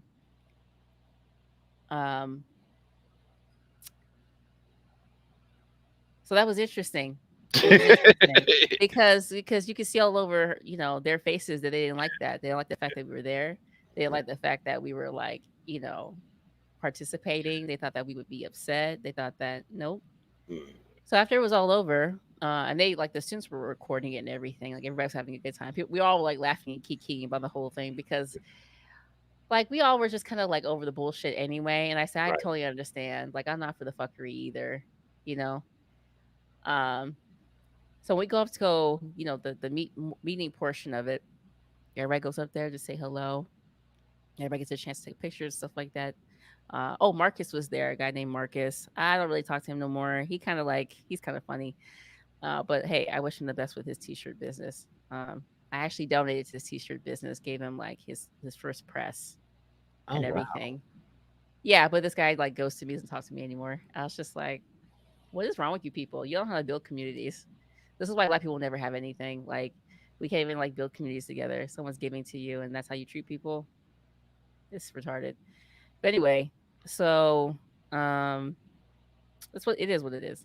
Yeah. But uh, like I said, I still wish all these people the best because honestly, it's hard. It's hard out here for a pimp. When you're trying to get your money for the rent.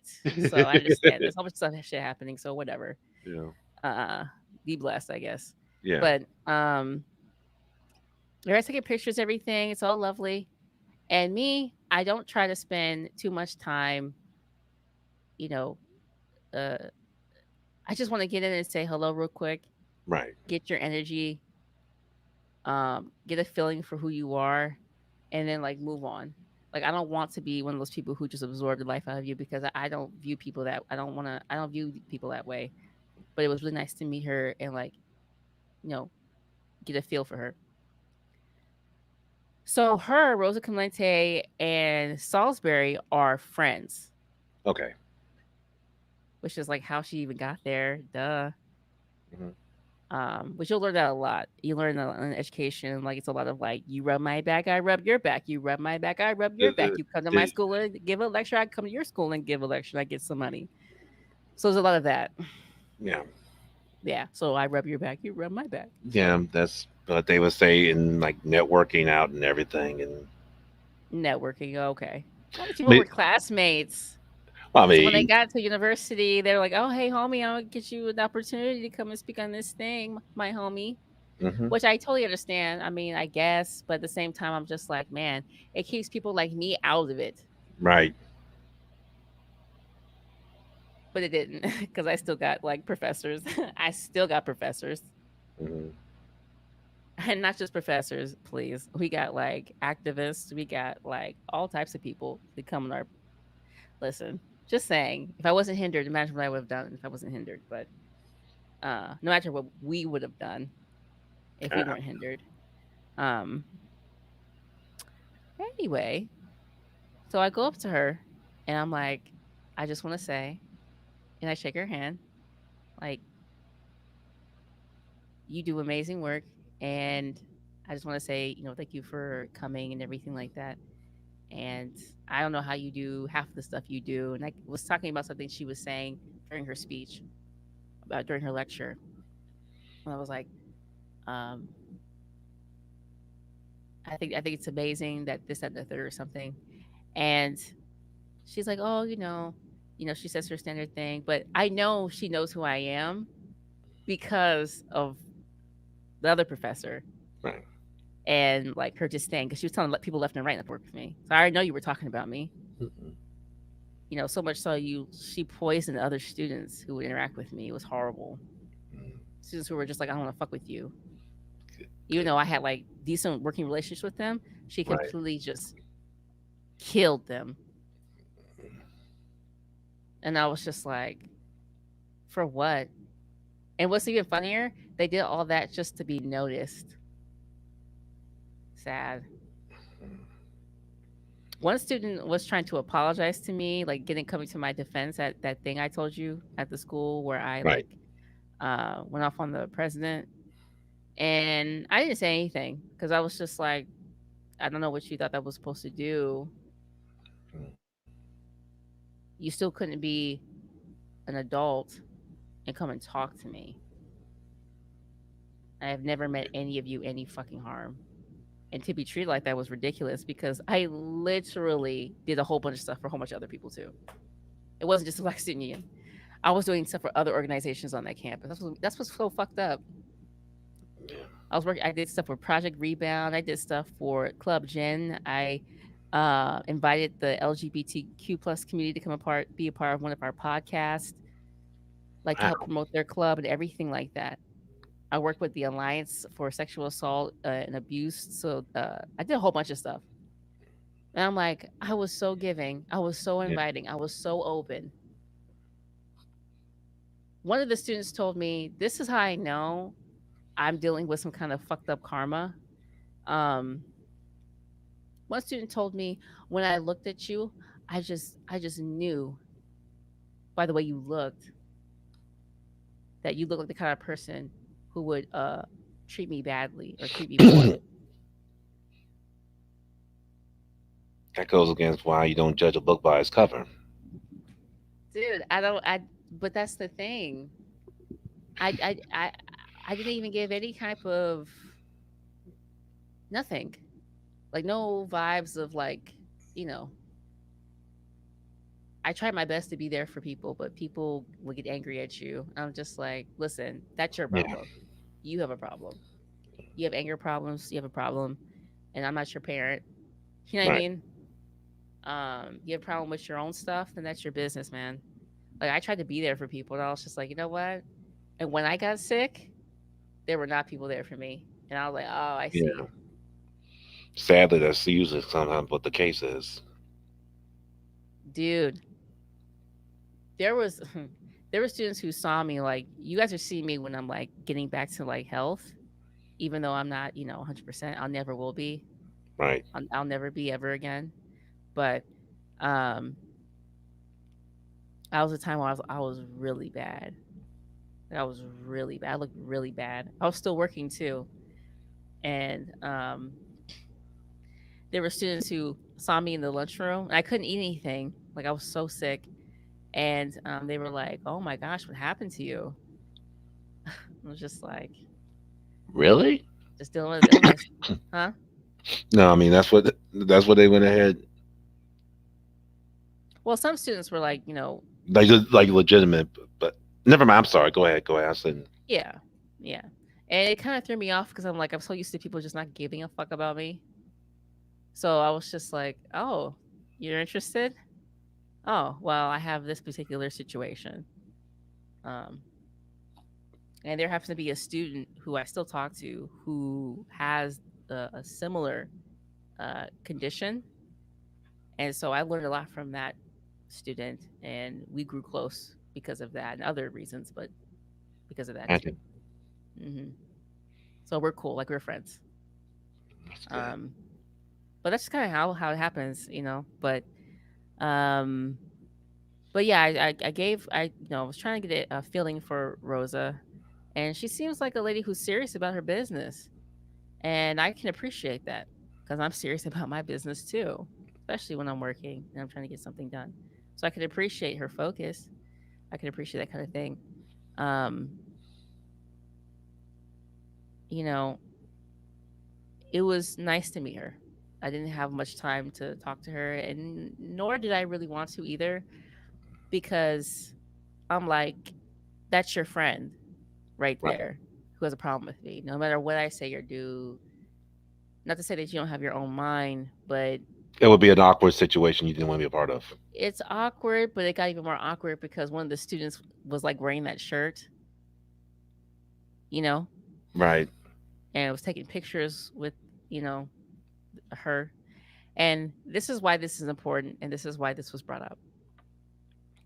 After it was all said and done, I gave Rosa a hug. Everybody's taking pictures and everything like that. Salisbury again tries to come in and swoop up and try to be like, oh, because we were working with Fahima. She's like, oh, well, we're going to pay you actual money over here, calling us broke and calling us destitute. And I was just like, you really have a problem with Black people. And I was just like, I looked at Fahima and I was like, Fahima, well, we have no problem paying. What is she talking about? And Fahima's like, I got this. You know, just hateful and spiteful. And I was just like, and she said this after we threw this huge event where we brought this guest that was 100% successful, which was Seren. Hey. And we had other wins after that because, first of all, it was the first club to be brought on campus. It was the first time the BSU was able to bring a guest on campus. They brought a campus, not a collaboration. They brought someone to campus. That was the first time because I was involved, because I was funding. I was helping them write out stuff, figure things out. Like, that was me. And these fucking pieces of shit professors were like telling me, "Oh, keep doing this," and they want to take credit for it. Fuck you. I can't even speak to you like a human being because you're not even looking at me as a fucking human being. Go kiss, man, suck a dick. Slob on me numb. Did you? Okay. So, because the reality is that I did a whole bunch of work that nobody wants to talk about. Again, people were getting credit for stuff they didn't even fucking do. And I was just like, I'm so sick of this fucking place. I will not do this shit again. I will not work for another place where I don't get my fucking credit. And I have to scream and yell and tell people, give me my fucking credit. It's crazy at an institution where all you guys care about is your credit and your name and what it means and all the your most dishonest pieces of shit. Universities is some of the most dishonest motherfuckers you'll meet. Oh, high academics and integrity. Yeah, okay, bitch. Get the fuck out of here. High integrity and intelligence. Yeah, that's what they. So, remember I told you where the students were wearing those shirts and one of them took a picture? Right. Did you know that woman sent the picture into HR and they tried to use that, they actually put that down as a reason to move me? I didn't wear the shirt. I didn't make the shirt. I don't know who made the shirt. You had nothing to do with it. I had nothing to do with it. I didn't write what was on that shirt. The professor wrote what was on that shirt. She didn't like what she wrote. She shouldn't have wrote it. And she shouldn't have wrote it to the students. Yep. She made You made the wrong students angry. And who they are, I don't fucking know. Did you know that the HR tried to get me to tell tried to get me to tell on the student, like the student that was wearing it, like, oh, it was them, wasn't it? I said, I don't know who made the shirt. I said some student or several students could have possibly done this. I don't know who did it. What does it matter? It has nothing to do with my job because this is volunteer work. Like, what are you talking about? This has nothing to do with me. That's why I brought the EEOC up there. I said, oh, they doing illegal shit. Yeah. She tried to get me fucking fired because of something that she wrote with the high IQ PhD and shit. While I'm doing work, while I'm working with these students, busting my fucking ass. All you care about is your narcissism, which you can get what you need. Fucking coward. And she had no problem putting people in dangerous situations. I always tell people all the time, this is Kern County, where a cop will shoot and put a dog on you so fucking quick, your head will fucking spin, especially if you're fucking black. And what did her stupid ass do on the campus? Oh, we're having a conversation, me and two other students, they leave, and we're still having a conversation that's getting it's getting passionate. And, which who cares? It's getting passionate. All of a sudden, 3 cop cars roll up on us. The first thing she does is get all loud and shit and get in one of the cops' face. The first thing I do is pull out a fucking camera and then start identifying who the fuck we are. Because if you're going to put your hands on me and if you're going to shoot me or do anything stupid, it's going to be on camera and I've already identified us. So I'm sure she's felt like real big and bad. But I'm like, you are dumb. This is Kern County. I don't care that we're on the college campus. You're dumb. Let me start recording. Yeah. and then identify ourselves. That's the best way we're gonna get out of this situation. All that yelling and screaming, getting loud. They're here because we were talking to each other in a passionate way. What makes you think that yelling and screaming back at them is actually going to do anything? Yelling and screaming is not going to do anything. And I talked to the guy, and I feel like the only, honestly, I'll be honest, what stopped them from doing something was because I was like, I'm recording, and I'm a staff member, and this person's a fucking professor. This same professor tried to get me kicked off campus, the one with a problem with the wrote that shit on the shirt. Mm-hmm. Well, in the email, the students made it into a shirt. After that, I recorded that. I said, I'm gonna send this to you. And I said, you might be able to use this to be able to keep your job and present this as a point of reference on how the racism is on this campus. And she's like, I don't want to risk my ability to get a job here because the people on my panel, they wouldn't like that at the gender symposium. And who runs the gender symposium? Take a wild guess. ASA, man. No. It was the baby of two women. And who were those two women? They were arts and humanities at the time. I think one still is over there. One was, her name was Gupkin.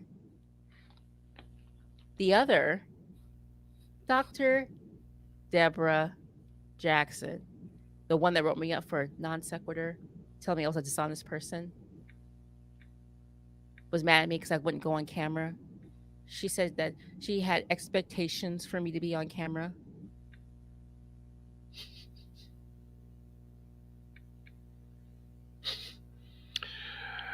Interesting, right? Yeah. So she had a fear of this white woman beforehand, and the other one. She didn't want the video to be released. I have the fucking text messages still.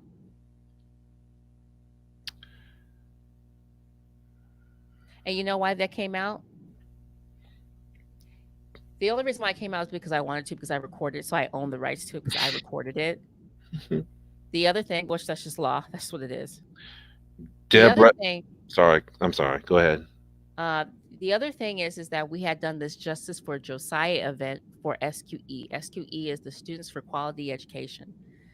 I was invited to come on by Tanaya Hood, who was over this organization. The organization is also a part of the CSF, I believe, which is the California State Faculty Association. It's part of that. So she's fighting. It's part of 200. It's part of 21 campuses on all the campuses of the CSUs in California. Okay. And so she's just one of the people. And so we got to meet each other through the BSU, I think.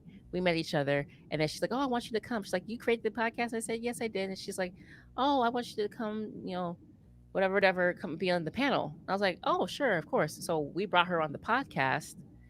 Other people, we were doing our preliminary, and she talked about her event for Justice for Josiah.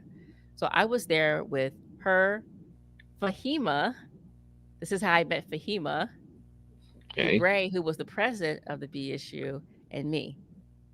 And Salisbury and her other lackeys were not there. I was going to say they were there, but they were not on the panel. And according to Tanaya Hood, the reason why she wasn't there was because she didn't respond to her emails, which she's notorious for not responding to her emails, funny enough. But she responded to me in a very hostile way, but she can't respond to nobody else, but she responded to me in a very vicious way. Interesting. So, a very dismissive way, like, get out of here, you peasant, pretty much, like, fuck you. And those students who, I lied and said I was going to do something for. Piece of shit person. But anyway, so we're sitting on the panel, and, we're all talking about stuff about the violence and Justice Josiah and all this other stuff on the campuses of the CSUs. Well, comes to me, and I'm talking about an incident that happened on the campus, and she yells from the background, "Oh, say my name!" And she was like interrupting me, like, "Talk, let the activist talk," telling me to shut the fuck up and let the other person speak.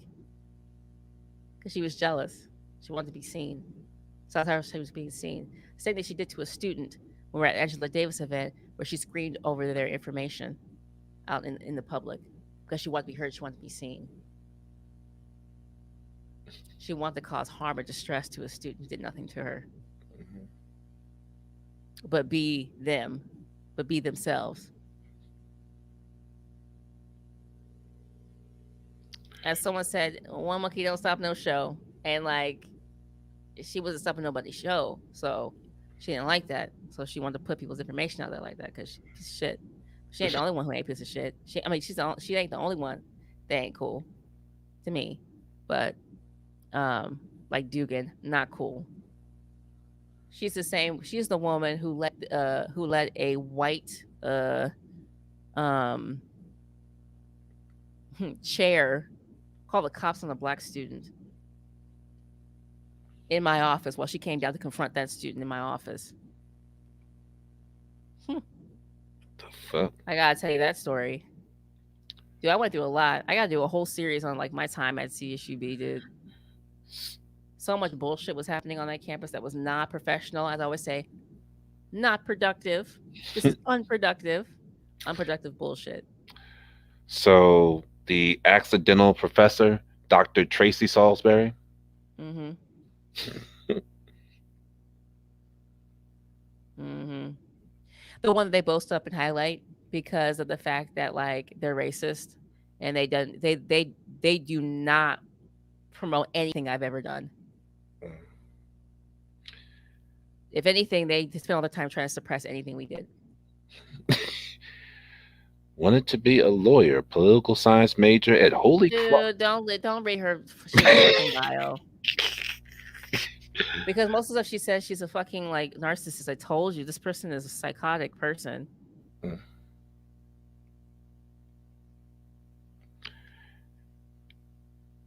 I'm just telling you, I'm keeping it real.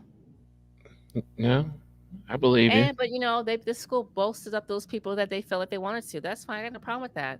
Whatever. I'm just telling the truth. I'm just saying what happened with me. But you know, she was terrible. Like she would do stuff because she just didn't like the fact that I was involved fucking over students. So I said, that's fucked up. They didn't do nothing. So we can't even work together. Dude, there ain't no way we could have ever done anything, you weirdo. Cause I already know how this would have gone. And she used to tell us and this other student like about her ex. And I was just like thinking to myself, no wonder your ex was like, this bitch. No wonder. No wonder. Psycho. Anyway. But Dugan tried to talk to me after the Angela Davis thing. I said, I don't really have an issue with you, but we could have a conversation. So we had a conversation. I realized she's fucking dog shit, fucking nuts. That must be bad when you say you dog shit fucking nuts. She is fucking nuts. She was telling me.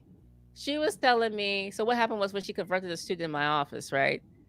She said supposedly the student said that, you know, my ancestors, you know, are going to take care of this for me because you're harassing me. You know what I mean? It's like saying, oh God, you know, it's like saying like, the Lord's going to get you for what you've done. You know what I mean? It's like saying that. And she's like, oh, and she, you know, and then she tells me when we're in Starbucks, she's like, oh, well, she came at me like, you know, the ancestors are going to get you for the things that you were doing. The student is telling this professor, Dugan. And she tells me in the cafeteria, in the Starbucks that's on campus, she's like, you know, I said back to her that, you know, I got Jamaican in my blood, so, you know, the ancestors, whatever it is. But this was a completely different story she told before. Because she was trying to make it seem like, oh, the student was acting out of line. I'm like, no, you were both going this back and forth, like ancestor this and ancestor that. And I said, so you're telling me that her saying this to you was a threat? I said, the ancestors aren't real. I mean, they're dead. They're ghosts. I mean, if you view them as like a spirit, then what are they going to do to you? I said, like a hexing? Is that what you think this was? I said, nothing happened to you. What are you talking about? I was just like thinking to myself, you're fucking nuts. So because the student said it's almost like saying this. It's almost like saying, "Oh, the Lord's gonna take care of this. Karma's gonna get you." She took that as a threat. And I'm like, so she didn't do anything. So I was just like, oh, so here we go. So you made up a lie because you're a professor, because you know people who have this appeal to authority, and they're gonna look at the student as they have a problem. That's why you had no problem with this white woman calling the fucking cops on the student, and you tried to act like, oh, you were so shocked. Please, bitch.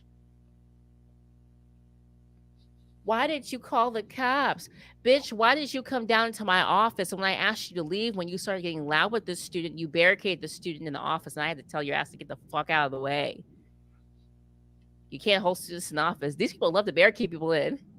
These people like to barricade people, like it happened with, I told you earlier, with the Indonesian lady, the Lisa. Yeah. She barricaded me in the office. She didn't say anything to that student. The student was trying to leave. The student was like, please, I don't want to talk to you. I don't want to talk to you. I can't talk to you. The student was trying to vacate. The student didn't want any aggression. The student wanted to leave. The student was talking to me and the other people that were in the office. Yeah. And so she came down from her little fucking office and decided, like, I'm going to say something. Okay, bitch. So you're gonna disrespect me too? It comes to my space when I ask you not to do that shit. You're not de-escalating, you're escalating it because the student is showing hostility. And what I mean by hostility is that she's like, I just want to leave. Not even hostility. I wouldn't even classify it as that. She has anxiety. She has anxiety when you're being around here trying to talk to her. She doesn't want to talk to you. So get the fuck out the way. So when she wanted that conversation with me, she told me that. I said, you're fucking nuts. So you're justifying this bullshit? And then she wanted to justify the department chair's decision to call the fucking cops. Good thing the student didn't get arrested. You know why?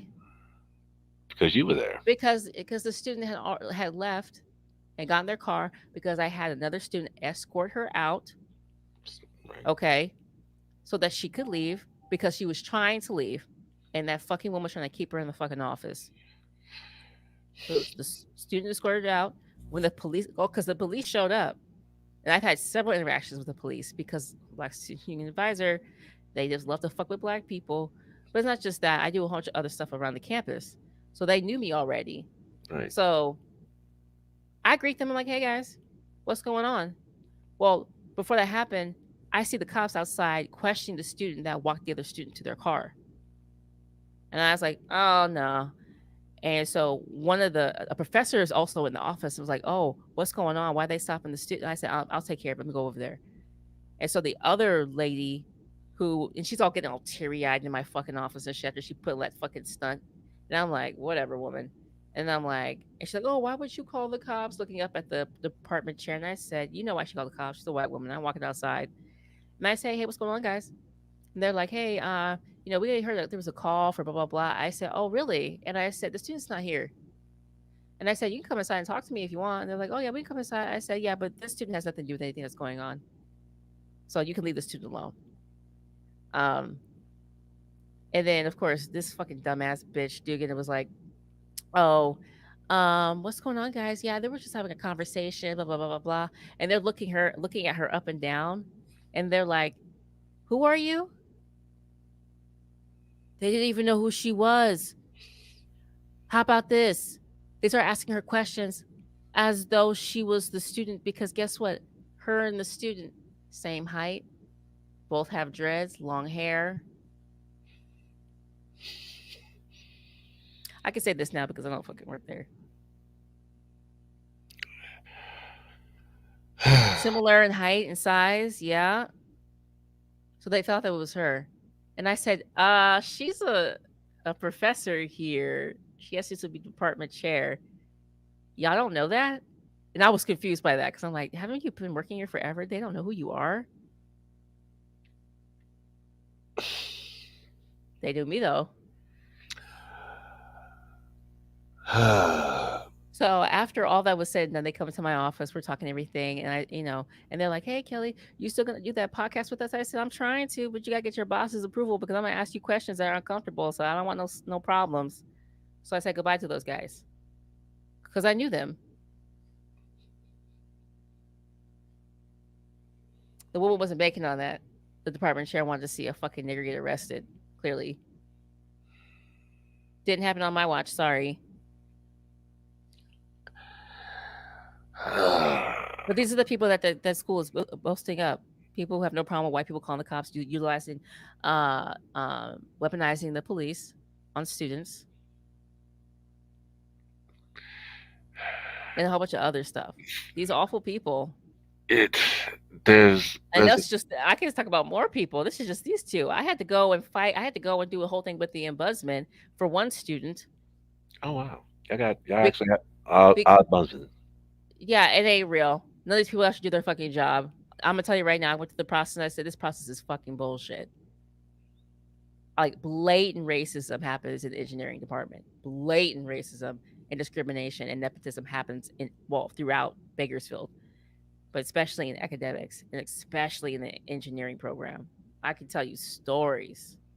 Man, this one time I had to go help the student with this situation. The student was so discouraged because they were just like, this person's telling me stuff like they think I'm stupid. And I said, I know.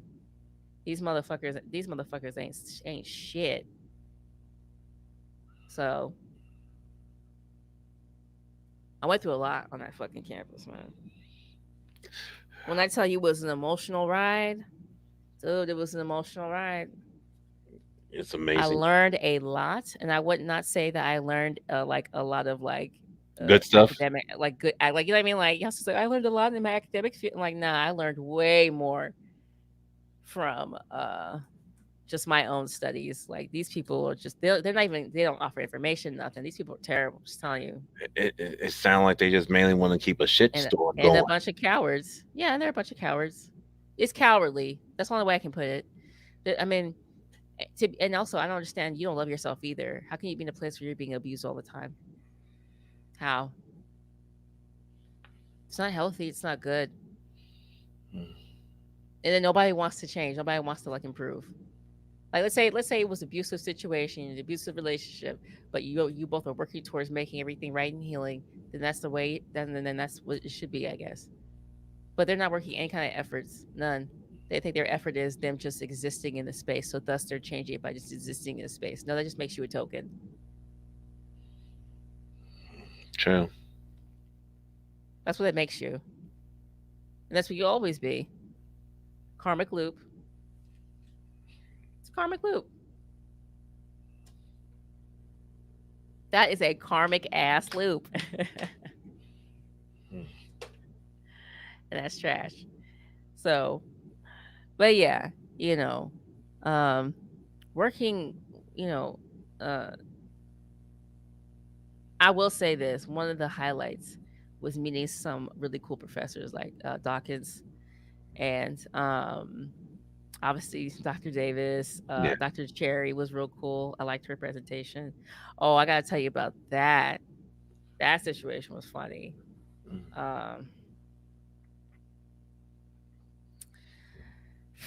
But she's a lovely lady. I bought a whole bunch of her books and give them to students and stuff. Wow. So, yeah, she was good. She's a nice lady. I haven't talked to her. I wish her luck, whatever she does, whatever. But she has her own podcast and everything. Cool. Yeah. Look, let me also. A couple other people, but I just can't think of all of everybody. It was some real cool students. So. Real cool community people. Look, I know you've already said it. In a sense, you don't really look. I don't really have to, but I'm gonna say it. I'm glad you're away from there. Yeah, dude, I'm just ready to put all my energy into something else to create. I mean, you know what I mean? Like I've just said, it's it's funny because working in the services, you get depending on what area you're at. Sometimes you can be in a flat out just toxic area, and sometimes you sit there and you think you kind of said something like that earlier when you start thinking you kind of sit there and start thinking well, it can't be like this in the civilian again. Civilian, you gotta be nicer and stuff. They don't do that to each other. They don't do that. And then you tell me your story and you're like, fuck? Nah, man, like especially at a university. Like when I worked in businesses, like it was cold, but it was like there was just a serious nature. There's like a structure to it. Right. But when you're working in university, the company culture is very different. You're dealing with a lot of different personalities, which I understood just because of communications, and from there I can branch off to other things. And so I knew that, but I worked well with people. The problem was is that when you have haters and like racism, oh, it's just difficult to get things done. Mm. You know. And then another thing that again I told you was a hindrance of mine that honestly I can't do anything about, and nor would I. Cause fuck you. I can look any fucking way I want to. And just because you're getting a hard on, your pussy's getting wet, doesn't mean that I have to, you know what I mean? And Yes. how about this? I was dressing lovely. I wasn't dressing like any kind of way. Like on the campus, you can dress any way you want. It's a casual Right. dress. But I would switch it up. I would wear all types of different things, dress outfits, suits, what I'm wearing now, just all types of things. Right. I would switch it up. I told you I love dresses. I would wear dresses. Yeah. Like, you know what I mean? But it Yes. was all very like tasteful, whatever. Mhm. I got a little edginess to me, but at the same time, Right. it was nothing crazy. So again, like they're just obsessed. There's nothing more to do. Like these people need to get like, I don't know, get an extra boyfriend or girlfriend or something. Have a mistress on the side. Get a hobby. I don't know. Just And something else. Something more interesting than focusing your attention on me for no reason. Like it blew my mind. I just didn't know. I was approached by dude, I was approached by some people on the campus. Like after some people graduated, they were like, when they come back on the campus, they're like, "Oh, Kelly," and I was just like, "Hi, how are you? How can I help you?" And they're like, "I just want to say I've been watching you for the past 2 semesters. I've been watching you for the past 2 semesters, and I never had the courage to come up to you and say anything." I'm like, "Oh, okay. Well, thanks. Oh Lord. I guess." That's The fact that you're telling me that this whole time I was being watched on the corners and stuff, I'm just like, that's one of those you like. They mean well, I guess. yeah, I mean, speak your truth, speak your speech. I get that. At the same time, it's just funny, just me just thinking like the visuals of someone like you're in your office just working and doing your thing, and people are like staring and watching what you're doing, No, I, watching you and stuff like that. I think. Wait until I make my move. Like it was so funny. No, really. I had one guy say to me like, "I could never get you in the office by yourself." I'm thinking, "Oh, I don't want you in the office with me by yourself." I'm like, "I these doors are open." But yeah, there's a couple of people who've done this, but this person in particular, I remember vividly. So he was like, I never, I never had opportunity to talk to you because this office is always full of people. There's always somebody coming in. I was like, yeah, I'm working. Like I'm working. And there's like other people coming in from just around the campus who know me, who want to just have a conversation because people just do that. It's an open campus. Right. So people are intermingling with each other in other offices. Sometimes people come and talk to me. Students come and ask me questions. Again, I'm an advisor. So they come and ask about stuff about club stuff, organizational things, you know. So I'm just like, yeah, of course I'm working. Just like, so he's like, well, I'm glad I caught you. And it's like, I would love to get to know you and stuff like that. I graduated, da, da, da. I'm like, oh, I got you. Okay. So you think it's clear now? Like you think, oh, because we're done, you think I would, okay, I see what's happening here. He's like, I got my chance. I told you there was a professor, male professor who, he wanted to like, how do I put this? 'Cause I don't want to give too much information about this guy. Listen. But me and a student were talking in one of the little rooms that that's not a room. I call it a what I used to call it.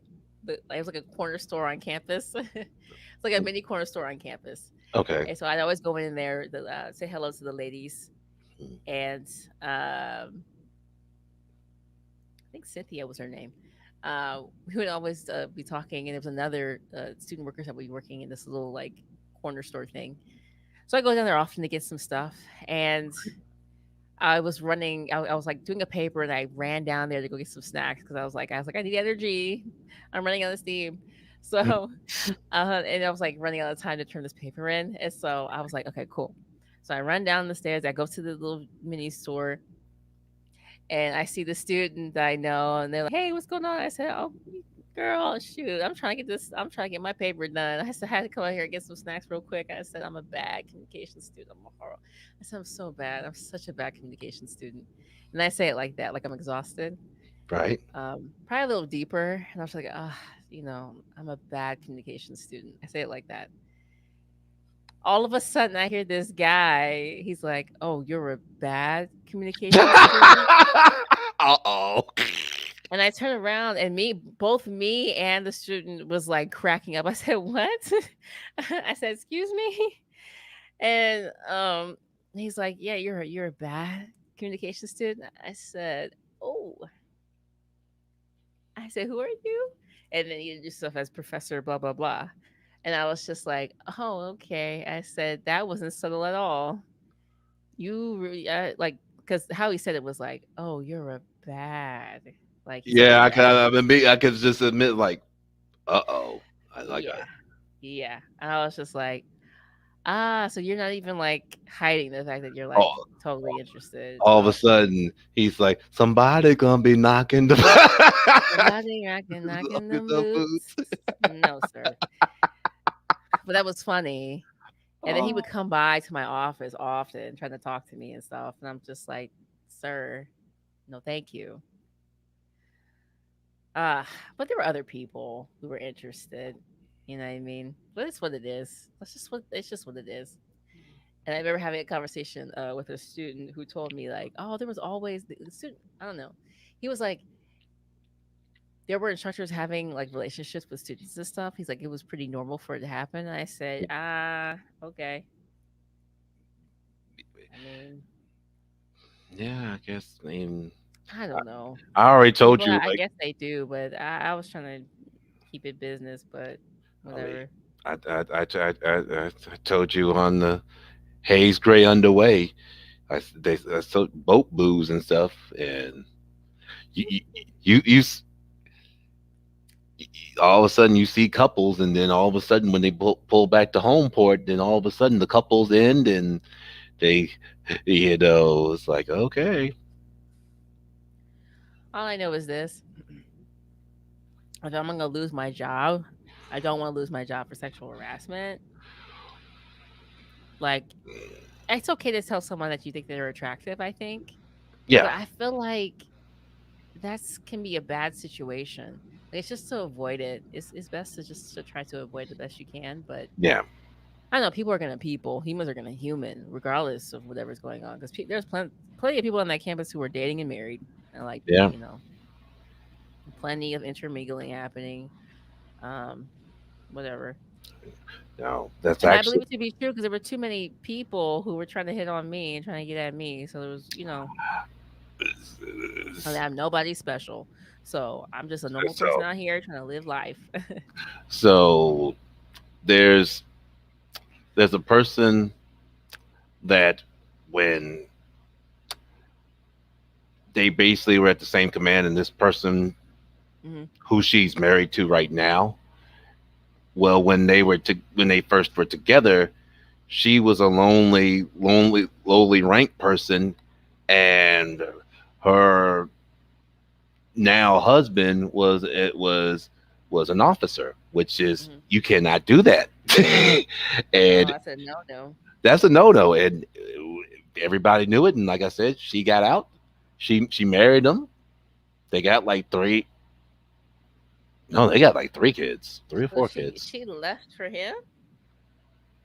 Yeah, pretty much. Got out. She left her career in that to marry him and have kids. Yeah, What does she do now? that's a good question. I guess being a housewife.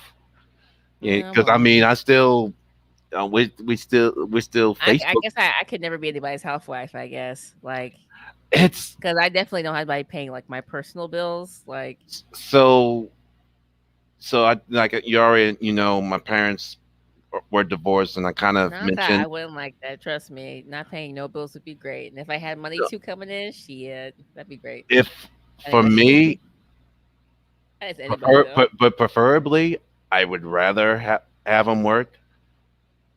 And the only reason I say that is because my mom was a housewife, and when they got divorced, she basically there were periods where jobs wouldn't hire her because they thought she was a housewife, and they actually thought she dressed too nice to work in at such and such jobs, so jobs wouldn't hire her.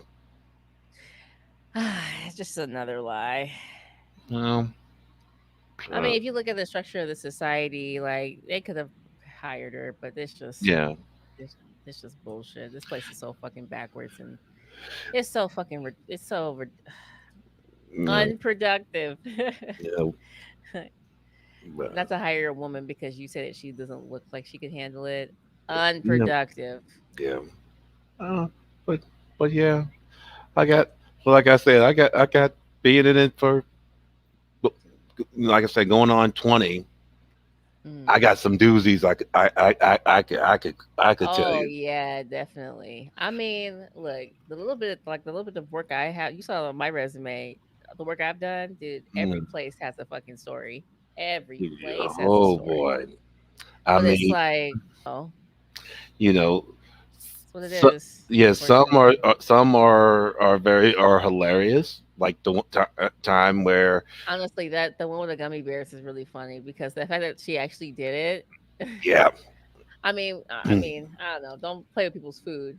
yeah. That's it. Don't play with But people's food. the gummy bears was pretty good. The one I think The I guy who told you. got his ass whooped, the I think rapist. I think I told you the That one. wasn't funny. That was a yeah. You needed your ass Yeah. whooped at the same time. I think there was another one. So we would get these basically publications of if you get so basically if you a drug message basically if you basically pop positive for a drug. Hmm. So this story is crazy in itself. So it just happened that the guy was on watch, and every time the message came in, he saw it and he deleted it. So this went on. This went on for weeks. So one day, the drug lab like contacted the group, like, "Hey, why haven't you gotten rid of this guy yet? What guy? What are you talking about? What guy? What do you mean? He didn't pop." Oh, and it is just like it's he pop positive. Like, it's like even another funny thing. Like the most expensive drug test is for steroids, and you got to be and basically they basically the CO has to ask for it. It costs. Now I don't know what it is now, but I know back when I Do looked, you have to pay for that out I of your don't. money? The command has to pay for it, and Oh, okay. the last time I looked that up, and that's like I said, that was about 9 years ago. Now it was over $5,000 a pop, and you know where it goes? Where? To UCLA, the Olympic drug tested. Like you, What did I say? What did I say? I said they have these government contracts, did I not? Yep. And Exactly. but they usually say you better damn well be sure that person is doing it because it ain't cheap. Yeah, the government can afford it. Money's not real. Yeah, exactly. You're right. It's not, and that's what the deficit myth by all means, which is funny. It's not real. Which is funny. The other day, having a conversation with, oh Lord, I might as well. Like like my like my dad is like the biggest Clinton person around. He's the head Clintite, as I call him. So Can't get it off don't. that wagon. He's a So karmic loop.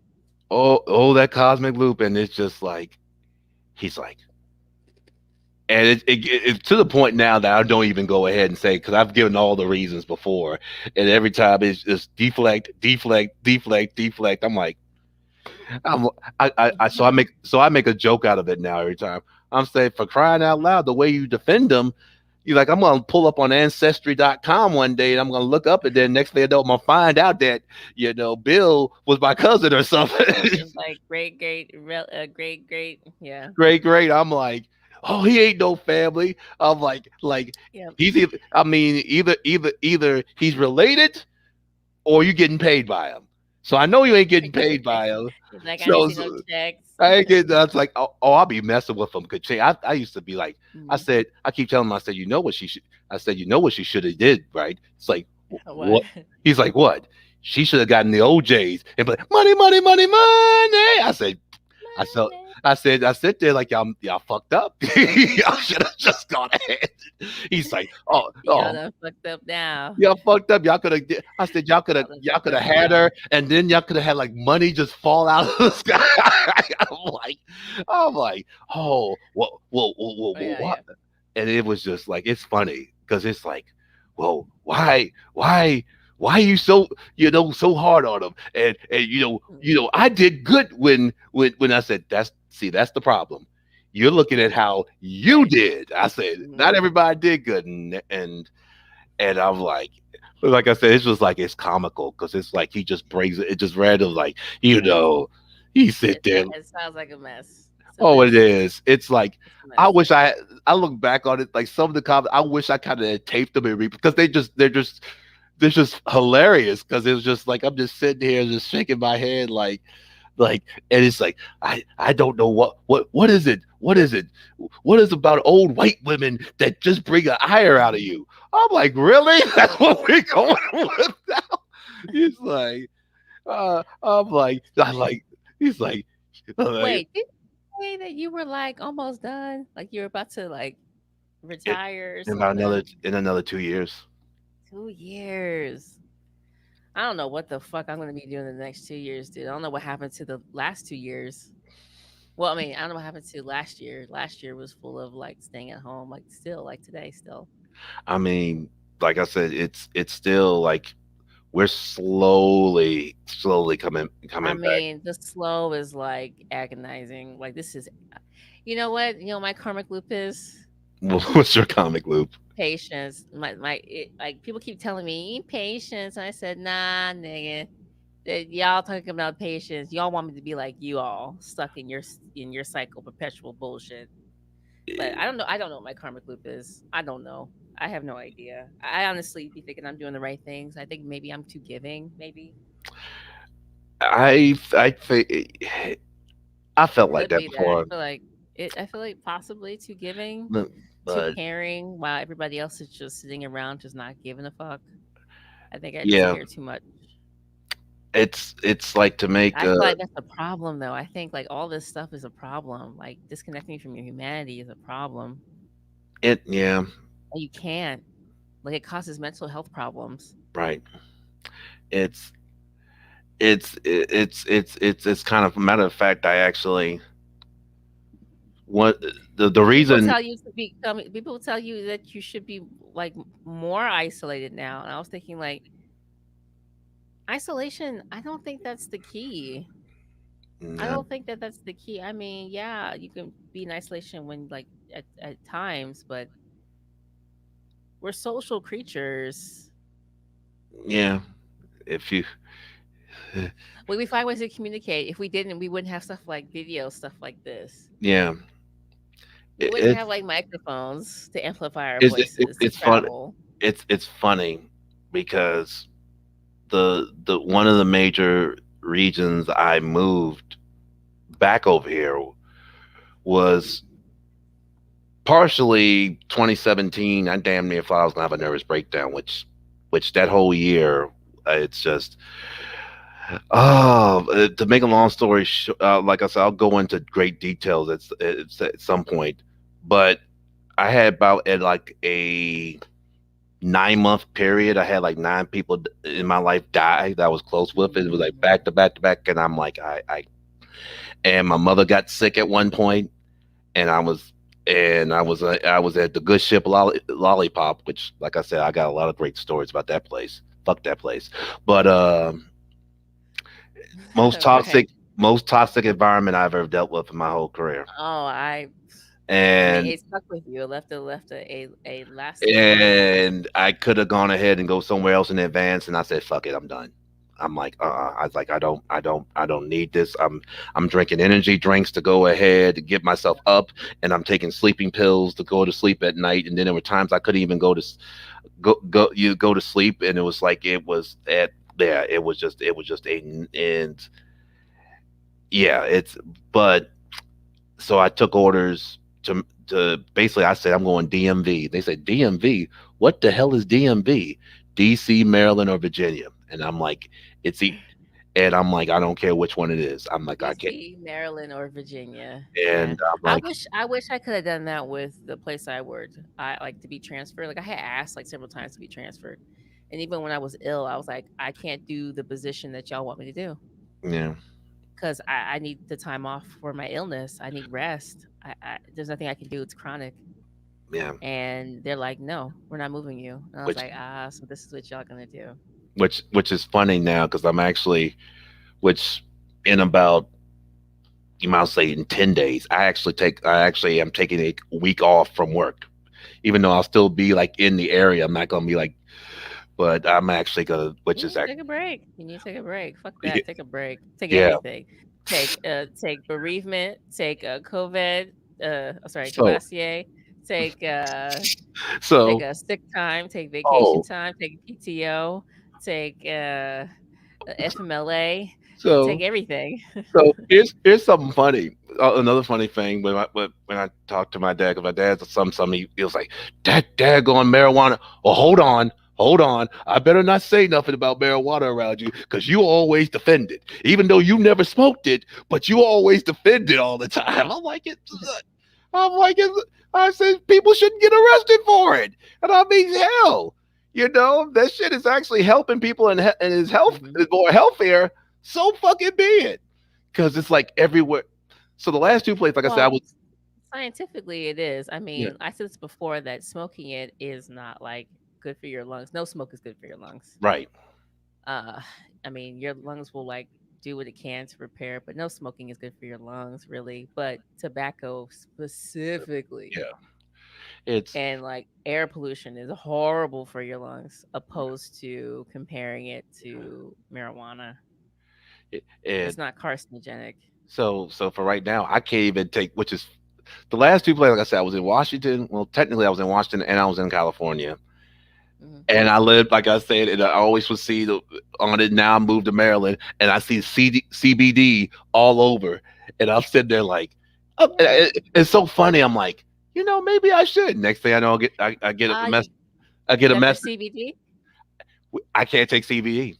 I'm not right now. Since I work who I work for, Oh, I'm not allowed. Even though there's like stores all over the place.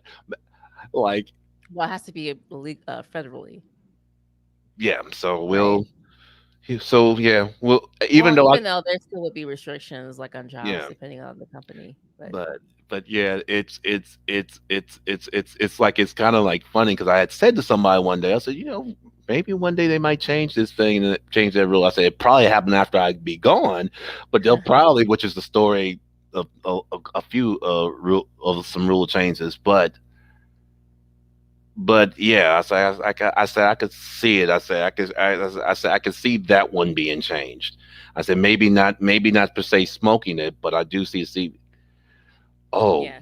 but yeah, but that's kind of like that's like comical now because they know it's like what is with you? Like, what do you mean? You always defend it. I said yeah, I defend that. I said I defend people who haven't. I said I defend people having tattoos, and I don't have not one single tattoo, but I'll defend Oh, I people. got plenty. I I got know.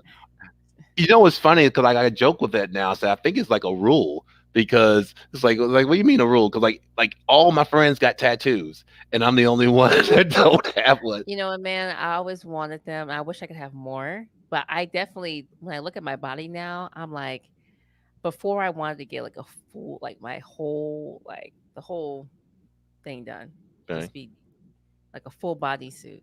I Hmm. just thought that'd be so sexy, full color bodysuit. Now I think there are parts of my body I look at, I'm like, I like that part of my body. I don't think I want that covered with a tattoo.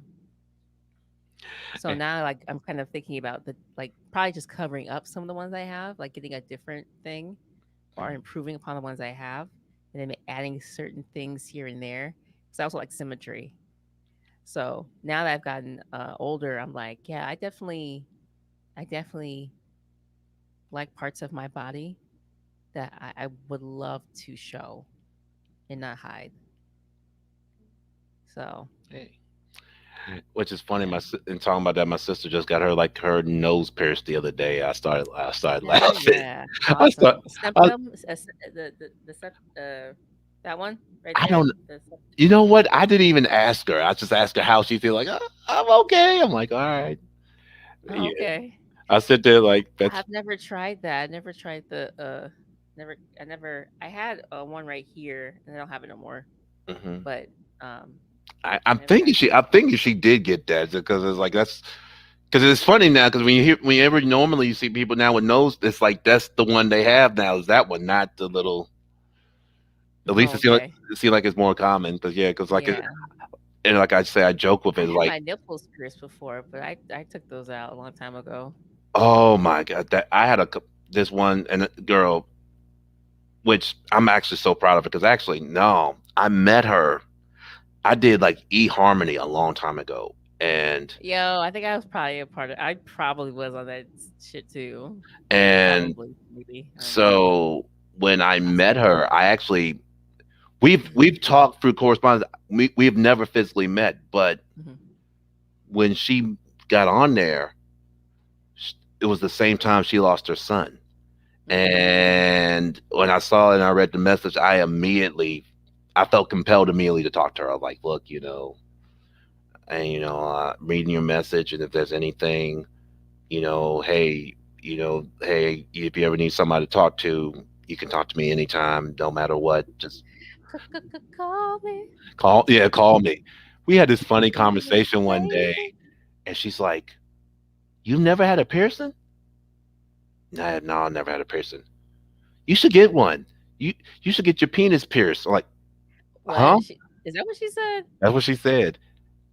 And Oh, okay. because she said Like, it, because she said oh it damn. enhances the feeling in sex, She and said it enhances the feeling of sex. and then she was like, and she started thinking about getting it and getting, you know, getting a pierced. I'm like, okay, your nipples. I already got that pierced. I'm sitting there like, Well, and then I okay. said, okay, Yeah, uh, I do agree with the enhances the feeling for sex. I guess for maybe males, it possibly has the same effect for women, but I've never. and then she, because Um, I know, mm, and I think she went ahead and got her clit pierced, if I remember. Because we just mm, we just kept talking, and I just sit there and started laughing. nice, nice. It's a Yeah. brave lady. Hey, yeah, It's brave when anybody gets like a piece of metal shoved through their piece of flesh. yeah. I watched a story where this lady and her man were getting down, and then she was like in so much pain, like her vagina just like swole up and like everything was it was horrible. Come to find out, she had allergic reaction to the type of metal that was on his piercing. I So wonder how. I wonder yeah, how it's often that terrible. happens. I wonder how often that happens. Actually, that make I might happen often. Who knows? I mean, I feel like you should know. yeah, Like if you're gonna get an intimate piercing like that, I yeah, mean, you definitely need to know who you're like your yeah. if your partner can't even handle that shit. So Oh I yeah, say just use the things that have been I don't know. There's various types of cock rings that you can use that aren't metal. Other yeah. types of rings you can use. You know, Hmm. it might be a little bit more work because you might have to clean them more often. Hmm. You might have to switch them out more often. Yeah, But it's just not worth the risk of like yeah, hurting somebody yeah, and causing like real bad damage. yeah. But I guess in a good way, when that happened, they found out that like she had like some cancerous stuff going Oh on. wow, So they were able to do surgery and help her out. So I guess in some ways it was he saved a her good life thing. basically. Yeah, nah. They were not a good they weren't a good partnering. But in that case, like that helped her. Like I guess, move on from him and help with her situation. So that's good. I guess, Mhm. silver lining, I guess. Yeah. But Oh man. hmm yeah, nah, I wasn't. Nah, Yeah. nah, nah, nah. I wouldn't give that guy credit. I Because guess how that's would I what you. not I give guess. that guy I credit? guess that we could say, "Hey, if it wasn't for me doing what I did, I thank Nah, nah, nah, nah, nah, you." nah, nah, nah, nah, nah, nah. That's some twisted thinking. That doesn't mean I want to stay with your ass. Let me get the fuck about this bitch. What you Oh, mean? come on. Yeah, nah, shoot. What you mean? What that is? Nah. No. But Oh man, that's anyway, it has been a pleasure talking with you and everybody interacting. I had fun tonight. I wanted to make this a little a little bit more lighthearted. But I do have shit I got to do. I'm gonna be up for maybe an hour, maybe one more hour. But I'm gonna close this down. So 5 hours, we're good. doing pretty good. Trying to keep that time. Yeah. I have enjoyed these long live streams. I will have class next week, Yeah. so I don't know what's gonna happen with these classes. I haven't gotten some of the syllabus, so I don't know what's going on with that. Well, good Maybe luck. they did kick me out. Maybe they did kick me out. Maybe they're like, get this out of here, get this bitch out of here. No.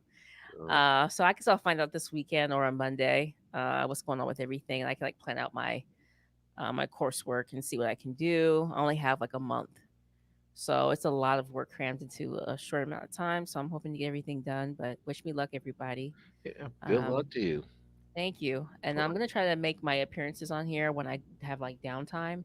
It may not be as long as 5. Not to Of say I course. don't know. I don't know. I'm just saying it may not be. But I definitely will still be coming on here to do shows, especially about things I'm talking about. And if you follow me on my Instagram, I'm active on my Instagram. And there's some other stuff that I'm doing. I've been applying for some jobs and things like that that I think could fit me well, especially jobs that allow me to stay in the house so I can rest. Yeah. Because I just really can't do that. Being around these weird, I can't do it. I can't do it no more, no more. Nah, Yeah. nah. And low key, around the time that I had gotten sick, I kind of feel like, man, um, it was interesting because I thought